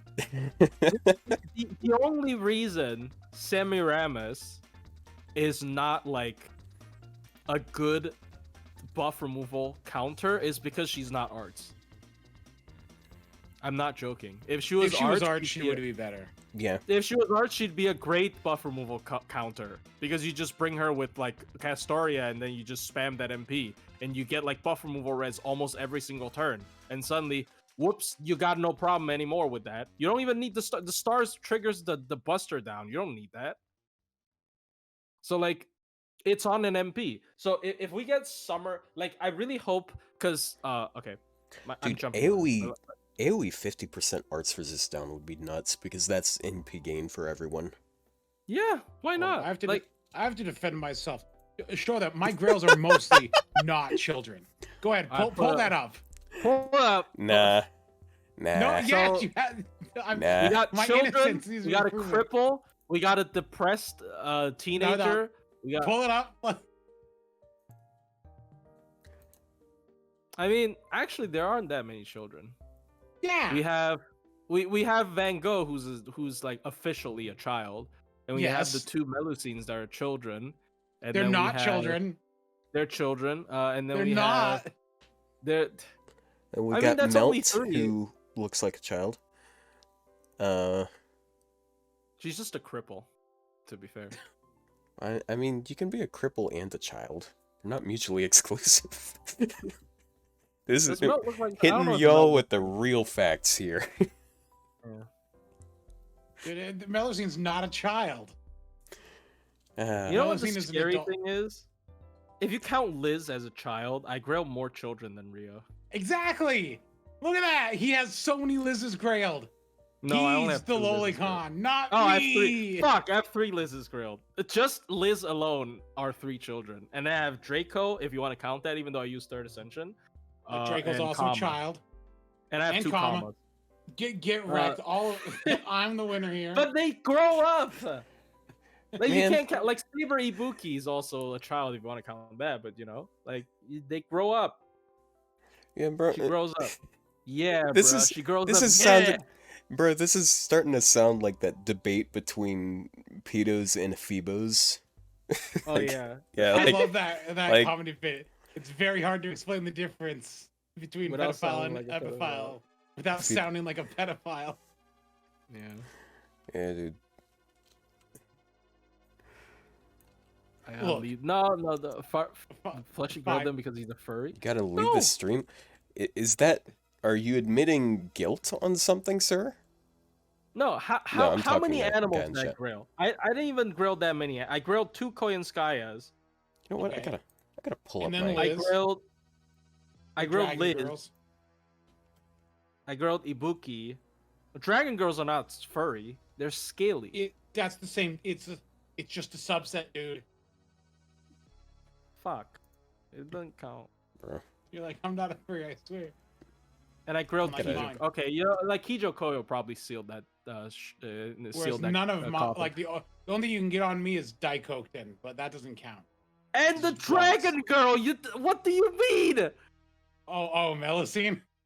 Yes, you literally just told me. Oh my god, it's a dragon counts. Oh yeah, the dragon doesn't count anymore. When it's on me, it doesn't count for me. Why? It doesn't count because that's a child, not a furry. Dude, Melusine's not a child. She's both. Why is Melusine a child? Melusine's like 6 billion years old. They made a joke about it in Lost Belt 7. No, dude, you're just feeding into the joke. You literally can't say the 6 billion-year-old lolly. No, you can't. No, but they do. Da Vinci's like, what if someone was like 4.5 billion years old and it shows Melusine? It has a custom sprite of her doing like a V sign. Yeah, like, come on. Do you know what? Da Vinci's also a child, so she's just you know, she's just gaslighting you. No, that's not how that works. Yeah, that's not. She's also a child. That's why she gaslit you with that. She's a clone. She's a perfect copy. Melusine is billions of years old and therefore not a child. Oh my god, bro. Melusine is the rotten dead arm of a dragon that died. Draco's that's Fujino, by the way, on the screen. Good luck. That's my grail, Fujino, Archer. Wow, yeah. Actually, Rio I thought Fujimaru for a second. I was like, wait, what? Like, I didn't know we got summoned. More disabled people than than children. Wait. What are you talking about? Fujino's disabled. She's blind. She's not. She's not blind. She's not blind. She's blind. She's not blind here, but she's okay. She's got you grilled melt. fucking tuberculosis or whatever the I fuck grilled it 2 was. melts. Okay, you grilled Van Gogh. She's mentally disabled. She's depressed. Yeah, No, Van Gogh is just Van Gogh's insane, not disabled. Her feet atrophies in the third one. No, they don't. So she has normal feet. What does this make me? Let's look at this. Don't go to your enhanced screen. Go to your normal party screen. Just sort by level. Why is she emotionally stunted? Emotionally stunted? Yeah, Fujino has that disorder that makes your pain response numb, and it gives you third option. 3,000 damage cut. You know, people have that disease that is like super rare, like it endangers a child if they have that because they don't know what pain is. So back one more menu. Oh, okay, card, right. So like they put their hands in fire and they don't know it's bad because they don't feel pain. It's already sorted by level. Make it smaller so we can see them. That's what Fujino has, right? Fujino has that. Okay, Snake Girl, Cripple, Snake Girl. She's not a cripple. She's furry, she has a crutch because she's a chew. Dog Girl, Mice, Snake Girl, Furry. Okay, you're a furry. Well, yeah, I mean, we made a Monster Girl tier list. Also, my headcanon for Summer Murasaki, I've said this multiple times, is she parks in the disabled parking space because she fakes her injury. Dude, Ascension 2 is the best for her Ascension, though. Yeah. No, but she gets to... She's also anti-Earth. Yeah. She fakes... Yeah. Oh, that's what everything you like. You like anti-Earth. Everything Earth and demonic is destroyed by me because I have a lot of anti-demonic and Earth things. Anti-Earth, yeah. I got anti-Earth. I got anti-demonic, Earth, demonic, Earth, demonic. That's man. Yeah. You even got a statue. You got the freaking mermaid chick. Yeah, no, you're a furry for sure, 100%. A statue? No, that's not a statue. That isn't a mermaid. Count, that is the hornier one. Oh yeah, I grilled the mermaid. Oh wait, there you go. I grilled the mermaid. Man, my bad. Yeah, it's actually hard to find overrated servants that I know, because like there are some servants that I feel are overrated, but I don't know them that well. Like Jesus I don't know, like Christ, Gil. I have so many servants. People like to say Gil is overrated, but I don't know Gil personally, so I can't judge. People like to say Arjuna Alter is overrated, but I feel like she really isn't overrated because he isn't overrated because he's pretty broken. Dude, I just realized I have max lores on almost all of my 5-star foreigners.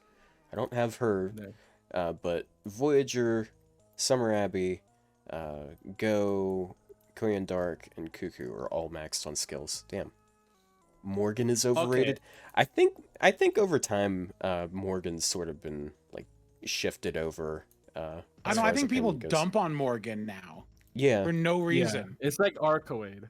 it's the Arcoade syndrome. Like people like them so much, and then they realize they can't delete stuff immediately without any conditions, and they just call them shit. Like that's literally how it is. Like it's the same thing the same fate that befell Morgan is gonna happen to Kukulkan, because Kukulkan also doesn't kill everything. Like you know.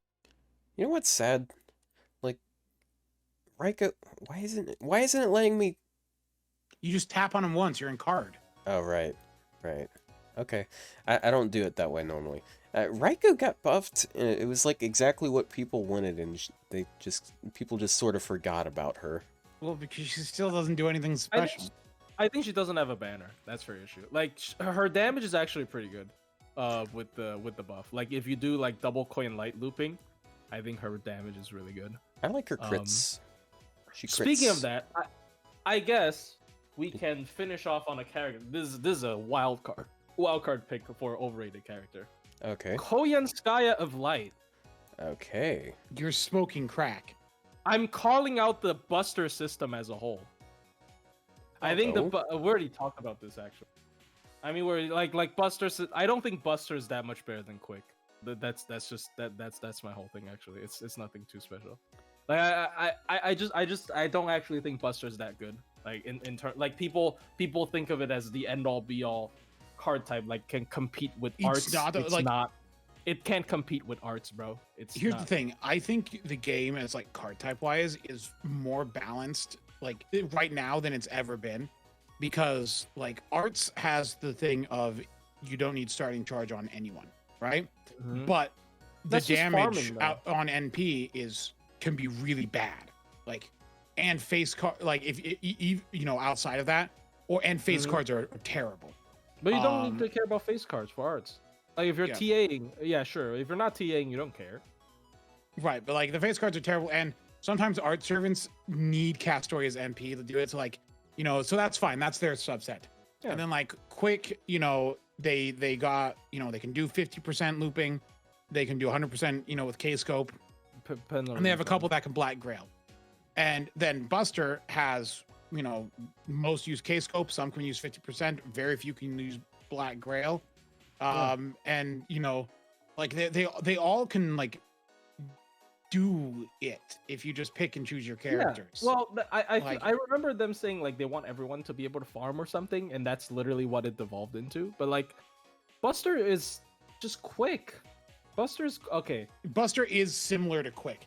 If Quick had if Summer Scotty had a 2 cooldown reduction, Quick would absolutely be the better card type. Well, yeah, of course. Because Quick can actually refund.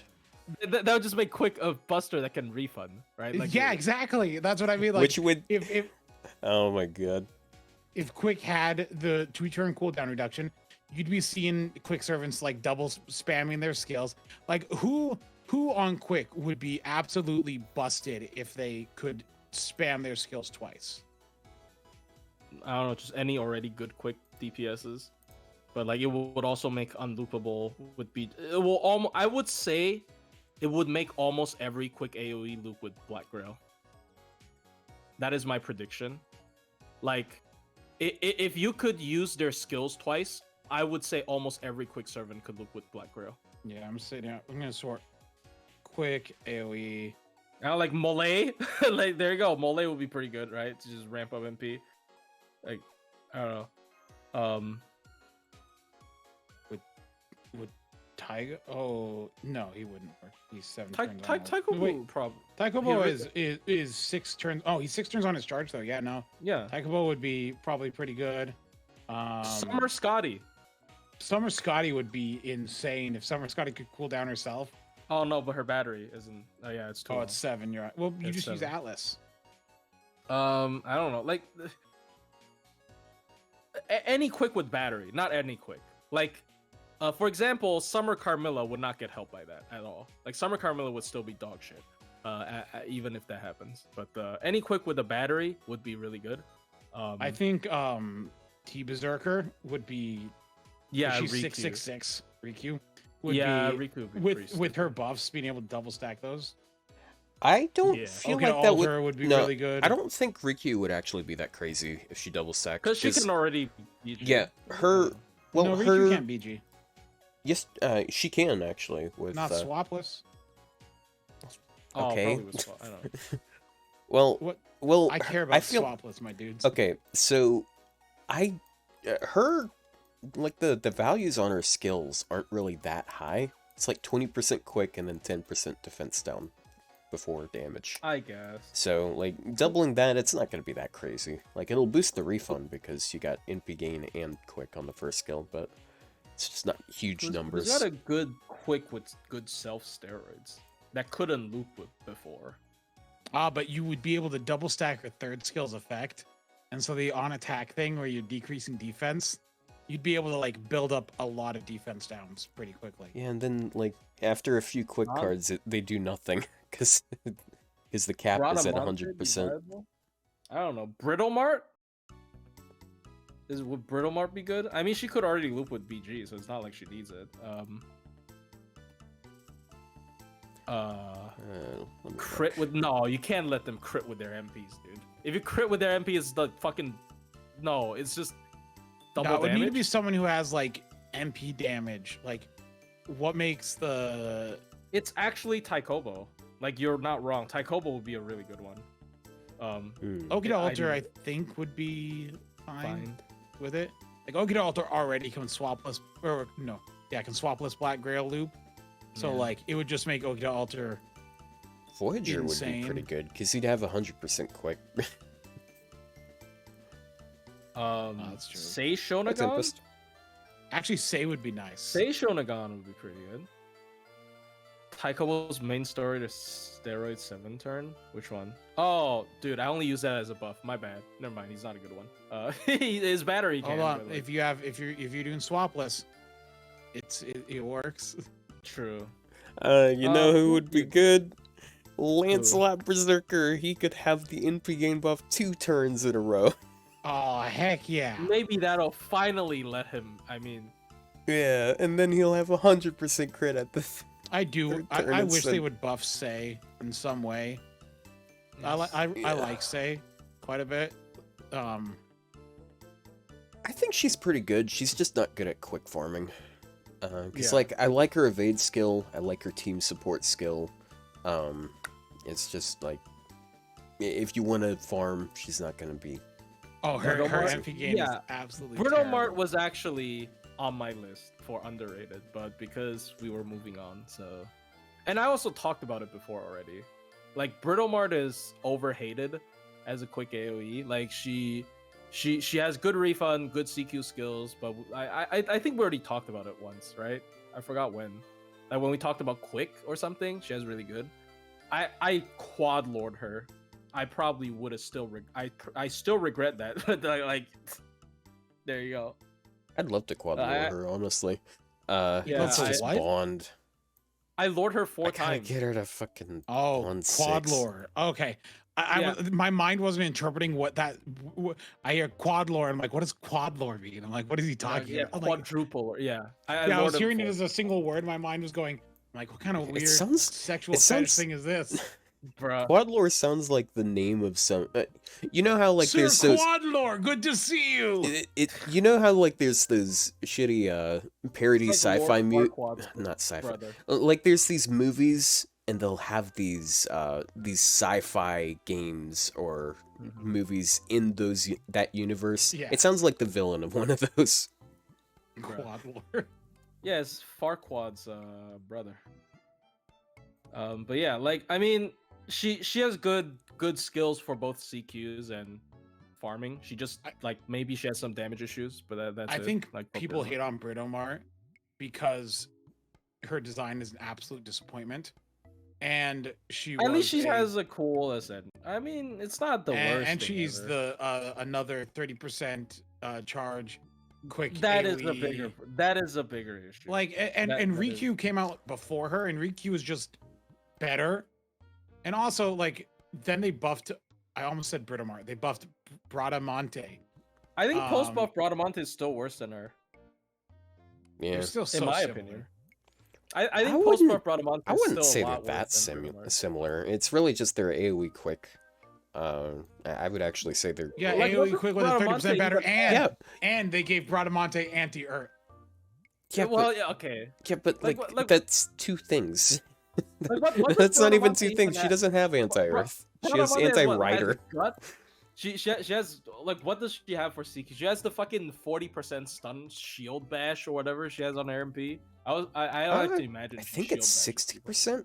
Oh, is it 60? So it's sort of like her bodies. Then 40 is the horsewoman. Then 40 does have debuff removal. She does have debuff removal. Oh yeah, speaking of servants that would like the cooldown reduction, yes,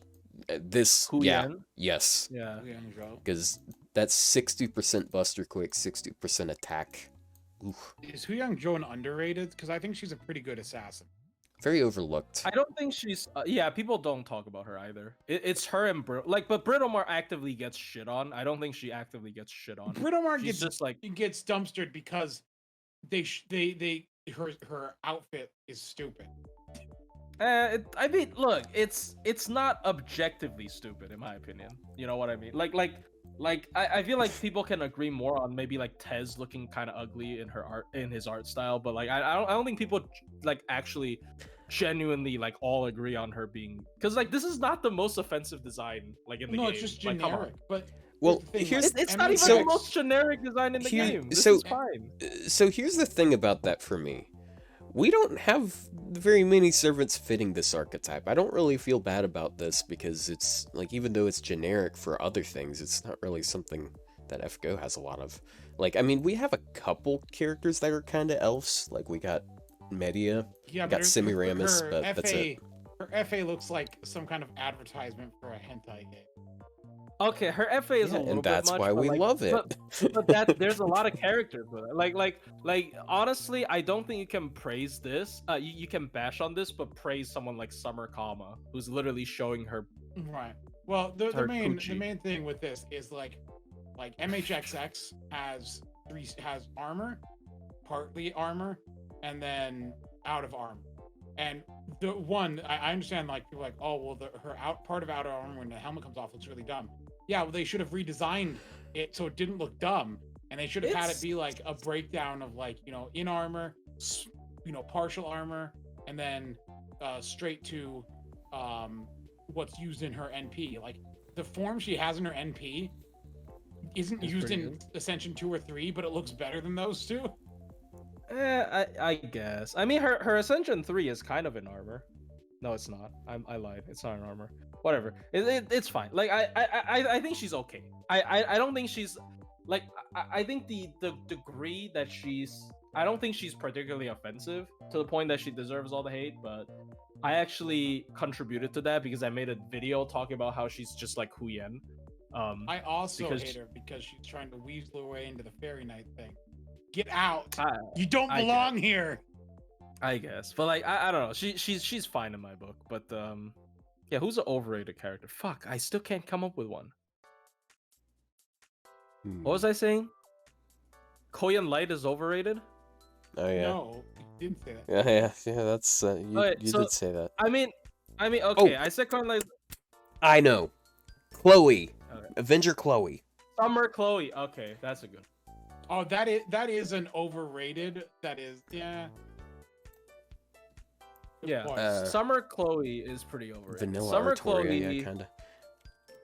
Summer Chloe is actually a better argument than Koyan Light, like in terms of that kind of overrated, where the whole system's overrated, in my opinion. Like Summer Chloe, the entire like Chloe system, because of the cost, because of, I don't know, it's mostly because of cost, honestly, but it's just like, not even looking at her skills here really speaks to what she's overrated for. She's overrated for like, yeah, because it is the costing. Like, it's not apparent. Like, her skills on her own, like, if cost wasn't an issue, she would be, I think, an integral part in a lot of people's teams. Even then, I mean, like, no cost. Even then, like, just two problems. Turn 1 and usually 2 damage is pretty piss. Yeah, her problem is you can't front load both Koyan Light's Buster buffs as well, if for most stuff. For certain characters you can. For like Morgan, who has a split charge of 30 and 20, she can front load both Koyan Light's Buster ups with the Chloe team. But like for most people who has just one singular 50 battery, when you have Chloe in the team and you want to start with BG, you are not you're not front loading both Koyan Sky's Buster buffs. So when you're using Black Grail, that's fine, because when you're using Black Grails, it more than makes up for it. But when you're using 6 CE non-bonus, your damage is gonna fall off a lot when you're not front loading both Koyan Light's buffs, which is definitely a problem with Chloe teams. It's also enemy count sensitive. So like, the one thing that Buster teams like to boast about is like, oh, I don't care about enemy counts because I don't care about refund. Well, suddenly you have to with Chloe. And you have to care a lot. So you have to care a lot. It has to start, I think it's what, 3? You have to start with 3 people. I'm pretty sure you have to start with 3 people. So like Chloe is not gonna, like, basically all the stuff that she's good at is not that relevant in 90++, because 1, unless you're running Black Grail specifically, her damage falls off. Her damage makes your team's damage fall off on the first 2 waves.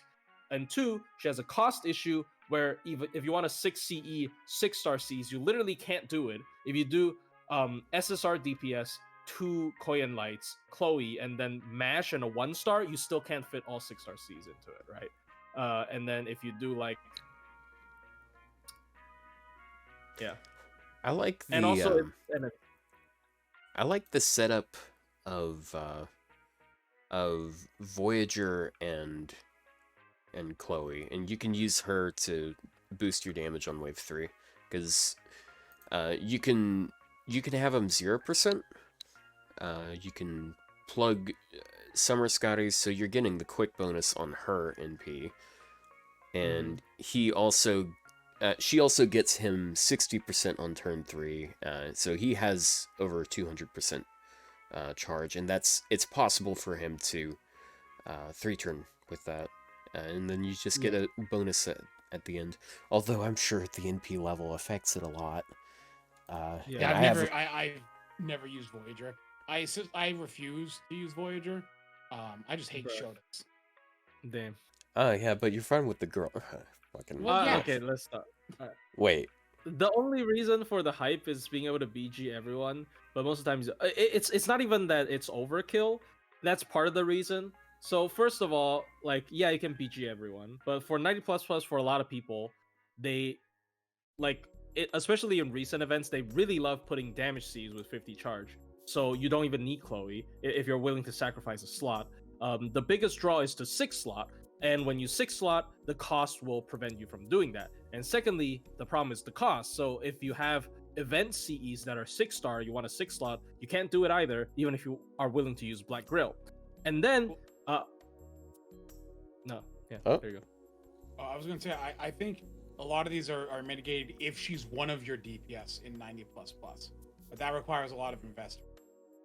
Yeah, that is fair. She would be a DPS that would be able to get a free switch out. Like, I remember people saying like Mandricardo's buff should have allowed him to kill himself at 100% HP. I went on that for a while. Yeah. Then he would have been a single target Arash, right? Like that would make it interesting. Like, Chloe essentially could be a single target Arash, if you want that. But yeah, you would need her at higher MP level. People did talk about Kukulkan. Yeah, people did talk about Kukulkan on this one. People, us. God, we are people. Anyways, what? Maybe. We're people. But yeah, I think Chloe's great. It's great. I do think Kuro is the one who's like, she's really good, but like it is something where people are like overhyping. And especially before the information about her Bond seed came out. Yeah, that was so funny. People going like, it gives you 3 stacks when you enter. And it's like, no. Yeah, and that's why you don't make a review. You rushed her Bond level. I rushed her Bond level. I had her Bond 10. Not like 2 defeating days. the allegations at all. What does leveling a Bond to test have to do with allegations? I think people should absolutely get called out for this.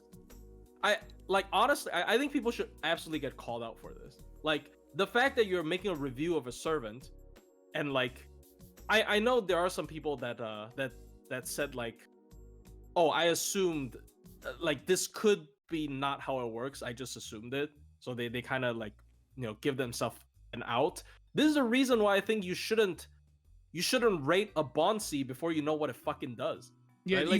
Even the JP players didn't know what her bonds. There was discussion about what it did for a couple days until people started getting it.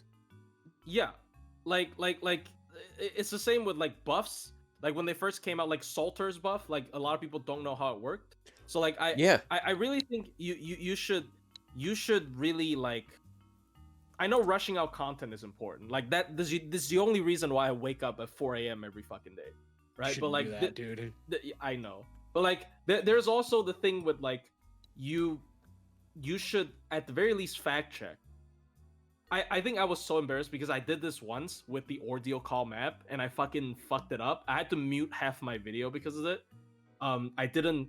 It's not even that I didn't fact check. I just fucked up my numbers when I was fact checking because it was 4 a.m. in the morning. But yeah, like, I think you should be a lot more careful. That. Yeah. I think people should be a lot more careful before they throw out information, because it could very well be misinformation. I get clowned on by some people in the server even to this day because of that one thing. But I did cut it out of the video and I did like apologize. But like I think that's a great lesson for me. I think people should just be really careful before they say stuff. I've had like a half dozen different times where I woke up ahead of time, like I started stream before reset, and then there's updates and shit, and then like I can do like some sort of buff breakdown thing. So I record it while I'm just going through it live on stream, and then later I'm like, this isn't useful information. like this is probably not going to be very helpful information here soon. I mean, here's the thing, right? You don't need something to be helpful if you just want it. Like I say it as if it's a bad thing. Like everybody wants to view. It's YouTube. Your goal should be getting views. Like if you want to do YouTube seriously, I do think your goal should be getting views. Like that should be your ultimate goal, is just growing your channel. Like what's wrong with that? But like, So what I ended up doing, which I think is honestly just so much better of an idea, I call it rank up run through, and basically after the buff campaign is over, I just go through all of them, because especially like the time I did it, it was when Salter got buffed, and I mentioned that. I was like, yeah, I'm glad I didn't go over this buff like right when it came out, because some people did. Here's the thing, right? What you could have done if you wanted views is you still do it every day, and then you do the tally up at the end. So you get double the view. Or you can do it wrong and then make another video immediately afterwards correcting yourself and leave them both up and double up on views. See, that's why I'm a bad YouTuber. It's too specific. I can literally tell who it is from that. I'm a bad YouTuber because... Plushie, you just said like 5 minutes ago that you're calling these people out. All right, all of you people who fit under that flag, he's calling you out. Fuck. No, I'm joking. Like, YouTube is FGO YouTube. I already tweeted this. You know what's funny? FGO YouTube is an environment that doesn't reward effort. Anyways, you go. You know what's funny? I can almost guarantee that we aren't thinking of the same person. I'm not gonna ask for confirmation, but I can almost. We are. No, he's the only person who did it. He's the only person who, at the very least, corrected it. He's literally the only person who did it. Yeah, I don't know. I guess he's the only person that does it fast enough for it to need correction. Yep, but I mean, whatever. Correction is needed. What? Excuse you? No. Excuse you? What? No. Wow. Of all of the people on this podcast to make that reference. Wow. Shocker. We did it again, boys. We didn't even intend on doing that. God. But yeah, we're gonna beat it. I think that's it. I mean, who's overrated? Fuck. I don't know. Koyan Dark. Melusine. Oh, Melusine. Okay, what's your take on that? Like, if it's for real. Are you committing to that, or are you joking? No, I don't think Melusine's overrated. I think Melusine is justifiably so you're a liar. Praised in the way she is. I think Lancer Melusine. Yeah. Excuse me? I really tried to find a complaint about this character, but I can't. Like I can, but like it's more of a nitpick. Like I really feel like she's like the only very consistent BG user for Buster.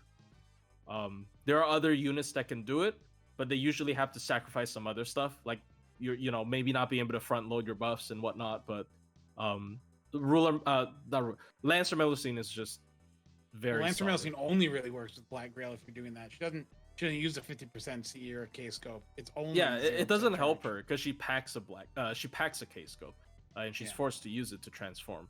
But yeah. I guess like if it was earlier this year, I would say Tiamat, but not really. I actually really like Tiamat's gameplay.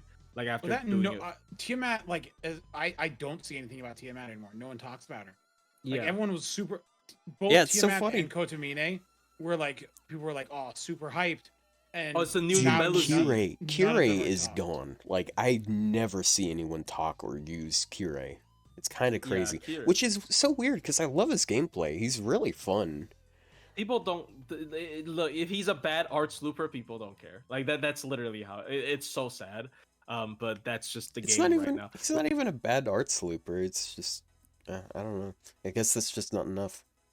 Yeah, not enough. Not a insane. He's an AoE arts alter ego. Like alter egos are you have to be really strong. It's not well. Yeah. What kind of competition is that? Kiara does crap damage compared to him, right? No? Yeah, I know. She's got really good utility, and he doesn't do that much more.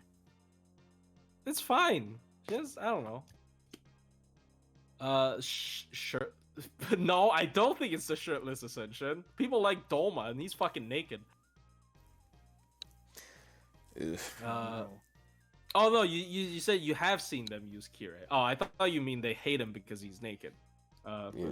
Using naked characters, what a weirdo. Ugh. I think Kirei's fun. I hate exhibitionists. Ugh. If his guts was 1 turn cooldown shorter, he'd be able to.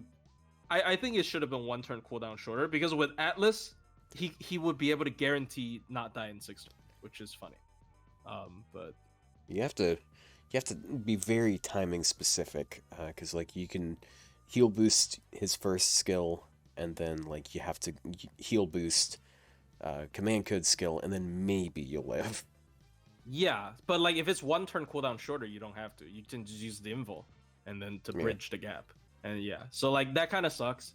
I remember trying to solo Coup Alter advancement quest with him, and I had a lot of trouble because of that. But yeah.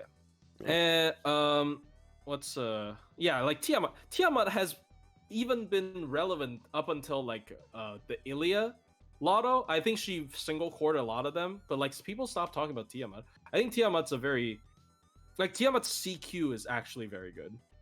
Tiamat's MP is a full cleanse before damage.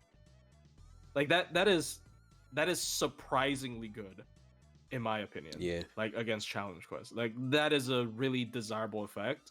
Doesn't help against NP seal, but it's still good. It doesn't help against NP seal, but yeah, like it's still good. It skill seals the enemy, so some people might not like that. But I don't know. I think she's a cool CQ character. I think the thing is like for farming, don't you have to like start with Oberon up front? You do have to start with Oberon. And you have to like pay really skill. Like I think people don't like it when you have to think hard about skill order. And she's one where skill order is like very important. Yeah, her third skill. Yeah, the skill order is hard to do. It's not even that hard. As I set up my macro to do the same skill order every time. Okay, it's not even hard. Like there's only like one split decision. You can either pop her second skill twice on the second turn, or you could pop it twice on the third turn. No? I thought that was the only difference. Is it? I'm gonna be honest. I used her for like, for a couple, weeks when she first came out, and just so I could, say I've used her, and then I haven't really used her since. So I've completely forgotten how she operates because it's been like 8 months. Yeah, I think turn 1 she uses her charge, and then you use Oberon's first skill and her she has her other charge, so 60%, so you get 100%. Then next turn you double Vich for skills, and then next turn you've got her own battery back and Oberon's so you just need 60% charge. That's it. Like if you don't pop her second skill on the second turn again, you can pop it twice on the third turn for damage because of Coin Light's and it's way more damage there. So it's a lot more there. It's like 40% MP damage up, so it peaks really high on the third turn if you don't fuck up. Yeah, with Oberon. Yeah. But like, I mean, it's I think her CQ is good. I really like her CQ performance. Like people never like obviously people don't talk about her CQ because she's a buster looper that can use BG. That's all people are gonna talk about. But I think her challenge quest performance is very interesting. You know, she's pretty good at soloing too. She soloed the dragon. Surprising. She soloed Prison Tower pretty easily. It's surprising. I didn't expect her to be good at soloing at all. I don't. She basically has passive regen, so it doesn't. It's not a shock. I guess. Yeah. But yeah, that's. We live. I guess the it week. is passive regen because it's on a 2-turn, and it's 1500. If you use the heal up command code, you're pretty much set. Yeah, you heal a lot. It's it's a lot of heal. Well, I think we scraped the bottom of the barrel here today. So I think it's probably. I think God.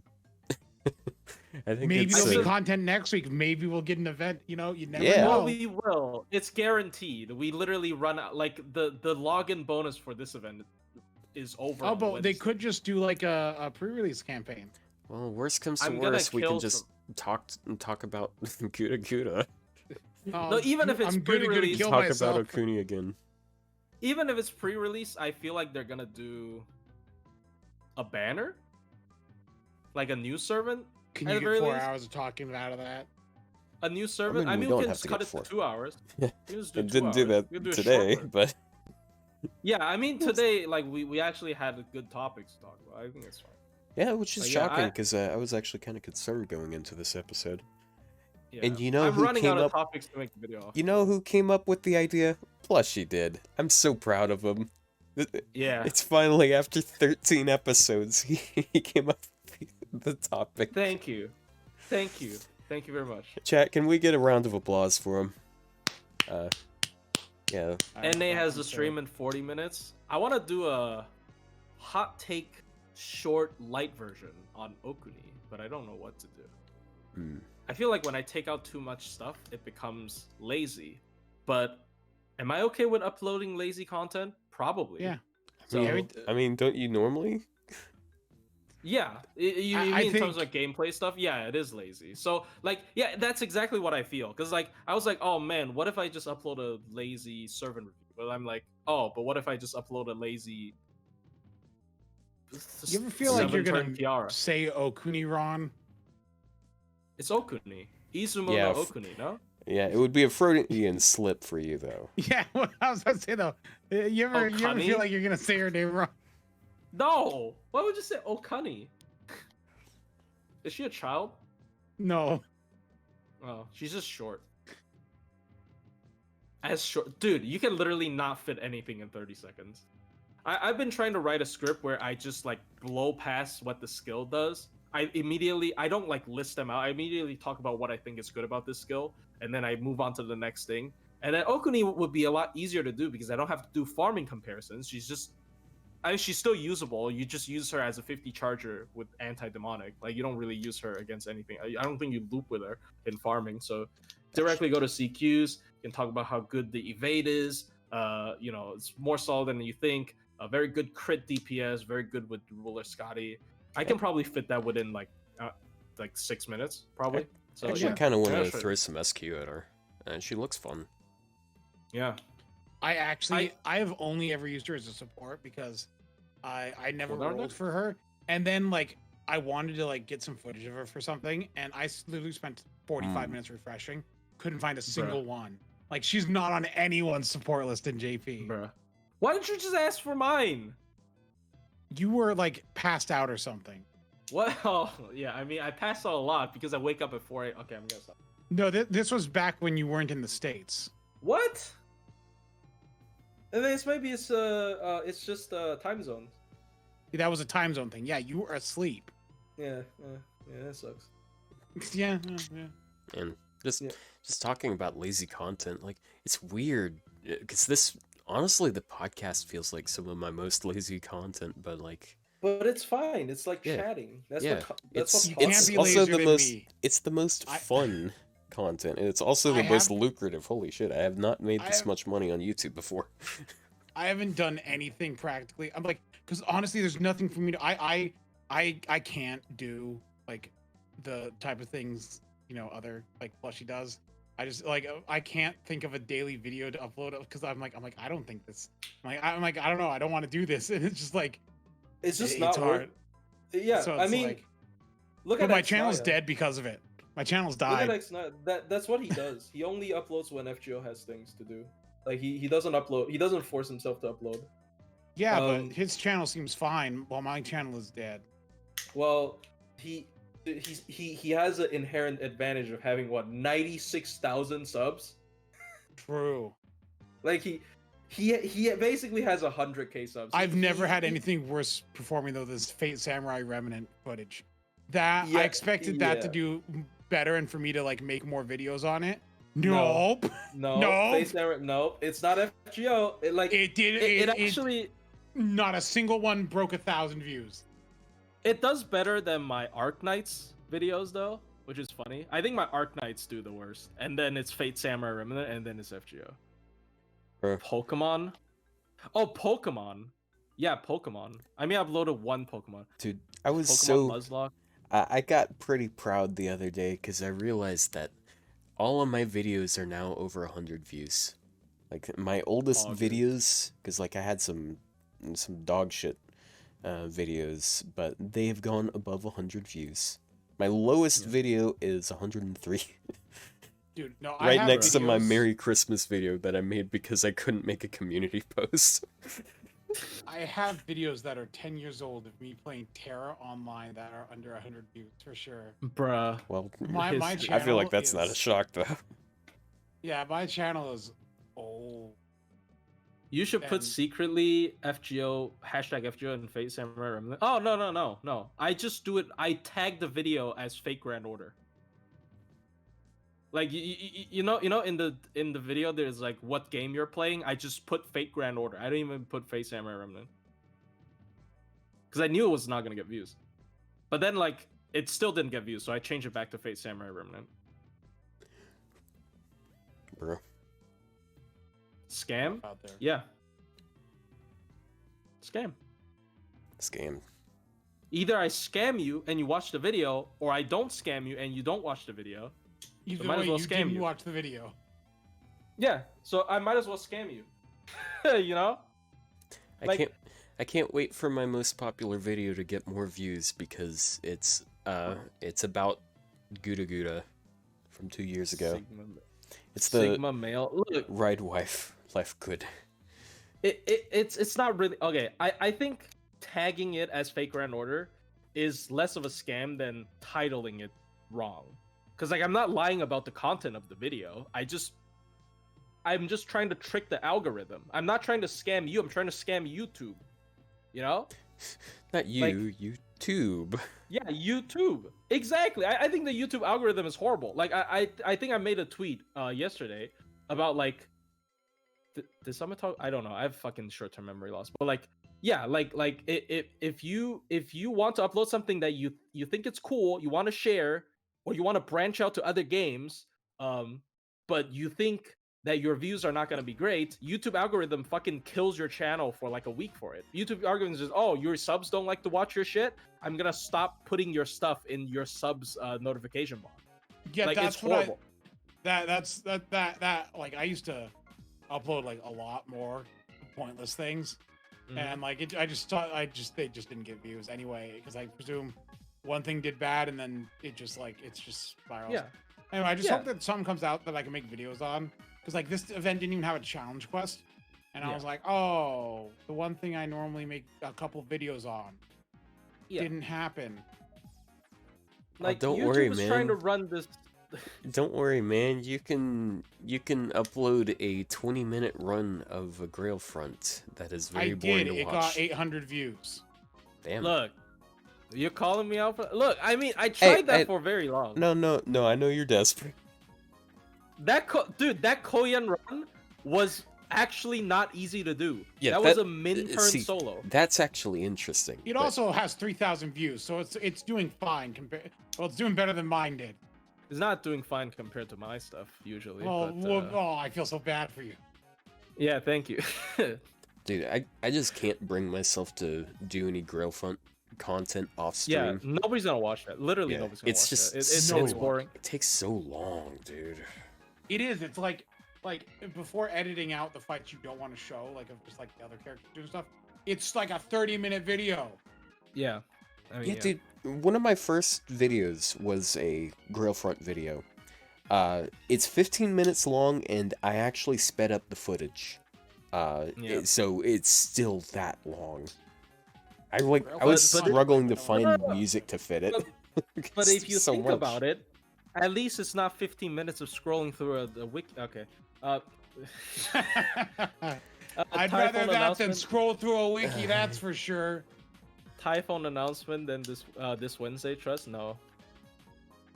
Typhon is going to be either Christmas or New Year's. I don't think she's good enough for New Year's. Like, as much as I like her, she's not good enough for New Year's. She's probably Christmas. She's fine. New Year's servants suck. No, the New Year's servants are usually like plot relevant. Like Rasputin, Koyan Dark. What's the previous one? No. It's the anniversary ones that are relevant. Well, Benny Enmo was a New Year's servant, and they ham-fisted her into Lost Belt 7. I mean, Benny never happened. It's either like they started to do main story relevant, but before it was all like specifically foreigners drawn by the same artist. It was Hokusai, and then it was Yang Guifei, and was there a third one? This is. I mean, Abigail's. They're all drawn by the same person. No, it's just 2 years. Actually, never mind. Your pattern recognition is weak. Man, I mean, look, I'm so glad they broke the pattern. I was so tired of people telling me over and over again, "Oh, it's gonna be a fucking saber." Yeah, and then like, voila, it's an alter ego. Shut the fuck up, guys. I mean, okay, Muramasa, Koyan Dark, Rasputin, they're all like, they're all apostles. Well, one of them is not an apostle, but you know what I mean. So this year could be the Count. Or right? Typhon. Why would it be Typhon? She's not related to anything. Why can't it be Typhoid Mary? Look, they could do that. At least Christmas. Give me Christmas for it. At least. Come on. Yeah, I think Christmas fits well. They're gonna make her the first permanent pretender. I'm gonna feel bad about it because I want to MP5 her. It's gonna feel horrible. Why? Because she'll be permanent, so she'll have bad skills. I don't want. Koyan Dark has plot relevance. She's Koyan Skaya. Koyan Skaya has plot relevance. Not Koyan Dark. That's why they added Koyan Skaya of Light. Well, Koyan Light only appeared in Lost Belt 7. It's kind of different.